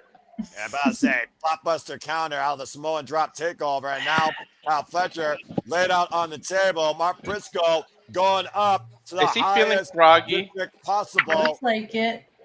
Reach for the sky, boy, and Kyle somehow is finding consciousness. Now, me and Mark Briscoe can stop it. How far are these two willing to go to win this match? Seriously.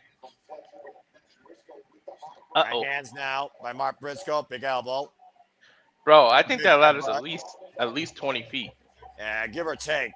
And Mark Briscoe's at the very top of it. Oh my God. Oh, he's gonna do a somersault, isn't he? Ball from the table! Briscoe with the cover! No! Oh my God. I don't know who got the worst of it. He went through the table kind of too. I can't believe Kyle kicked out of that. That was the damnedest froggy ball I've ever seen. You and Look me at both this. can't believe it. Giant ass froggy ball from the top of the ladder to Kyle Fletcher through the damn table, through the tacks. Uh-oh, here comes the barbed wire table now. Oh, hell no. I almost forgot that was in existence. And Mark Briscoe's not done yet here. I feel so bad for whoever's going to land through that. That's just, oh my God. I'm about to say, Ash, you realize whoever's going for that's going to be pinned. But Kyle has something. Wait, Kyle has something in his hand. Well, I don't think Mark Briscoe's aware of it right now. Right now, Mark Briscoe's trying to set up this table somehow. It's a screwdriver. It's oh, shit. The equalizer of the Don Callis family agenda. How many men have been screwdrivered by Don Callis family members? He's going to bait Briscoe. Oh. And again, Mark Briscoe completely unaware. The screwdriver right now, literally in the hand of the protostar. Mark Briscoe going for the grabbing. Oh no, Mark Briscoe prevents the screwdriver. Oh, a low blow. Oh man, it's stabbing Mark Briscoe in the head. Hey. Okay, we just witnessed a match where somebody got stabbed half to death with a fork. Now with the screwdriver. Jesus. I don't lick it, hot bruh. I don't want to. You sick. Is he licking the fucking screwdriver? Yes. Yep. That's exactly what he just did. Kyle Fletcher, you are one sick bastard. An absolute despicable display becoming of a freaking champion. Then again, when you're a Don Callis, you're freaking injected with a virus. And look at the stat. Whoa! The screwdriver stuck in the turnbuckle, and then low blow Mark Briscoe to Kyle Fletcher. Oh my God! I thought he was going to do it through the freaking table. No! I thought he was going to do that through the table. Think about this though, Walter. That was a brain buster head first on those tacks. Oh yeah, fuck, the tacks were there. Bro, how much more violent could this night get? We still got a steel cage match to go through. What the? Right. Oh, this is AEW, dude, with the damnedest wrestle and the best wrestle. All right, Did you just use the ref? Yes, and again, it's no disqualification. And now Mark Briscoe perched on the top turnbuckle, and what the fuck is he doing? He's sticking the screwdriver through it. He's gonna try and literally skewer the man through the turnbuckle with the screwdriver through the top. Is he gonna stick it in it? No, dear God, no. He's looking for a brain buster. Yo, that table's still there behind him too, Noah. Fuck that! That screwdriver's in the top turnbuckle. They were trying to brain buster that damn man. Fletcher got the screwdriver back though. Mark Briscoe has Fletcher up on the shoulders, and the screwdriver again. He was gonna put him through that that table with the barbed wire. And Defiant driver attempt denied again. Kyle Fletcher sees Mark Briscoe. Oh my God! It runs through and down with that screwdriver. Now he's gonna hit him with a brain buster of his own, isn't he? Yeah, exactly.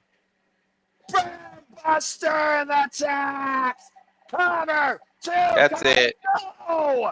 It ain't over until someone goes through that barbed wire table. Oh my God! The fat lady ain't start warming up her voice yet. What the fuck? That lady lost a ton of weight a long time ago because she wasn't on a freaking diet of fats and sweets.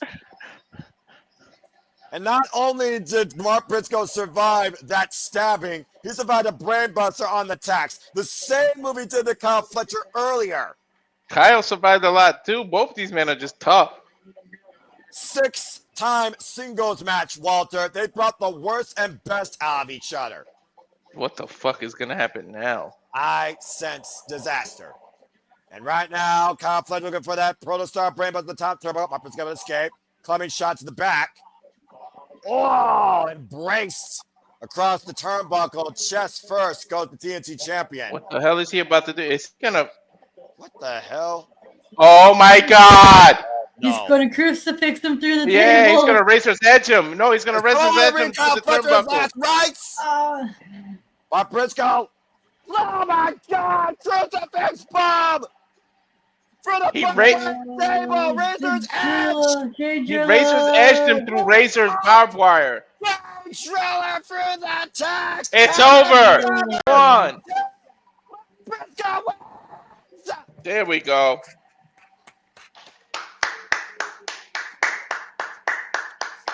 Yes! Yes! And the Don Callis family loses again. They have a sucky night. What a match. And the record now stands 3-3. But Mark Briscoe is the new face of TNT. What a face. Oof. And he still stays with his family. He bet it all. All he needed was one more shot. And that boy man up and got it. Congratulations to Mark Briscoe. And you know, all that's on his mind is his brother right now. Damn right. That was for Jay. That was for his family. That was for the conglomeration. That was for himself, damn it. And he doesn't deserve it. He absolutely fucking earned it. Ooh, this has been a night of title changes, hasn't it been so far? It really has so far. A lot of history has been made as Mark Briscoe achieves his destiny, holding gold in AEW for the first time ever. Yo, but you got to give credit. Kyle kicked out of a lot of some crazy shit himself. He was a hell of a champion, too. 115 days is nothing to be disappointed about for 8 defenses. But congratulations to the man of the night, Mark Briscoe, the 29th TNT champion. Well done, boy. Well done. Nothing to sneeze at. Oh, man, that was fucking wild. Look at the Titantron showing the brothers. About to say, that's what it's all about. That's about brotherhood right there. And that's what we're all about here, bringing a brotherhood and a sisterhood together for the love of professional wrestling, damn it. Again, I hope you all have enjoyed the coverage so far and the commentary and analysis. Still to come tonight, we have $1 million on the line in trios action as Kenny Omega and Jurassic Express take on Josh Alexander and the Young Bucks. The AEW Women's World Championships on last. Chris Statlander looks to avenge 1 year of aggravation and make the CEO go bankrupt, denying her the one legacy she has yet to achieve. The AEW Women's World Championships. Mercedes Moné goes one with Chris Statlander for the 3rd time ever. And in our main event, Heyman Page defends the goal against Samoa Joe inside a steel cage. And that is literally all that's left now on this incredible pay-per-view for AEW. And I hope you've all enjoyed it so far. So please, you have, like, share, subscribe, comment, tell a friend, subscribe to Barrett for Wrestling, subscribe to Razor Wrestling, follow Nicholas Ferrantes. He'll give you his real takes, and we appreciate him always. Absolute joy having the Canadian Connection here for the first time ever together in the virtual booth. Absolute pleasure having you all here as we're all in this together as the World Championships will semi-main as it's time for $1 million to be on the line. Presented by iDrink. Kenny Omega and Jurassic Express take on Josh Alexander and the Young Bucks in trios action. She better not achieve that shit. All right. Well, that being said, let's go ahead and take a look at the comments here real quick. Everyone extremely happy for all of us. Ash, what were your thoughts of that win and Kyle Fletcher's run as TNT champion? That was a crazy match. Congrats for Mark Briscoe winning the title. And, of course, Walter, this is the last chance for the Don Callis family to get a victory tonight. They've gone 0-4. Damn, right? Damn, at least I know I'm not alone in being broke. Look at these two. I'm about to say, I mean, I know a thing or two about being broke, but it's the simple things in life that matter the most, like your integrity and like family. And Kenny Omega knows a thing or two about that, never compromising that, despite what the EVPs have done to him over the last calendar year and what Hollywood Jack Perry did to him at a different time long ago. Some bots here real quick with Don Cosman is crumbling right before our very eyes. 1 for 4, I think, tonight. Lance Archer, only member of the family to win. That was one on the other side of the world. Accurate. That was hardcore wrestling. Family. And let's see here. Elizabeth here, been a nightmare. That might get worse. And that 6-man tag to win $1 million. Pray it's in cash and that Nick knows how to spend it better. It's simple. Don't go to the casino. Right? Is that a Wheel of Fortune? Yes, it was. Yes, it was. And apparently they hit the jackpot on that Titantron. But as far as I'm concerned, unless they solve the puzzle of Kenny Omega and Jurassic Express, they will remain bankrupt. Not only do they have to solve the puzzle, but the wheel that they land on has to contain the million too. There are 72 spots on the Wheel of Fortune when you think about each spoke, and there are 24 wedges, of course, on the wheel, and each one has 3 spots. So there's a 1 in 72 chance. Yeah. You're right, Ash. And basically, that's probably the odds of the Young Bucks and Josh Alexander coexisting and winning this match and that $1 million across the announce table. I cannot fucking believe I'm saying that. But you know how many people in Wheel of Fortune has won the $1 million prize? 5. Exactly. Only 5. It's crazy. Dude, I love when they get the puzzle and they read it and they just mispronounce it, so it goes, eh. That shits are so funny.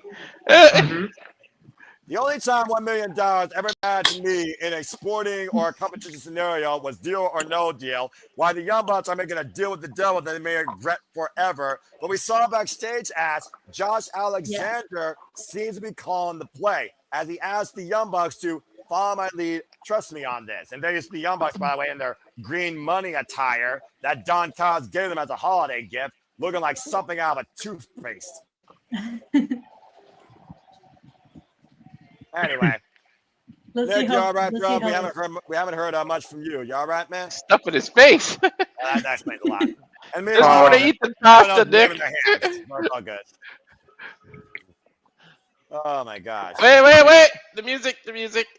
And I'll cover right, but yeah, you're right. Everyone wave your hands because here comes Jurassic Express. We're 4-1 2025, and currently, guys, Jurassic Express have won $600,000 at the expense of the Young Bucks.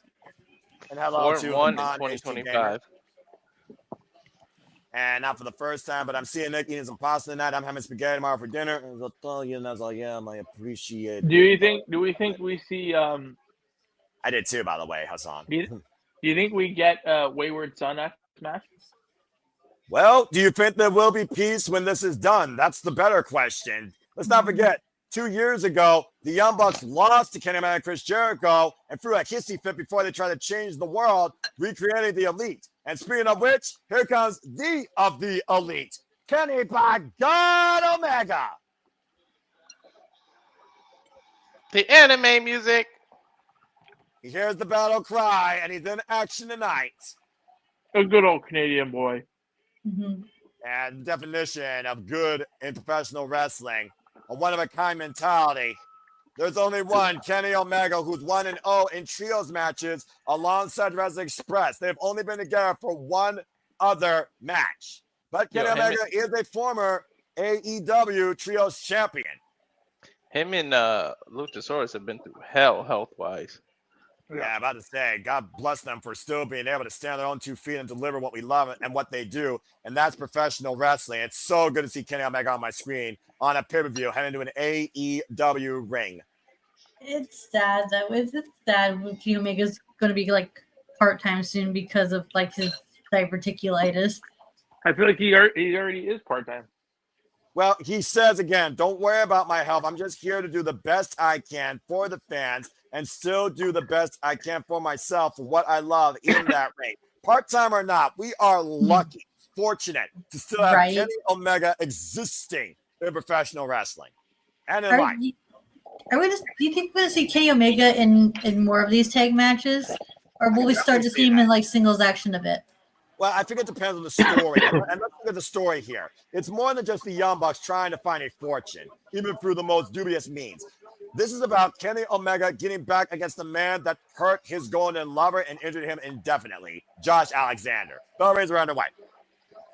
Perry starting for his team.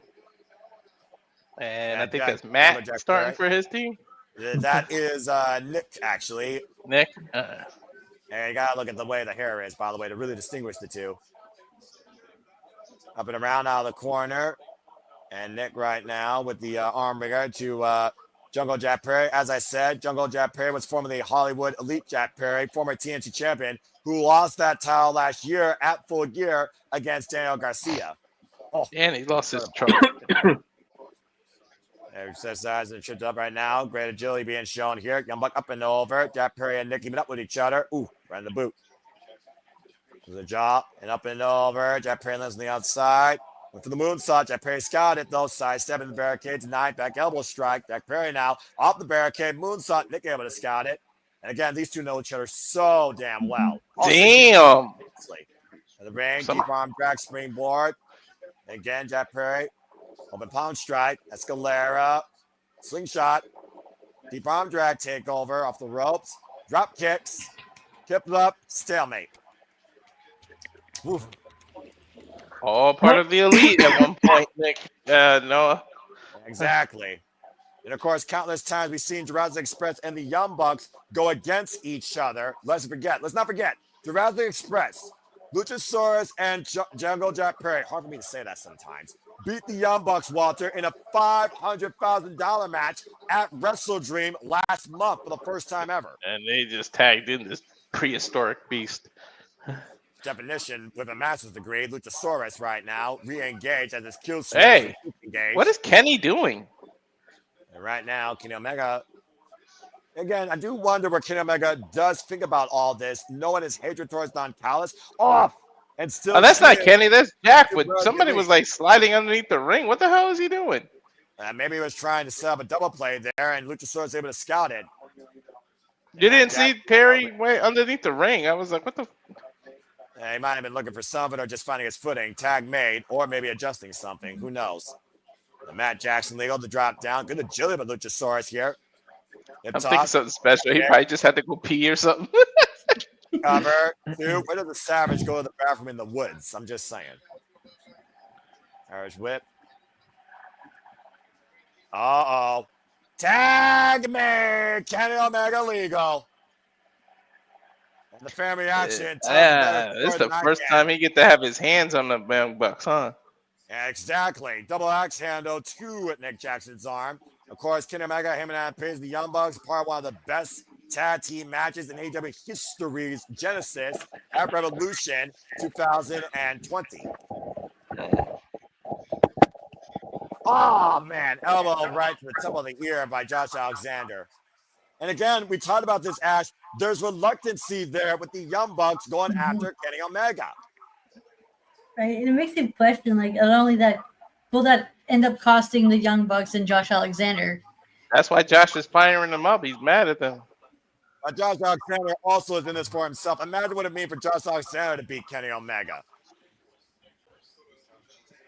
Right now, Kenny Omega and Josh Alexander, the two legal men, the two Canadians, the Irish whip. Kenny Omega looking to follow up here against the former TNA World and TNA X Division champion and current Maple Leaf Pro Wrestling champion. Sent to the outside. Kenny Omega, fast and furious, slingshot, plunge on to the outside. Did he trip on his own gear? Yeah, his gear is broken. I'm about to say, I think the chains are loosening there. Sometimes your own gear can be your own worst weapon or a nice souvenir for somebody at ringside. Omega right now, of course, like we talked about, out with Darby. Well, you know that's going to play into Josh, who loves the ankle lock. Remember, Walter, he put the ankle lock on Kenny Omega this past Wednesday on Dynamite. Don Callis says, release him, save him for Saturday. And Josh immediately on the attack, to your point, on that left leg. As soon as I saw him limp, I was like, ooh, Josh is going to take advantage of that. I knew that was going to be lingering since Wednesday's Dynamite. I knew it was going to be. Again, you see right now the Young Bucks here just watching on from the apron, and it doesn't look like they are in approval. But they got to consider here what's on the line, $1 million. At the end of the day, they've been looking for a big money match. $1 million. I don't care if that's my mother in the ring. I'm hitting. Damn, Walter!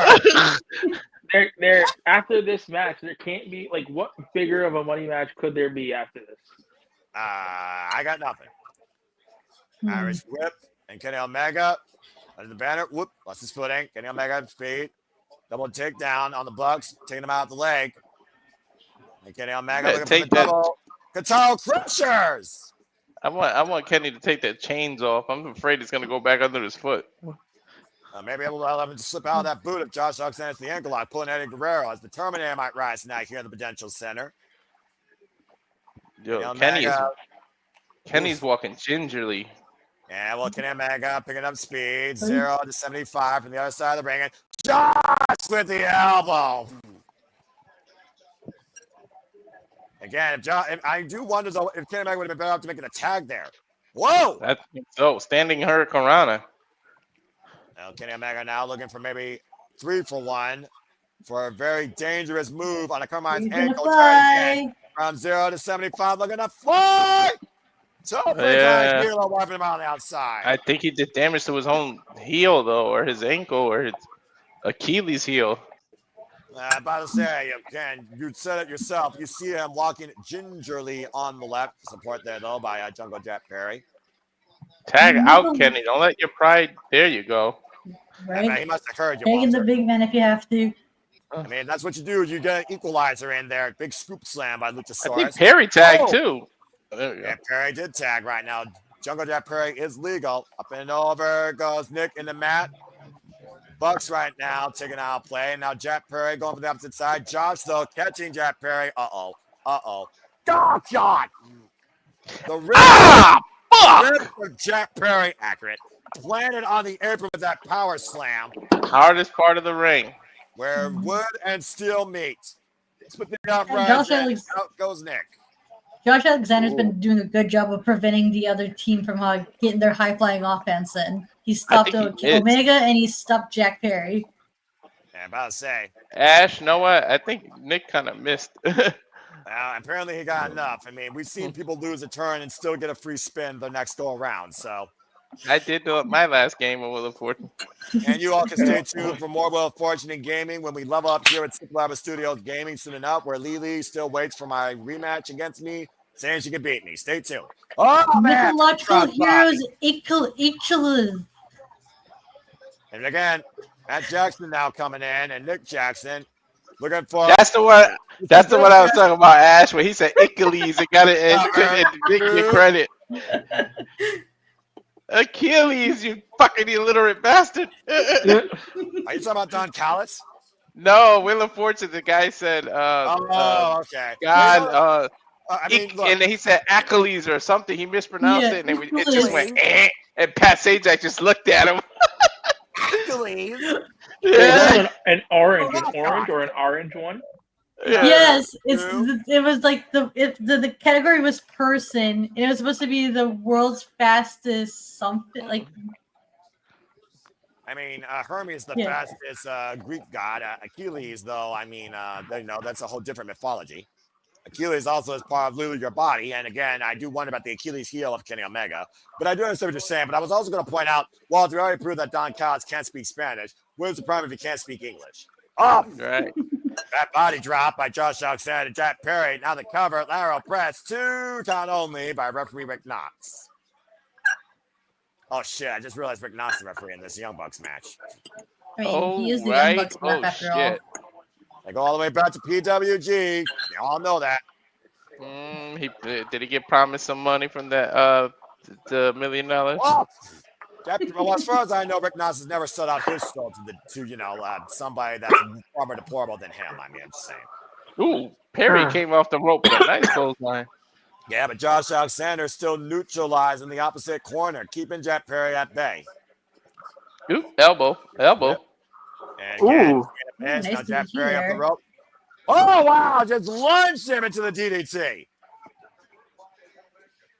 Critical moment of this match here for both sides to make the tag right now, as this is the last chance for the Don Callis family to profit. Dude, that DDT was a fucking spike. Tag.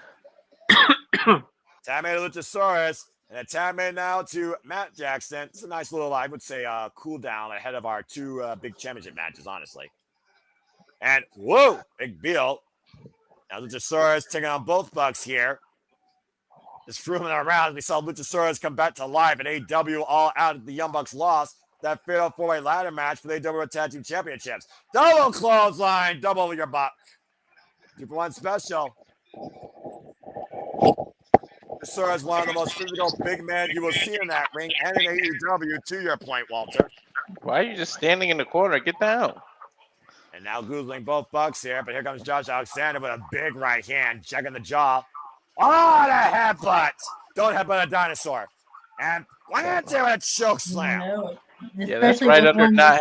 That's right under not headbutting a Samoan. That's Oh, accurate. right. And, Oh, man, the Evolution. head on, right, that'd be like a crazy head-on collision. Luchasaurus and one of the Samoans.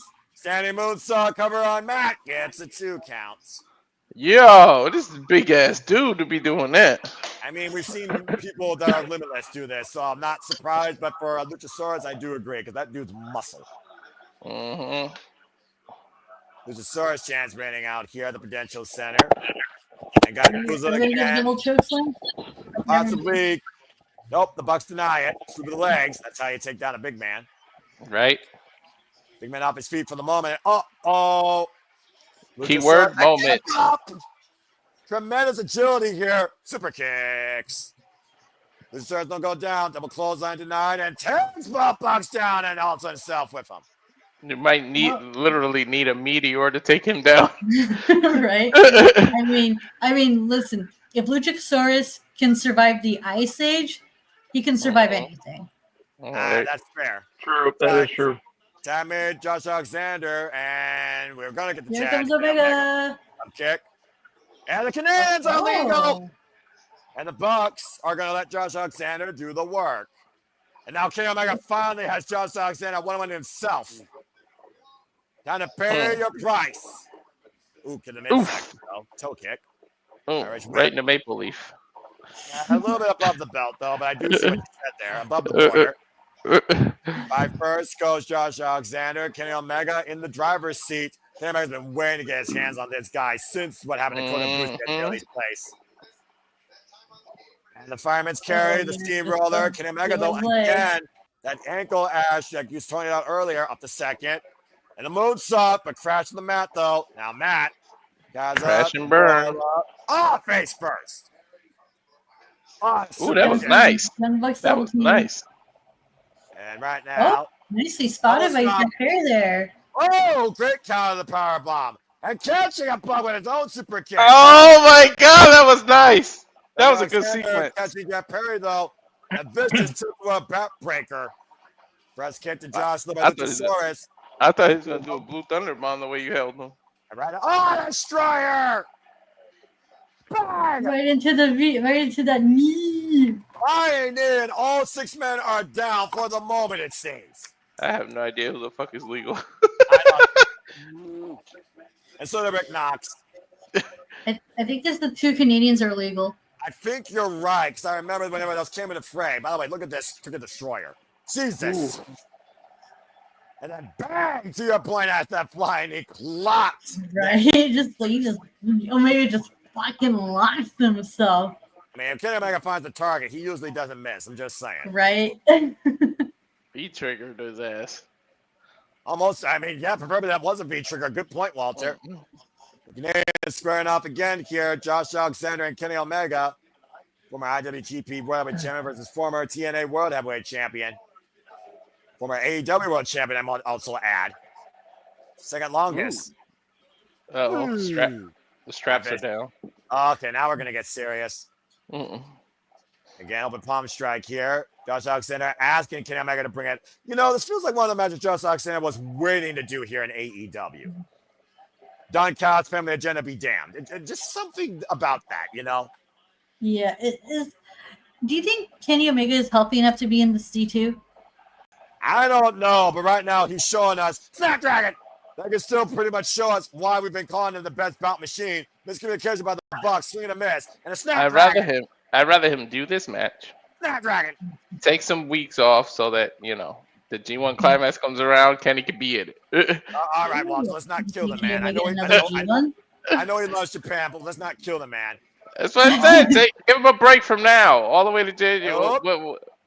When's the G1? July. June or July, something like that. That shot block by Josh Alexander. Immediately ankle lock. Uh-oh. Center of the ring right now. Josh Alexander busted wide open, by the way. Uh-oh. Speaking of E-Trigger. I'm about to say. And Kenny Omega dragged back towards center. And right now, the Bucks, though, undaunted this time, they might pull the PTE trigger. Kenny trying the ankle lock, and he might be unconscious here. And the Dark House family might be going to the pay window here. Rick Knox might call it. Jurassic Express kept at bay right now by Matt and Nick Jackson. Yo, that's so smart the way they're keeping them at bay. I'm about to say, how long can Kenny Omega endure this? How long will Rick Knox let Kenny Omega survive this? And Josh Alexander is not letting Kenny Omega budge. And there's nowhere to go right now. He's got the ropes. Oh, man. And Kenny Omega forces the break. Bro, that was a last-ditch effort. I'm about to say, just making it by the skin of his teeth to the ropes. But damage had to be done there, Walter, to your point with how long he was stuck in that hold. Especially his ankle wasn't 100% going into it. Tag. Now Matt is legal. Now Matt legal lets one leg Kenny Omega, hoisting up Kenny, and Nick looking for the Meltzer driver. Luchasaurus, though, interception, hooking up Josh and Nick, sending them both up and over to the outside. And now Kenny Omega reversing. What the hell is this? And a pop-up. Oh! Ooh. A pop-up tombstone pile driver by Jurassic Express and Kenny Omega. Luchasaurus moves off the outside. Wiping out Josh and the cover by Kane. A weird kick out. It's over. Oh, what the? You were saying, Walter? Why would he?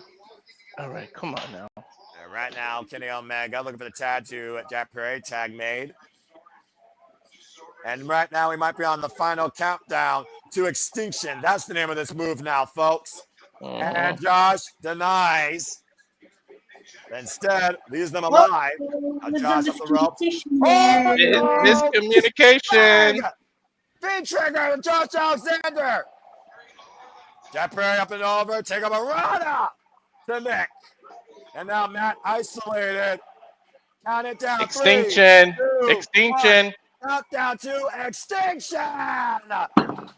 Over to Josh with the save. Yo, that was $1 million save, literally. That's the first time and only time, Walter. That is 110% accurate. I don't know how much the winner's purse is usually for a wrestler, but legitimately, there is $1 million on the line. How much more, though, do the Young Bucks have left? What is Lucha doing? And how much does Cam Omega have left in that leg? Trying to hoist up Nick and Matt. And what the hell? Is this a double doomsday? Escalera, Jack Perry to the top rope. Double dudes. What? The Bucks are out of feet. Super kick Cam Omega. Super kick Luchasaurus. Goes underneath the banner. Jack Perry up the second rope. Climb that super kick on the moonsaults. I hate giving the Bucks credit, but that was crazy to land on your feet from that. There's Alexander. Oh, no. One wing angel on the outside. One wing angel. One wing angel on the floor, Josh. And Jack Perry the roll up. 2. Oh. A swing and a miss. Looking for the backslide. Trigger. And right now, the Bucks with the BTE. Trigger. The Jack Perry. Oh, they actually won it. Young Bucks and Josh won it. Oh, shit. Wow. I didn't think they were going to win. I think I picked Kenny and Durant. Wow. I'm surprised by that. The Young Bucks are once again millionaires. For and now. They're probably going to go spend it on the casino again. I was about to say, if I get money, I'll never walk in that place again. You would think that Nick would have learned his lesson, though. I'm just saying.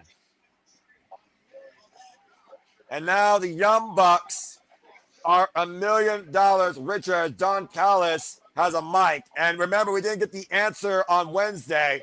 We might get that answer tonight. The rest of the family is coming in. Yeah, the entire family. Is that Don Callis's, kayfabe, his $1 million? I mean, the manager has his cut. I don't know, No, I'm saying, did he pay that out of his pocket in kayfabe to give it to the Bucks? I guess we'll find out here. Other members of the family, of course, had to be involved here. Don Callis took one of the bags. Again, he had to get his cut. Still, though, that's a hell of a cut, though. The Young Bucks, old Don Callis, a whole damn lot. And Kenny Omega is still left alone now with the entire Don Callis family. And Josh, And Josh Kenny is not Omega's done. in there. And Josh Alexander right now going after the angle, as well as Mark Davis and Clone, Rucker, Romero, and Hechicero all in the ring. We have 5 technicians and a hyper. Yo, people joked about the Bucks turning. This could be their chance. Well, right now the Young Bucks are being taught by Don Callis, while Kenny Omega is being destroyed. What's more important, friendship or money? Well, I guess that's for the Young Bucks to decide. Dude, they're conflicted. Look. Again, these guys have literally ride and died since the Elite was formed. There's a long-term history here. Dating back all the way to 2016. Again, they need the money, right? They need the money. They're leaving Kenny. They're leaving him. They're leaving him. Young Bucks right now a bit torn here. They're going to drop the bags, aren't they? They're going to chop the bags. Did they sell out? Or did they buy in to a moral code? Don Callis trying to drag Matt and Nick, and they're gonna drop the bags. Back to the ring. The money down. The Bucks are up. Super kick to Josh. The Young Bucks are going after their aides friend. Matt and Nick win. They realize friendship is more important. Rucker and Romero wiped out. Mark Davis, swing and a miss. Double super kick. The Dogsula and Luchasaurus choke slam. You gotta be kidding me. They really turned face? The Young Bucks turned $1 million down to save Kenny Omega. And Jack Perry as well, for that matter.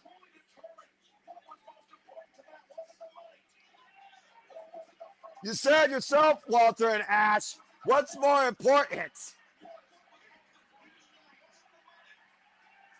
Was it the money or was it family? Yeah, but are they going to shake their hands? I don't know. And it looks like it. Young Bucks and Jurassic Express on mutual terms. But what about Kenny Omega? Yo, Nick just said, I'm sorry for everything. I just read his lips. Well, he literally said, I'm sorry for everything. I mean, we saw what happened during New Japan Pro Wrestling when the Young Bucks had a fallout with Kota Ibushi and Kenny Omega. Now we got a year and a half later, the Young Bucks trying to renew what they did in 2023 with a hissy fit with Kenny Omega on this stage. Is the Elite truly back? It's if a not whole truly different type back, of Elite. if not truly back, can they at least move away once and for all from the past? Hug it out, the crowd is screaming. Now, the hands are out. Again, Don Callis' family watching from the entranceway, might I add. Power of friendship chants running out by the crowd. Damn, they literally turned $1 million away. That's crazy. It doesn't look like time heals all wounds. I don't blame Kenny Omega after what they did, you know? He slapped their hands because he's going to hug them. Oh, wow. Elite forever. Oh, shit. That's a moment right there, folks. AEW, Kenny Omega and the Young Bucks back together. The value of family is Looks like you're gonna be getting the a big fat guys. money. The Bucks did it right in time to get on Santa's good list. Some would say the Young Bucks' hearts grew 3 times this day. Are we gonna get the Don Callis family versus the Elite now?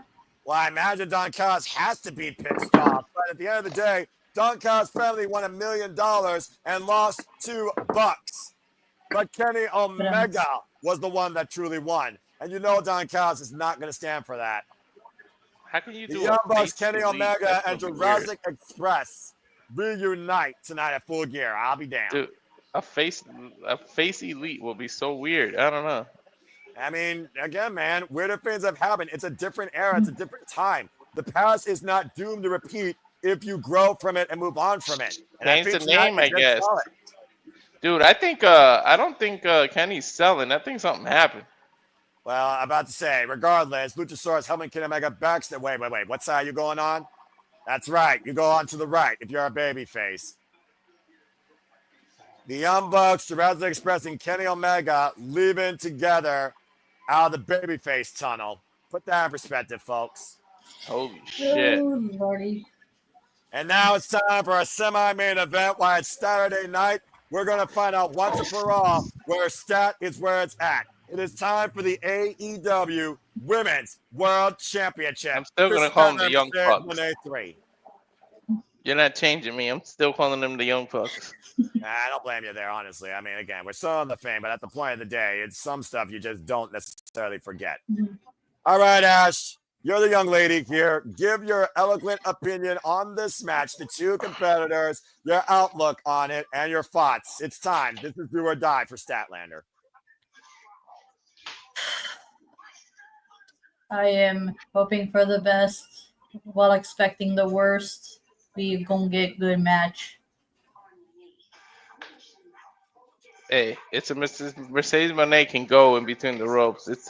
I never doubted that or never took that credit away from her, but yeah, I'm just like I hate how conflicted. I hate how I'm conditioned to believe Mercedes is winning this match, yet I want Statlander to retain. okay, she went to Vegas and got all the Chippendale guys. Well, I mean, she needs more than enough of them, to be fair, to go to this video package. And then we saw this past Wednesday as she added another title to her portfolio, the Ring of Honor Women's World Television Championship. She did put Statlander in the statement maker. Statlander did not tap out. It's time for Chris Statlander to be Mercedes Moné's never-ending nightmare. Time for the CEO to finally lose the biggest crown jewel she'll never get in her portfolio. Oh, boy. I might be uncharacteristically quiet to build this rage. I'm going to be unbiased here. I have to be the integral play-by-play guy here. I am 100% unbiased. But the bottom line, focus. The match word is focus. The match play plan, the match story will be focused. And when Mercedes Moné has focused on 15 other small things, she has never won the big one. With only one opportunity in her AEW career at the AEW Women's World Championship at AEW All In, losing the timeless Toni Storm, her only singles loss in her AEW career. It was 1 year ago at this pay-per-view that Mercedes Moné compared Chris Statlander to Charlotte Flair and was able to upset the former TBS champion. Now looking to repeat history, but this time achieve her legacy in winning the AEW Women's World Championship. Noah, let me know when she's on the apron because my max jumped. She's in the ring, dude, by the way, right now. All right, and we got referee Aubrey Edwards for this contest. As we await the inevitable that I've been calling since last year, Stat is where it's at. She is 100% focused on the only thing that should matter, the AEW Women's Championship. Let me know when Statlander gets on the steps. The spaceship just crashed. What the hell? Well, she was once the Galaxy's greatest, turning to more than woman after a year before formation. There's only one fucking Chris Statlander.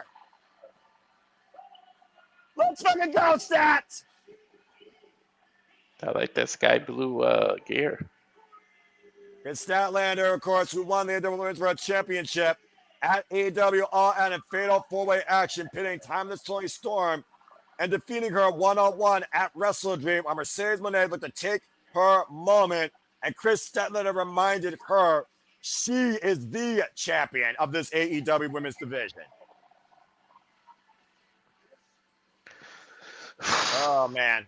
I'm just taking it in. This is the match I cared about the most on this card because this is where I make or die my stance on Statlander and AEW as I know it. I'm just going to say this. Based on the result of this match, you may or may not see me on this screen again.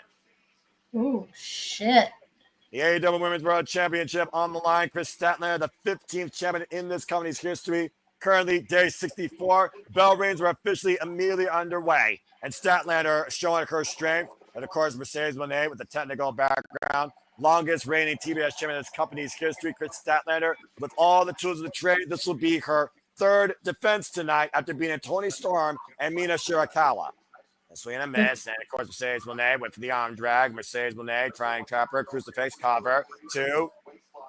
Early 1 count so far. Excuse me. Referee Aubrey Evans for this contest, by the way. The fate of the AEW's women's division is determined by the outcome of this match. And right now, Statlander, Mercedes Moné up and around, looking for that Mistico, the armbar takedown immediately in the crossface. Looking for the statement maker, and Statlander with the counter, inside leg hook, and a 2 count. Super delay by Statlander. Nice forward sense on. Follow up, standing moonsault, beautiful by the former TBS champion cover. 2 count only. Chris Statlander, one of the strongest winning records in AEW. One of the longest durations of injury in AEW. 600 days injured. Double knee replacement surgery. Oh, the first woman to hold both the TBS and AEW Women's World Championship in this company's history. Sidestep to the outside. Rough landing for Statlander there. Target James hands, of course. We have pinfall submission inside the ring. Baseball slide by the CEO. You see right now Chris Statlander clutching that arm. Mercedes Moné might scout a vulnerability. I also want to add, by the way, Chris Statlander is still the Pro Wrestling Eve International Champion. Tope Suicida. Chris Statlander with the roll through. Use the momentum against her opponent. Up in the fireman's carry. She's literally got Mercedes Moné up on her shoulders and walking her up the steel ring steps. The power of stats. Again, though, trying to push her into the turnbuckle. Back elbow strike by the champion. Both women on the apron. Whoop. Nice evasive maneuver there by Statlander. Inside second. Mercedes Moné right now being hoisted up. They're going to be brought in the hard way by the champion. Looking for a superplex. Bring her down. And now Statlander. Dragging Mercedes Moné to the drop zone. Maybe looking for that big area 451 splash. Why does this match feel rushed?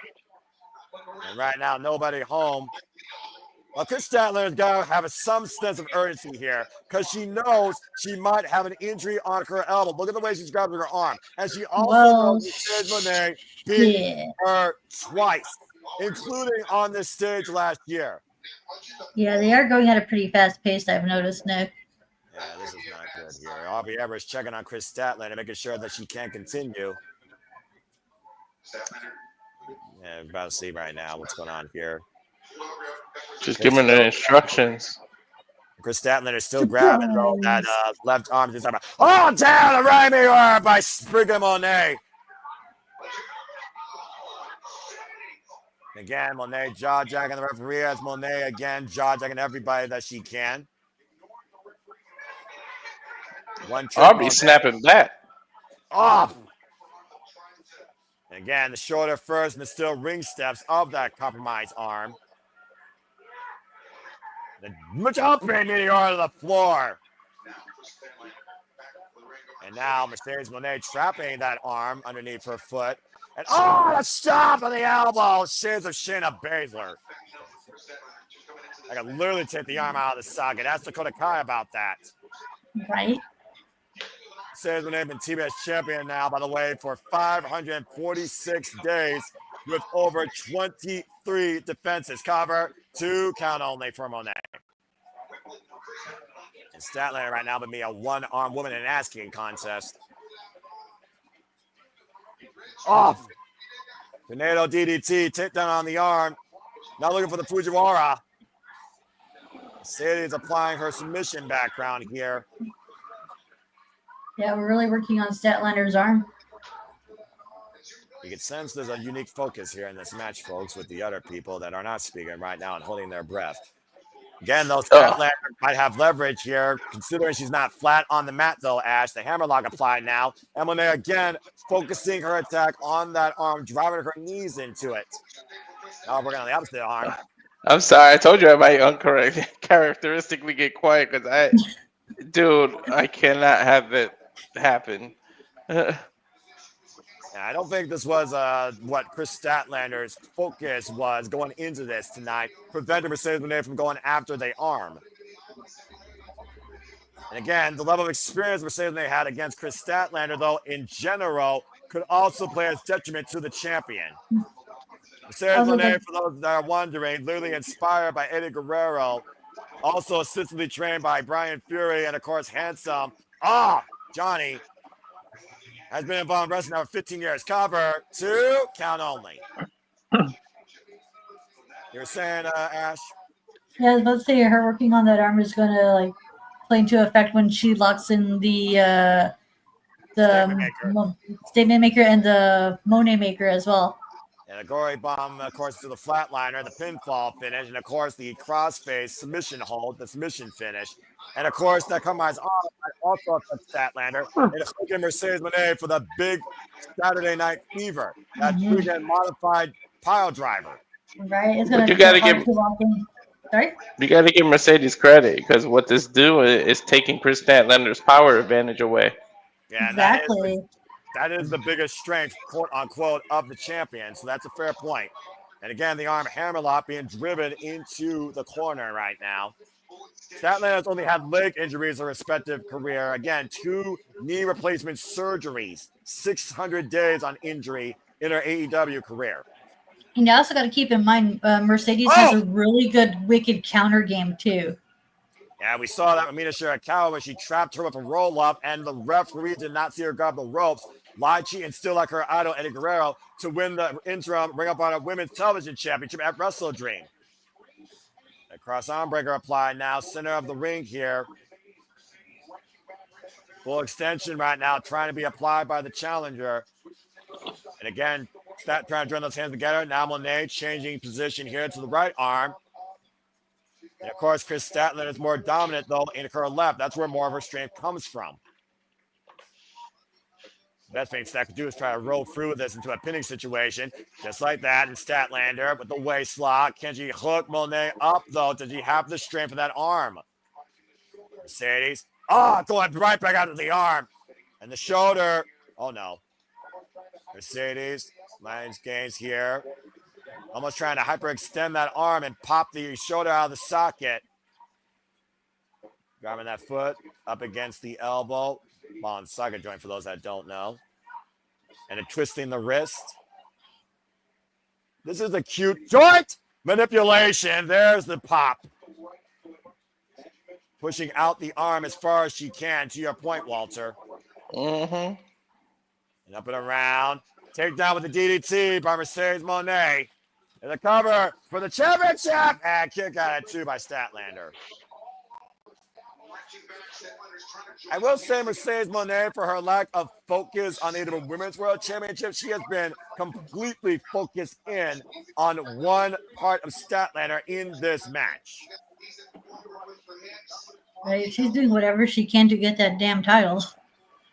Well, it might be her last chance, honestly. I mean, again, are you really of value to this business? Are you really cemented in your legacy if you can't win the big one in the company you work for? Statlander trying to fight from underneath, though, just swatting away. Kick to the midsection, though, by Mercedes Moné. Now playing mind games here, and the front face lock applied. Moné, German suplex. Oh, give me a fucking break. Pops the hip, throws over. There's a second one. And now Mercedes Moné hooking up Statlander for the Tres Amigos. And not letting go, it looks like. Possibly looking for a fourth one. Another German suplex applied. Still maintaining full head control in the front face lock.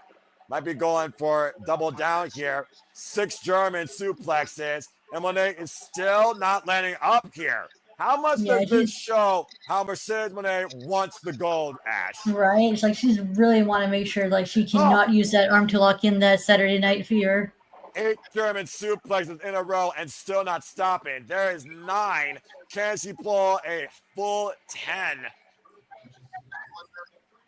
Mind you, this man's her damn title she has. And if so, that means she needs 4 more. And right now, again, how much is it taking out of the challenger versus the champion? 11. Each one of these, though, has to be wearing out Mercedes Moné, if not more than Chris Statlander. She's exhausting a lot of energy here, guys. And 12. And there's 13. Can she do one more to complete her portfolio of championship gold? There it is.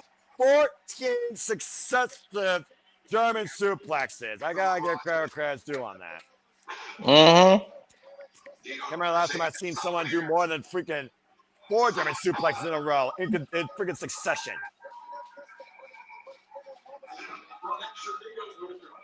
And you see how Statlander and Moné are both not moving, and Moné unable to follow up.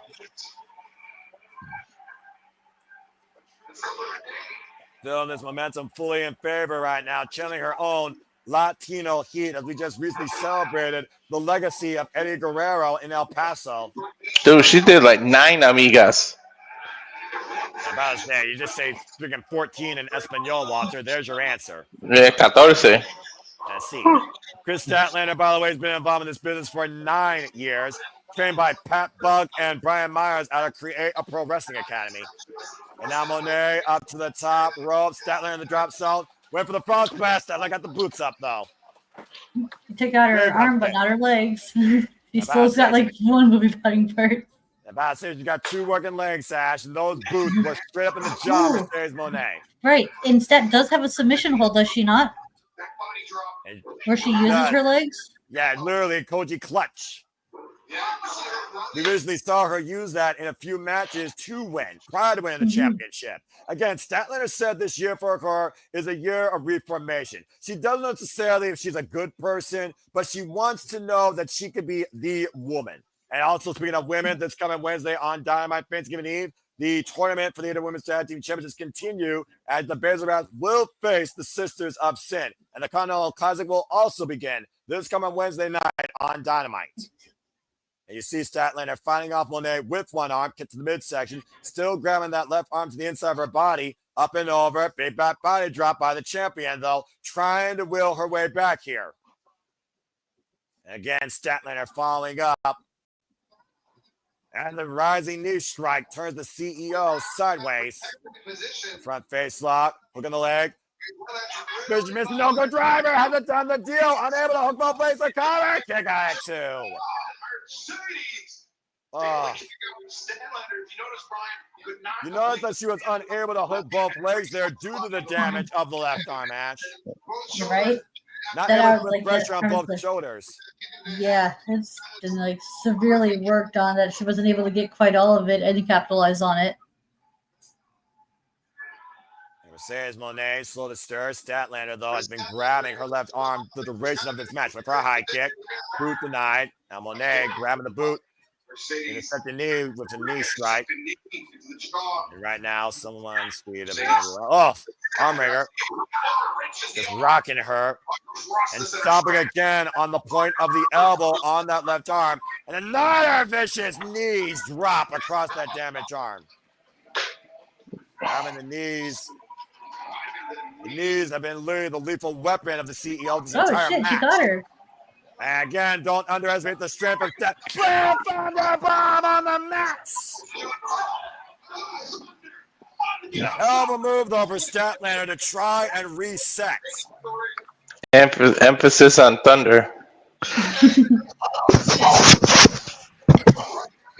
Right, because you can just see the thud as she planted her on the floor. Yeah, about to say, and of course, those mats are for the building, not for the competitors here.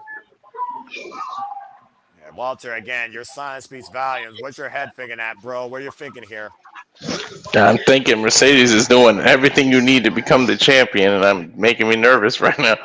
What Statlander doing everything she needs to do to stay champion, showing what she's willing to endure and willing to rely on. A champion is only as strong as how far they're willing to go and how dynamic they are as a competitor. Statlander has been working for this her entire career. There is no way she's not going to give less than 100% to hold on to this title, let alone get this win back from last year. Right, I was about to say they're replicating the same spot fight they did from last year. Up to 9, and Monet just breaks the count. Almost had her there as a count-out victory would have allowed Chris Statlander to retain. And Chris Statlander went for the rolling. Oh, codebreaker! By Mercedes Monet, the backstabber. Double knees in the spine now.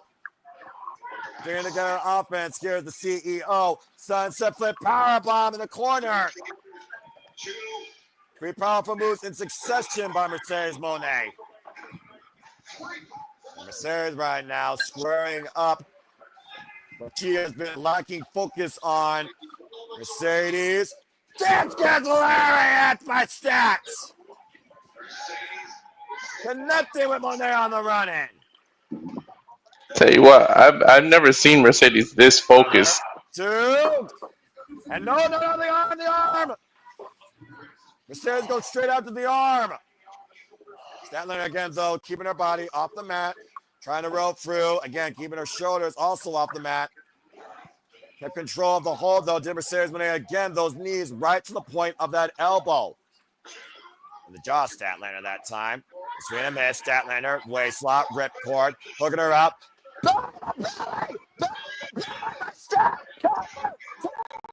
Oh my God, imagine. She hit her with Bailey move. And now looking for the Moneymaker of her own. Again, remember, Bryan Danielson beat Kazuchika with one arm. Maybe Statlander can do the same. Into the side of the ring.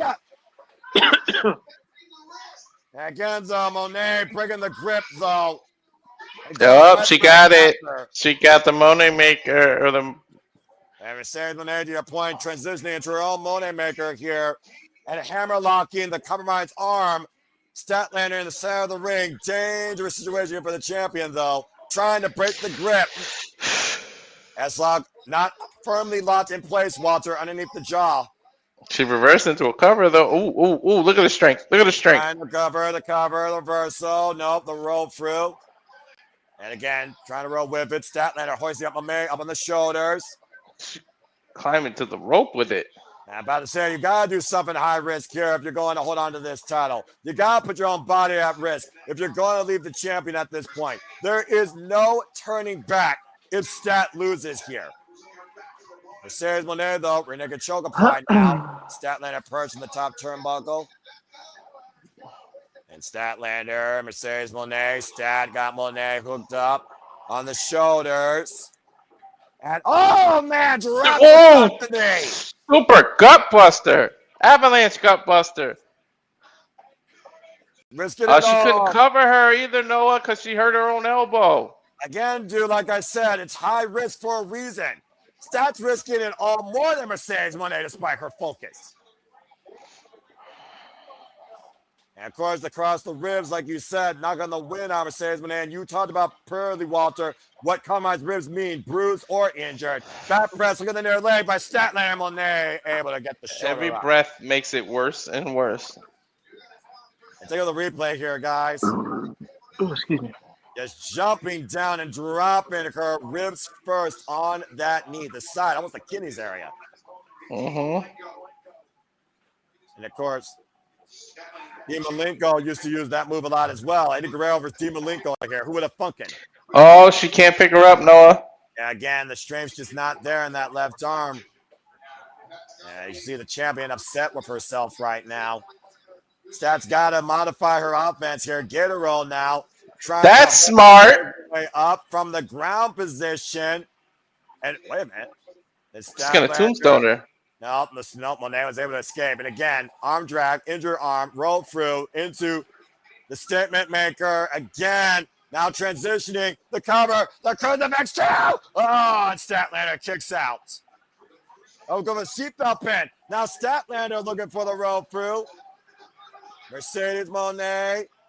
The seatbelt, but Statlander kick out by Moné. Woo! Fucking sweating here.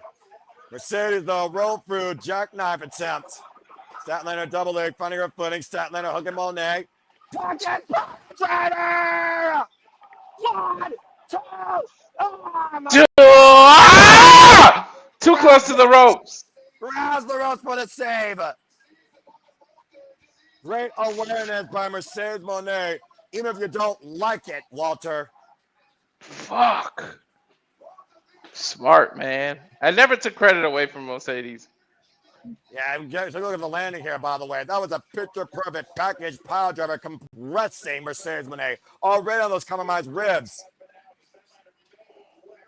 Very well executed by Chris Statlander, but ring awareness preserves Moné's chances for the AEW Women's World Championship. Bro, this might be the first AEW pay-per-view that's 2 days. Look at the time. Again, right now. No, they've done it. They've done this before. Yeah, I'm about to say, Walter, you set the flow here, but let's not forget how long these actually go. And we have one match left after this. And Mercedes Moné up on the second rope right now, and Chris Statlander catching Moné on her knees, on her shoulders. And again, Moné still fighting back, though. Statlander still fighting back, hooking her up, hoisting her up again, and Moné. Mercedes right now up on the shoulders of Chris Statlander. Like, oh, God, Poison Rana! And Moné falls over the running knees against the bottom rope. Meteora. The cover spread goes to the farther kick out to my stats. Oh, God. AEW's trying to give me a heart attack. You a heart attack? I'm the one that's on high blood pressure medicine after today. Oh, I shouldn't have said that out loud. You good, Noah? Yeah, I'm fine. I'm perfectly fine. Okay. Dude, look at the bruise. I didn't know Mercedes had that. Look at the bruise under her arm. Again, Mercedes Moné has said in the past, no one's pushed her to the limit like Stat. Their first one-on-one encounter at Full Gear last year literally went for 19 minutes. They surpassed it at World's End. It went for 24 minutes. No one's taken Moné closer to the deepest edge of the water of AEW versus the deepest end of professional wrestling as a champion than Chris Statlander. Mercedes is going to a different place. Y'all see her face? Is it wrong for me to say that Chris Statlander's Mercedes Moné's best opponent she's had since her joining AEW? Absolutely not. I said so eloquently earlier. And right now, you see Chris Statlander hooking up Mercedes Moné, still looking for Saturday Night Fever. Unable to execute it, though. And again, Statlander reversing Mercedes Moné. And Moné, both these women trying position, now transitioning, change up, looking for the Moné maker. Statlander trying to prevent Moné from doing it, pushing her torso first in the turnbuckles. And again, trying to break the grip of the CEO. The arm's still captured, though. That's so smart. Oh, my gosh. Bro, she's going to freaking flatten her chest out, keep doing that. And now Statlander preventing herself going face first in the turnbuckle. Throw Moné off, hooking her on the shoulder. Once again, got her in position. Oh, thank God. Yes! Woo! Boy. Statlander has fucking yes! Oh, my God. Card. And Thank God. Statlander's wearing tags. Fuck yes! Woo! You Dante, and fuck you haters, and fuck you doubters. Chris Statlander has fucking arrived 1 year later. Fuck, I'm rewinding this. Hold on. I just rewound it just to watch it again. God damn, Chris Statlander is everything I love in a woman. Yeah, you're damn right. I agree with that, Ash. Congratulations to still the AEW Women's World Champion, Chris fucking Statlander. And the CEO goes bankrupt twice in a row for the AEW Women's World Championship. Are we getting a return? What an incredible match and what an incredible defense by Chris Statlander with one arm only in play mostly. I couldn't be happier for her. Congratulations to the rightfully justified face of the AEW Women's Division. Now, I'm like a brave. Now, tell me what's going on, because I literally rewound it just to watch the ending again. Right now, we got just people talking here. I mean, an incredible moment, Ash. We just saw Mercedes Moné handed her second singles loss in her AEW career for the Women's World Championship, and Chris Statlander beat that bitch 1 year later. It jumped to the Callis family backstage for me. Yeah, we're not. Now we just need the Willow to win the TBS title, and we're good. Tell me when you see the Callis family. Let's go back to stage on Callis fans. Like seen there with Okada, Konosuke, and Hechicero. I don't give a fuck about this. Please, yes, I do. Please hit each other. Please hit each other. Please hit each other. Can I be real with you guys? Yeah. Only 2 people looked good with that version of the IWGP Heavyweight title. I agree. When they got on the same page, it's going to be the greatest team in history of all elite wrestling. Please hit him. Please hit him. Please hit him. Please hit him. Please hit him. We lost that match. Oh, used up 10. We don't need to blame each other. This wasn't the problem. Whoa. Uh-oh. Oh, shit. He's going to defend the title? Gotta show everyone. Let's do. Why is the greatest tournament wrestler of all time? Oh, yeah, he has to defend the Continental Classic. He's the reigning Continental champion. What? Huh? Uh-oh. Uh-oh. I will also be in the Continental Classic. Yeah! We're getting it, boys. We're getting it. The finals. These are planting. That's going to be the finals. They've been planted. They're going to be growing. That's going to be the fucking finals. It looks like Fletcher wants in too. Pro Okada, after he's since losing the TNT title. Well, Kyle Fletcher blaming them for not being out there. Pro Okada, Pro Shida. Not even saying that very long. Oh shit! Yeah. Fletcher's wow. in it Fletcher's in the C2 as well. Let's go. Kyle Fletcher did beat Okada in last year's Continental Classic. Look what you did to Kyle. This is all your fault. It's all your fault.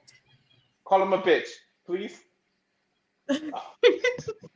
Damn! I need to be an AEW writer. That was Takeshita's chance to go, bitch, when he turned around.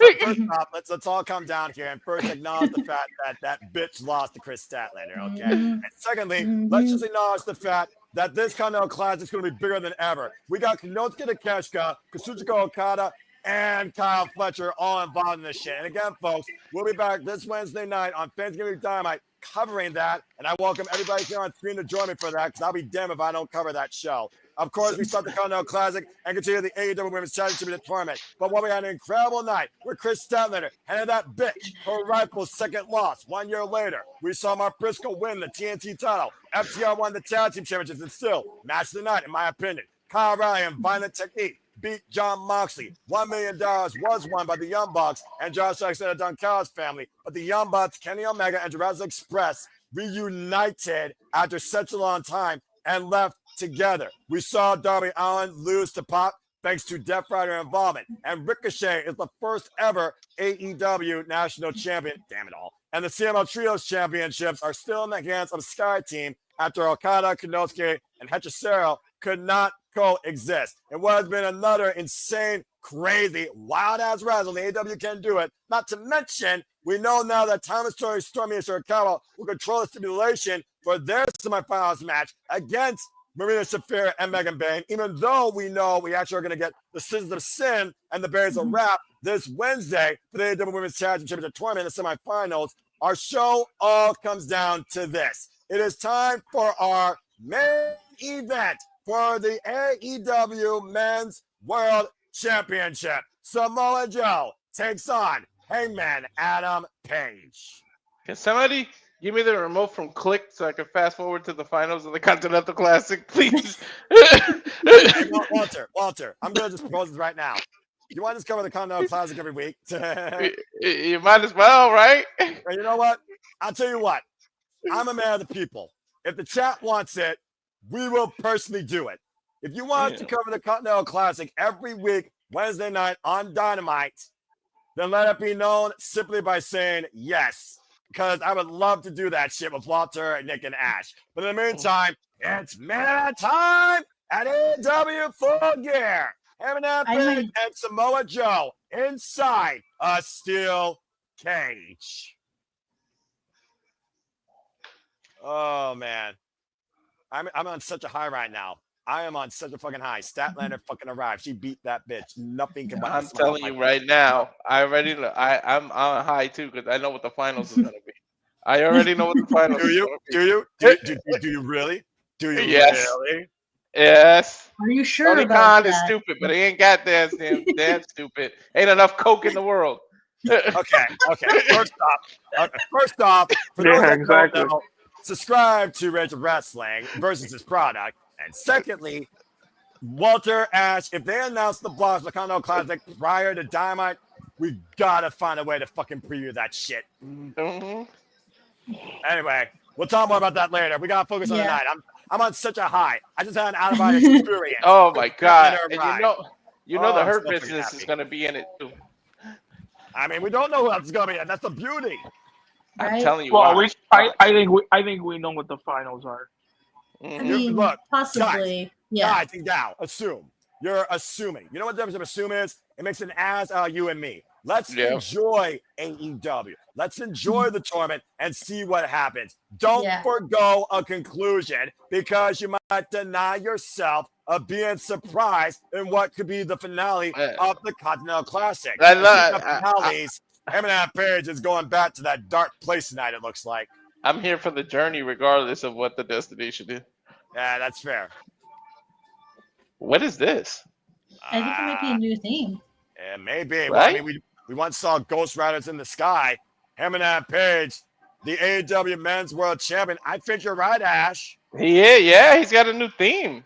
A new refocused Eminem Page arrives tonight before he heads inside a steel cage. Well, way to give this away. You're not going to debut a new theme and lose the fucking title. Well, again, Eminem Page has been a whole new man since winning the AEW World Championship. After going through 2 years of hell and even confessing to the first time when he won this title. Maybe he wasn't ready for it at that time. Him has done everything possible to make this championship mean it is the most important fucking thing as possible. And there's a reason why he chose to go up against Samoa Joe inside this steel cage when Joe embarrassed him and tried to injure him at Wrestle Dream. Even Samoa Joe said it. He wasn't looking for to win or lose to simply respect Heyman. He was looking to make a statement.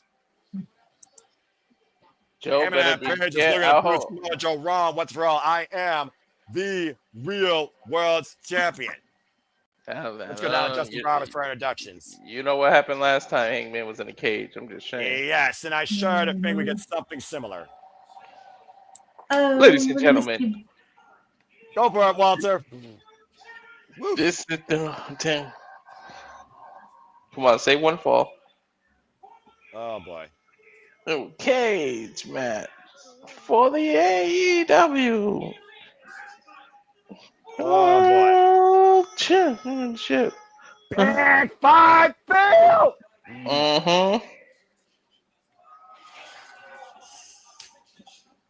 And again, escape means nothing, unlike the other companies. It was submission. California. From Huntington Beach. California. There's only one Samoa Joe in this world, the most lethal man you could be locked inside a steel cage with. Samoa Joe. Right, he could be a double champ. He's still the AEW World Trios champ. That's correct. Samoa Joe, 46 years of age and 25 years involved in this game. From Virginia. Yeah, I respect Virginia. 229 pounds, so Samoa Joe has definitely got the weight advantage. I think we all knew that before the man entered the cage, Walter. Mm-hmm. And he's Virginia 34 years of age and 17 years in the game. Go ahead, Ash. I was about to say Virginia Avenue is one of my favorite properties to get in Monopoly. Mm-hmm. one of these days we gotta play Monopoly on the PlayStation or Switch together, but that's a whole different time. That being said, Paul Turner holds up the AEW Men's World Championship. Again, in a steel cage in AEW, folks, you can't be a pussy. Escape means nothing. The only way to win is via pinfall or submission inside this structure. In the ring, baby. The Prudential Center is standing up. Did a hell of a night here on another pay-per-view of the year candidate for sure. Here we go. Ring the bell. Oh boy. Bell rings! And the cage door is locked, and Samoa Joe is all alone. Why Heyman has a compromised rib cage. Look at those holes in the oh, that's to stick the camera through, ain't it? That's what those holes are. Yeah. Yeah, you gotta be able to stick the camera through there to get the right angle sometimes. Unless someone's gonna climb. I'm kidding. I'm not gonna put that. Well, we know that. Well, I mean, Ash, I wouldn't rule it out because we've seen it before, but we also gotta consider this. Heyman neutralized the ops. Powerhouse House was sent to the hospital after falling for electrical equipment at a table off a balcony, and he neutralized Kazuchika Shibata this past Wednesday on Dynamite. Samoa Joe is on his own, but the ops never lacking that mentality. And Samoa Joe wants to show Heyman that I am the most dangerous nightmare you will deal with that you will never wake up from until I have the AEW Men's World Championship. Right, especially like Samoa Joe, he does really good in these cage matches, doesn't he? History of them: TNA, NXT. Well, NXT actually. He's a lockdown. NXT. He lost the NXT Championship to the Demon Finn Balor, so the jury is out. Big right hand's raining down. Meanwhile, Heyman Page, to your point, guys, he won a steel cage match against Swerve Strickland, and that was lights out. Oh my God, these two locked in a cage. Outside playing Gus is the second steel cage match that Heyman Page has been involved in his AEW career. Oh, look, Joe's busted already. That don't surprise me because, again, we got blood. And Samoa Joe, that Samoan's going to bleed, baby. I don't know why no company thinks to, in the corner of the cage, is where the bars meet, put a camera there, and then you get an inside view. I just thought you just do like a PTZ camera, but maybe they just don't think it has enough electricity. But now that they have drones, you can fucking float over the damn cage. Well, that's the drones in the right position at times, you know. And again, Heyman Page right now, who literally, as you saw, sees red, as we saw in his Titantron, now up to the top rope. Asai Moonsault connects, wiping out Samoa Joe. And now the cover and a 1 count off the lateral press. And of course, no body weight distributed on the body.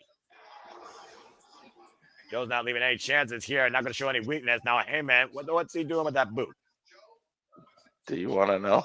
Well, I'm about to say, we did see what he did with that boot against Hobbs and Shibata. Maybe looking at, the low blow. I thought there was. I swear, I thought there were going to be thumbtacks in the boot or something. you would say that, you crazy. I mean, we know what company this is, right? We wouldn't put it past them to do something like that, right? I'm sure you're not wrong. Boot up, cowboy boot up to the side of the head of Samoa Joe. Samoa Joe left a bleeding mess. Now just driving that boot straight through the head of Samoa Joe in the corner. This is Samoa Joe's 20th steel cage match in his career. Lucky there's not a spur on the end of that boot. Oh my God, that would have been done so much damage. Yeah, I think. Now Heyman with the cover, back press the far leg, and a 1 count. The last time that Samoa Joe was involved in a steel cage, let's not forget, was for the AEW World Championship against Jon Moxley. He lost that night as well. See how dangerous Heyman Page can be inside a steel cage. Can Samoa Joe still be just as dangerous, honestly? I mean, you think about Samoa Joe, who's been so caught up on this Death Rider vendetta, helping Heyman through it. You got to consider also that Samoa Joe, he said that I need to remind myself who I am. That's the reason why he attacked Heyman and pursued the AEW Men's World Championship. I've seen more blood tonight on a pay-per-view than a Mortal Kombat tournament. What the fuck? It wasn't artificial either. And to your point, Sandy, you're right. He was involved in 2 steel cage matches in NXT. He won the one against Finn Balor. He lost the one against Shinsuke Nakamura. That was the person that he lost against. My bad. Oh, yeah, Nakamura. NXT in Australia. Yeah, remember Nakamura was the King of Strong Style? IWGP champion. Remember Nakamura? No, it's just whenever you say that, I go right to the Rude and Nakamura feud. Oh my God! I go to That was Nakamura with Sami NXT. Zayn. Oh, and NXT. Oh, wait, did you just say something that just sparked my heart? Oh, that's right. That was my NXT. That was a good match. Like the Sami Zayn Nakamura match was my first Nakamura match I watched because I wasn't watching. Because I didn't watch New Japan at the time. Oh, okay. Oh my God! Look at the blood on the camera. Ooh. This might be the first time this cage actually shows red appropriately, not like a The giant. ropes are red as shit. Look at the rope. Well, there's a reason why AEW has white ropes, if we're being perfectly honest here. Pointing the elbow to the top of Heyman and Page's head here as Heyman's taking on the most dangerous villain you could face in this universe. I wonder if he's regretting the decision to say steel cage. You know, I wonder if Heyman and Page ever regrets what he does and sometimes realize what he does is more a detriment to him than a benefit. But it goes to show what Heyman's trying to do. Oh, God. When it comes to showing the importance of this championship and what he's willing to do to preserve it or showcase it. Now Hangman's bleeding. What the fuck? And by the way, shout out to everybody here on the East Coast like me. Welcome to Sunday. And people still talk about the Continental Classic earlier and betting odds, as you all are also so eloquently saying here. Samoa Joe using, of course, the cage with his advantage. We always talk about, bang! You could use that as a weapon. That combo, bro. Ooh, look at that visual. You don't see this type of stuff in WWE. I mean, you know why they can't, right? Yeah, of course. Publicly traded company, PG, and they're also just lazy. At the end of the day, though, AEW is not just for kids. Well, Cody bled Friday. Now, Cody Rhodes might be the one person that actually knows how to wrestle and showcase it in WWE to a degree not named Walter. Or Ilya Dragunov. Again, I'm still waiting for Walter versus Ilya. Just saying. Bro, they need to bring back his name. You brought back his theme. Just call him Walter. Well, it is what it is. You take the video where we can. Again, fuck Death Row, but the sooner they take Death Row out of WWE, the sooner I might care about WWE again. Ooh! Page right now, trying to attack Samoa Joe's midsection. He punched him in the rib. Well, I mean, again, you have an exposed area. One, power slam, cover, two. I love when he does that hook of the arm and leg. Ooh, him and Randy Orton. Him and Randy Orton with that damn power slam. I'm about to say, man, sudden impact. You know who's starting to do it like that and doing well is Matt Bourne. I've heard about that. Not Matt Bourne. Matt Bourne is a fucking character in the Bourne Identity. Yeah, but say, what the fuck you talking about, dude? Oh, are you talking about Miles Bourne? Miles Bourne, yeah. Miles Bourne, yeah, I'm about to say. And right now, that cut wide open. Samoa Joe baptizing Heyman.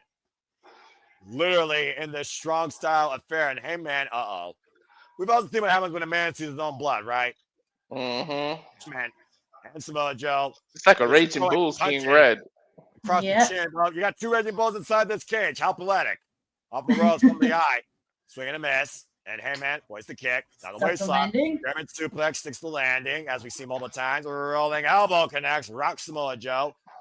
And Joe sent face first in that steel cage. And again, you know what I just noticed? Oh. There is no room between the rope and the cage. How's he going to do the buckshot lariat? That's a good point, actually. I didn't consider that. I think, honestly, we talked about that in his match with Schwartz Strickland, and he found a modified way to do it. I think he does it out of the corner before, honestly. Cowboy Shiznak here in the Prudential Center. It's the men's AEW World Championships on the line. Good God. Hey, man. Double underhook. What the hell is he looking for here? Posidraja. Oh, Kakita clutch. Whoop. Slip down. Roll through. The cover. 2. Count only. Joe kicks out. Now, hand that with the slipper hold. He could use the dead shot to win instead of the buckshot. Yeah, about there. Can you imagine Samoa Joe submits? I'm just saying. Oh, hell no. That does not sound like a sense. That would be something, because I've never seen Samoa Joe submit before. That'd be a first. I've never seen him do it either. Yeah, about to say. And again, every company has their own style, folks. All right, so let's just call it a day. I think I've seen Joe pass out, but not tap. Well, again, if your spirit don't give, your body will, especially as you're losing blood. Joe trying to clear the blood out of his eyes, by the way. For those that don't know, hemoglobin physics aside, when blood is in your eyes, it stings and burns and impairs your vision. It stings like a motherfucker. It does, yeah. Stings more than Steve Burden. Wow, that's a reference. Even I understand. Joe pulling the turnbuckle pad off. The referee can't do shit about it. Right, it's no Oh, DQ, anything goes. Again, only way to win the pinfall submission. Whoa! And Heyman just avoiding that exposed steel. Samoa Joe just teeing off against the AEW Men's World Champion. Joe just battering him and Hangman Page now. Oh, knife is chopped. Still on the top turnbuckle. The longer this match goes, the worse it is because you can get dizzy. You can get freaking pass out with that much blood. The delirium's got to come into play eventually here. Just buying ahead of Samoa Joe, creating separation. Hangman Page has been AEW Men's World Champion now in the second run for 134 days. And another shot to the midsection here, going into his sixth defense. After being Lee Moriarty, Kyle Fletcher, Samoa Joe, and MJF. And John Moxley in a follow-up. Maybe looking for a muscle buster out of the corner, as we saw him do that on the Men's World Championship at Wrestle Dream. That catapulted us to this situation. Watching that. Oh, son of a powerbomb out of the corner. And Heyman trying to wheel the audience to lend him the spirit. Back up to his feet. There is no way he's going to do that. Shibata. What the hell? What? Shibata can't get in, but it's locked. And what is he looking for? It's a distraction, though. Well, he's got the Men's World Championship belt. But again, what can he do with that? Because he can't get in the cage. I guess it's mental warfare, if nothing else. Shibata, what in the hell is he doing? Throwing the belt in there. Climbing the freaking cage. Yeah, but he's got the belt on his shoulder. He's going to drop it so that Samoa Joe can use it. Oh, Eddie Kingston!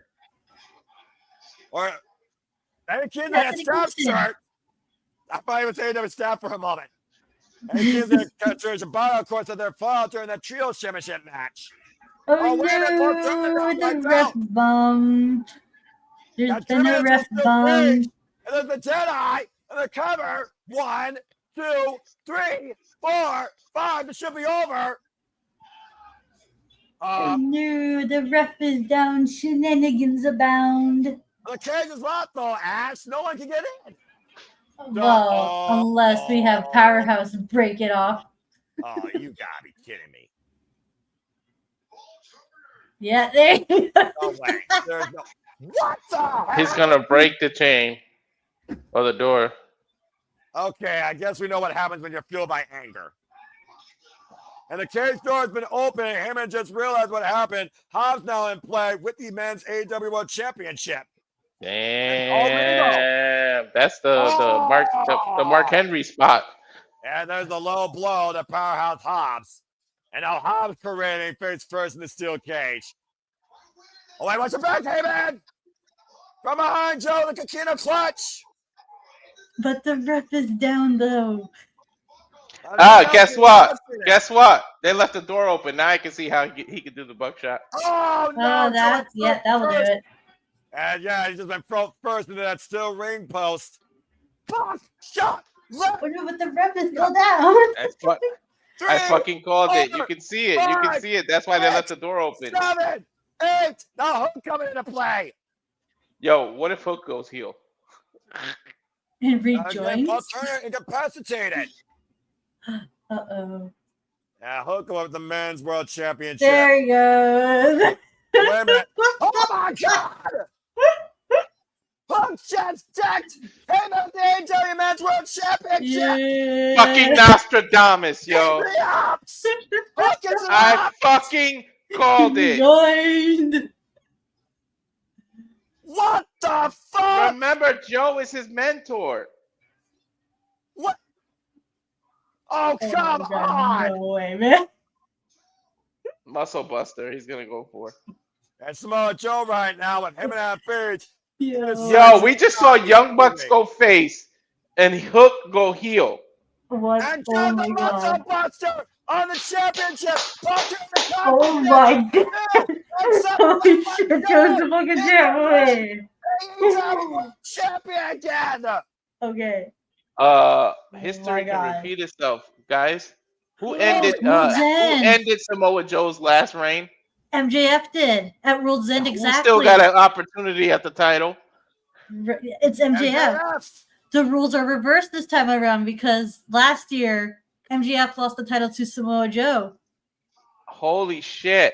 I can't believe that fucking just happened. Samoa Joe is once again AEW Men's World Champion. Call me Nostradamus. I just had a feeling when he held that title, I was like, he's gonna fucking hit Hangman. Well, I mean, you look, you had to consider with how quick of a turnaround this match was and how much Full Gear has not been good to the Hangman. Mm-hmm. History speaks volumes, folks. And not just in Hangman's case, but in Hook's case. Samoa Joe wins. I do feel like they rushed this match because of the timing, too. They rushed this match. In all fairness, wasn't it at Full Gear where Hangman beat Omega? Exactly. Hangman has not had a singles win at Full Gear since that match, Ash. Damn, that long. Yo, look at that blood. Go get go get stitches, Yo, bro. He's poor. For the 7th Full Gear, Samoa Joe ends the night as the AEW Men's World Champion. I don't know why. I'm telling you, running everything. What? Soon as what? Is that Sting or What? MJF? I bet you it's MJF. It's gonna be MJF. I can't see anything. It's pitch black. What? Huh? What? Who is it? I don't see it. Who is it? I don't see anything. Keith Lee? Please be MJF. Please be MJF. Keith Lee? There's a moon. Swerve. God. No fucking way. The house is on fire. It's Swerve. And that's Nana right there. Whose house? Swerve's house. Swerve Strickland. Swerve is back. Oh shit. The most dangerous man in AEW is back. Whose house? Swerve's house. Yeah, but how smart is it to walk into the ring with this many people standing in there? You know this player don't give a damn how many players to go Oh, it's through. some new music too. Oh shit, he do got new music. Oh shit, this realist is back. Uh-oh. Whoa. Ooh, that's good. This is New dance! A new dance! I can dig it. Well, this is gonna be interesting because it was Swerve who beat Samoa Joe. What was it like? Exactly. Like 2 years ago at Dynasty. At Dynasty last year, Swerve Strickland is back, folks. Oh no, it's the same dance. He was doing new steps before. Well, I mean, it's different music, but you know what? At the end of the day, people are still not A. How do you fucking like AEW now? Your Men's World Championship picture is Samoa Joe and Swerve Strickland. And MJF. History is going to repeat itself. Does MJF come back now? I don't know. Remember, him too. there was one backstage altercation face-to-face when MJF was Men's World Champion. And Swerve Strickland had a solo talk. They have never faced each other in AEW. And Samoa Joe is literally looking at his undoing. This makes sense for the only fact that the last time we saw Swerve, Wardlow was the one who took him out, and Wardlow's not here no more. Mm-hmm. Holy hell. Yeah, but if Swerve and Hangman get one more, there's their trios challengers. Yeah, about to say, I don't think that's right. Yeah. trio titles be damn. Only one time match here in this moment, folks. That's the Men's World Championship. And you're looking at Samoa Joe, who now holds it. Staring at this pass. But Swerve can't do it on his own, Noah. He's gonna need backup. You got Hangman, and it's got to be somebody else. When was the last time that Swerve Strickland was afraid to go into a battle, let alone a death sentence on his own? Look, Samoa Joe literally opened it up. Oh, shit.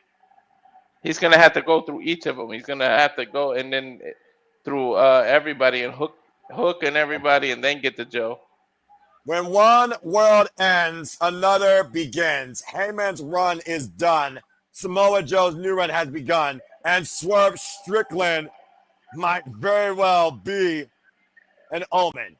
He's going to run through it. He's going to run through that. He's not going to give a damn. Oh, boy. He better not have an op shirt under that jacket. No. But There's no way that Swerve's ops, but he's never lagging and he never wavers. There's a reason why he calls him the most dangerous man in AEW. Damn, he recovered quick if that was an ACL. Must have not been, though, as Swerve. Oh, just clocked! Where are the ops? From the ops dojo. The man that ended some. Yo, MJF or somebody else is going to come out. I don't think so, dude. Swerve does not need nobody to take down a bunch of freaking cronies. What would be cool? Men's AEW World Champion, Defy World Champion, AEW Tag Team Champion is back. Swerve Strickland, who yeah, page. You're right, because 2 years ago. You're right, because the ops left. It's all the Goonies left. Yeah, what, so he don't need what would be cool right now is if the lights go black again. And Killer Cross stands in the middle of the ring. Don't need Killer Cross in AEW right now. Stop it, Nick. And Swerve with the brain buster on the Ops Dojo. Oh, wait a minute. Swerve stopping. Oh, he just twisted that fool's ankle. Dude, that fucking gator roll before the swerve. Oh, boy. And Swerve might be looking to make a sacrifice here. Most dangerous man. Taking a mad slam. Oh, my dear God. Snapping that arm. We have seen the Bucks turn face. Oh. We have seen Hook turn heel. Swerve return. You sure you were bored, Nick? I wish this happened in the, give me some hints or something. I don't need hints. You ever heard of a surprise, Nick? Why the fuck? Yeah, it won't be a surprise if they give you a hint. Yeah, man. Why don't you fucking enjoy something for once in your life, man? That wasn't predictable. House call! Man, poor Nick's just catching strays, man. Well, you know, everyone once in a while. Just telling him that it wouldn't be a surprise. That kick, yo. I love that kick. Exactly. Well, I mean, hey, he wasn't caught. Oh, man, what a lariat.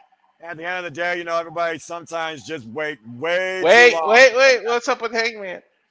Hangman and Page standing side by side against his greatest rival, seeing Samoa Joe holding his title. Samoa Joe, once again, AEW Men's World Champion, but Swerve Strickland has returned home. And Hook as we join the Ops. Bro, it must have been an MC or not an AC or like a tweaked knee, because there's no way you can recover that back. This thing, he did a John Cena. He looks jacked though. Swerve looks jacked. Yeah, well, either way, I know one thing for sure. This show has turned AEW a whole different gear. As we head into the Continental Classic, what a fucking phenomenal pay-per-view.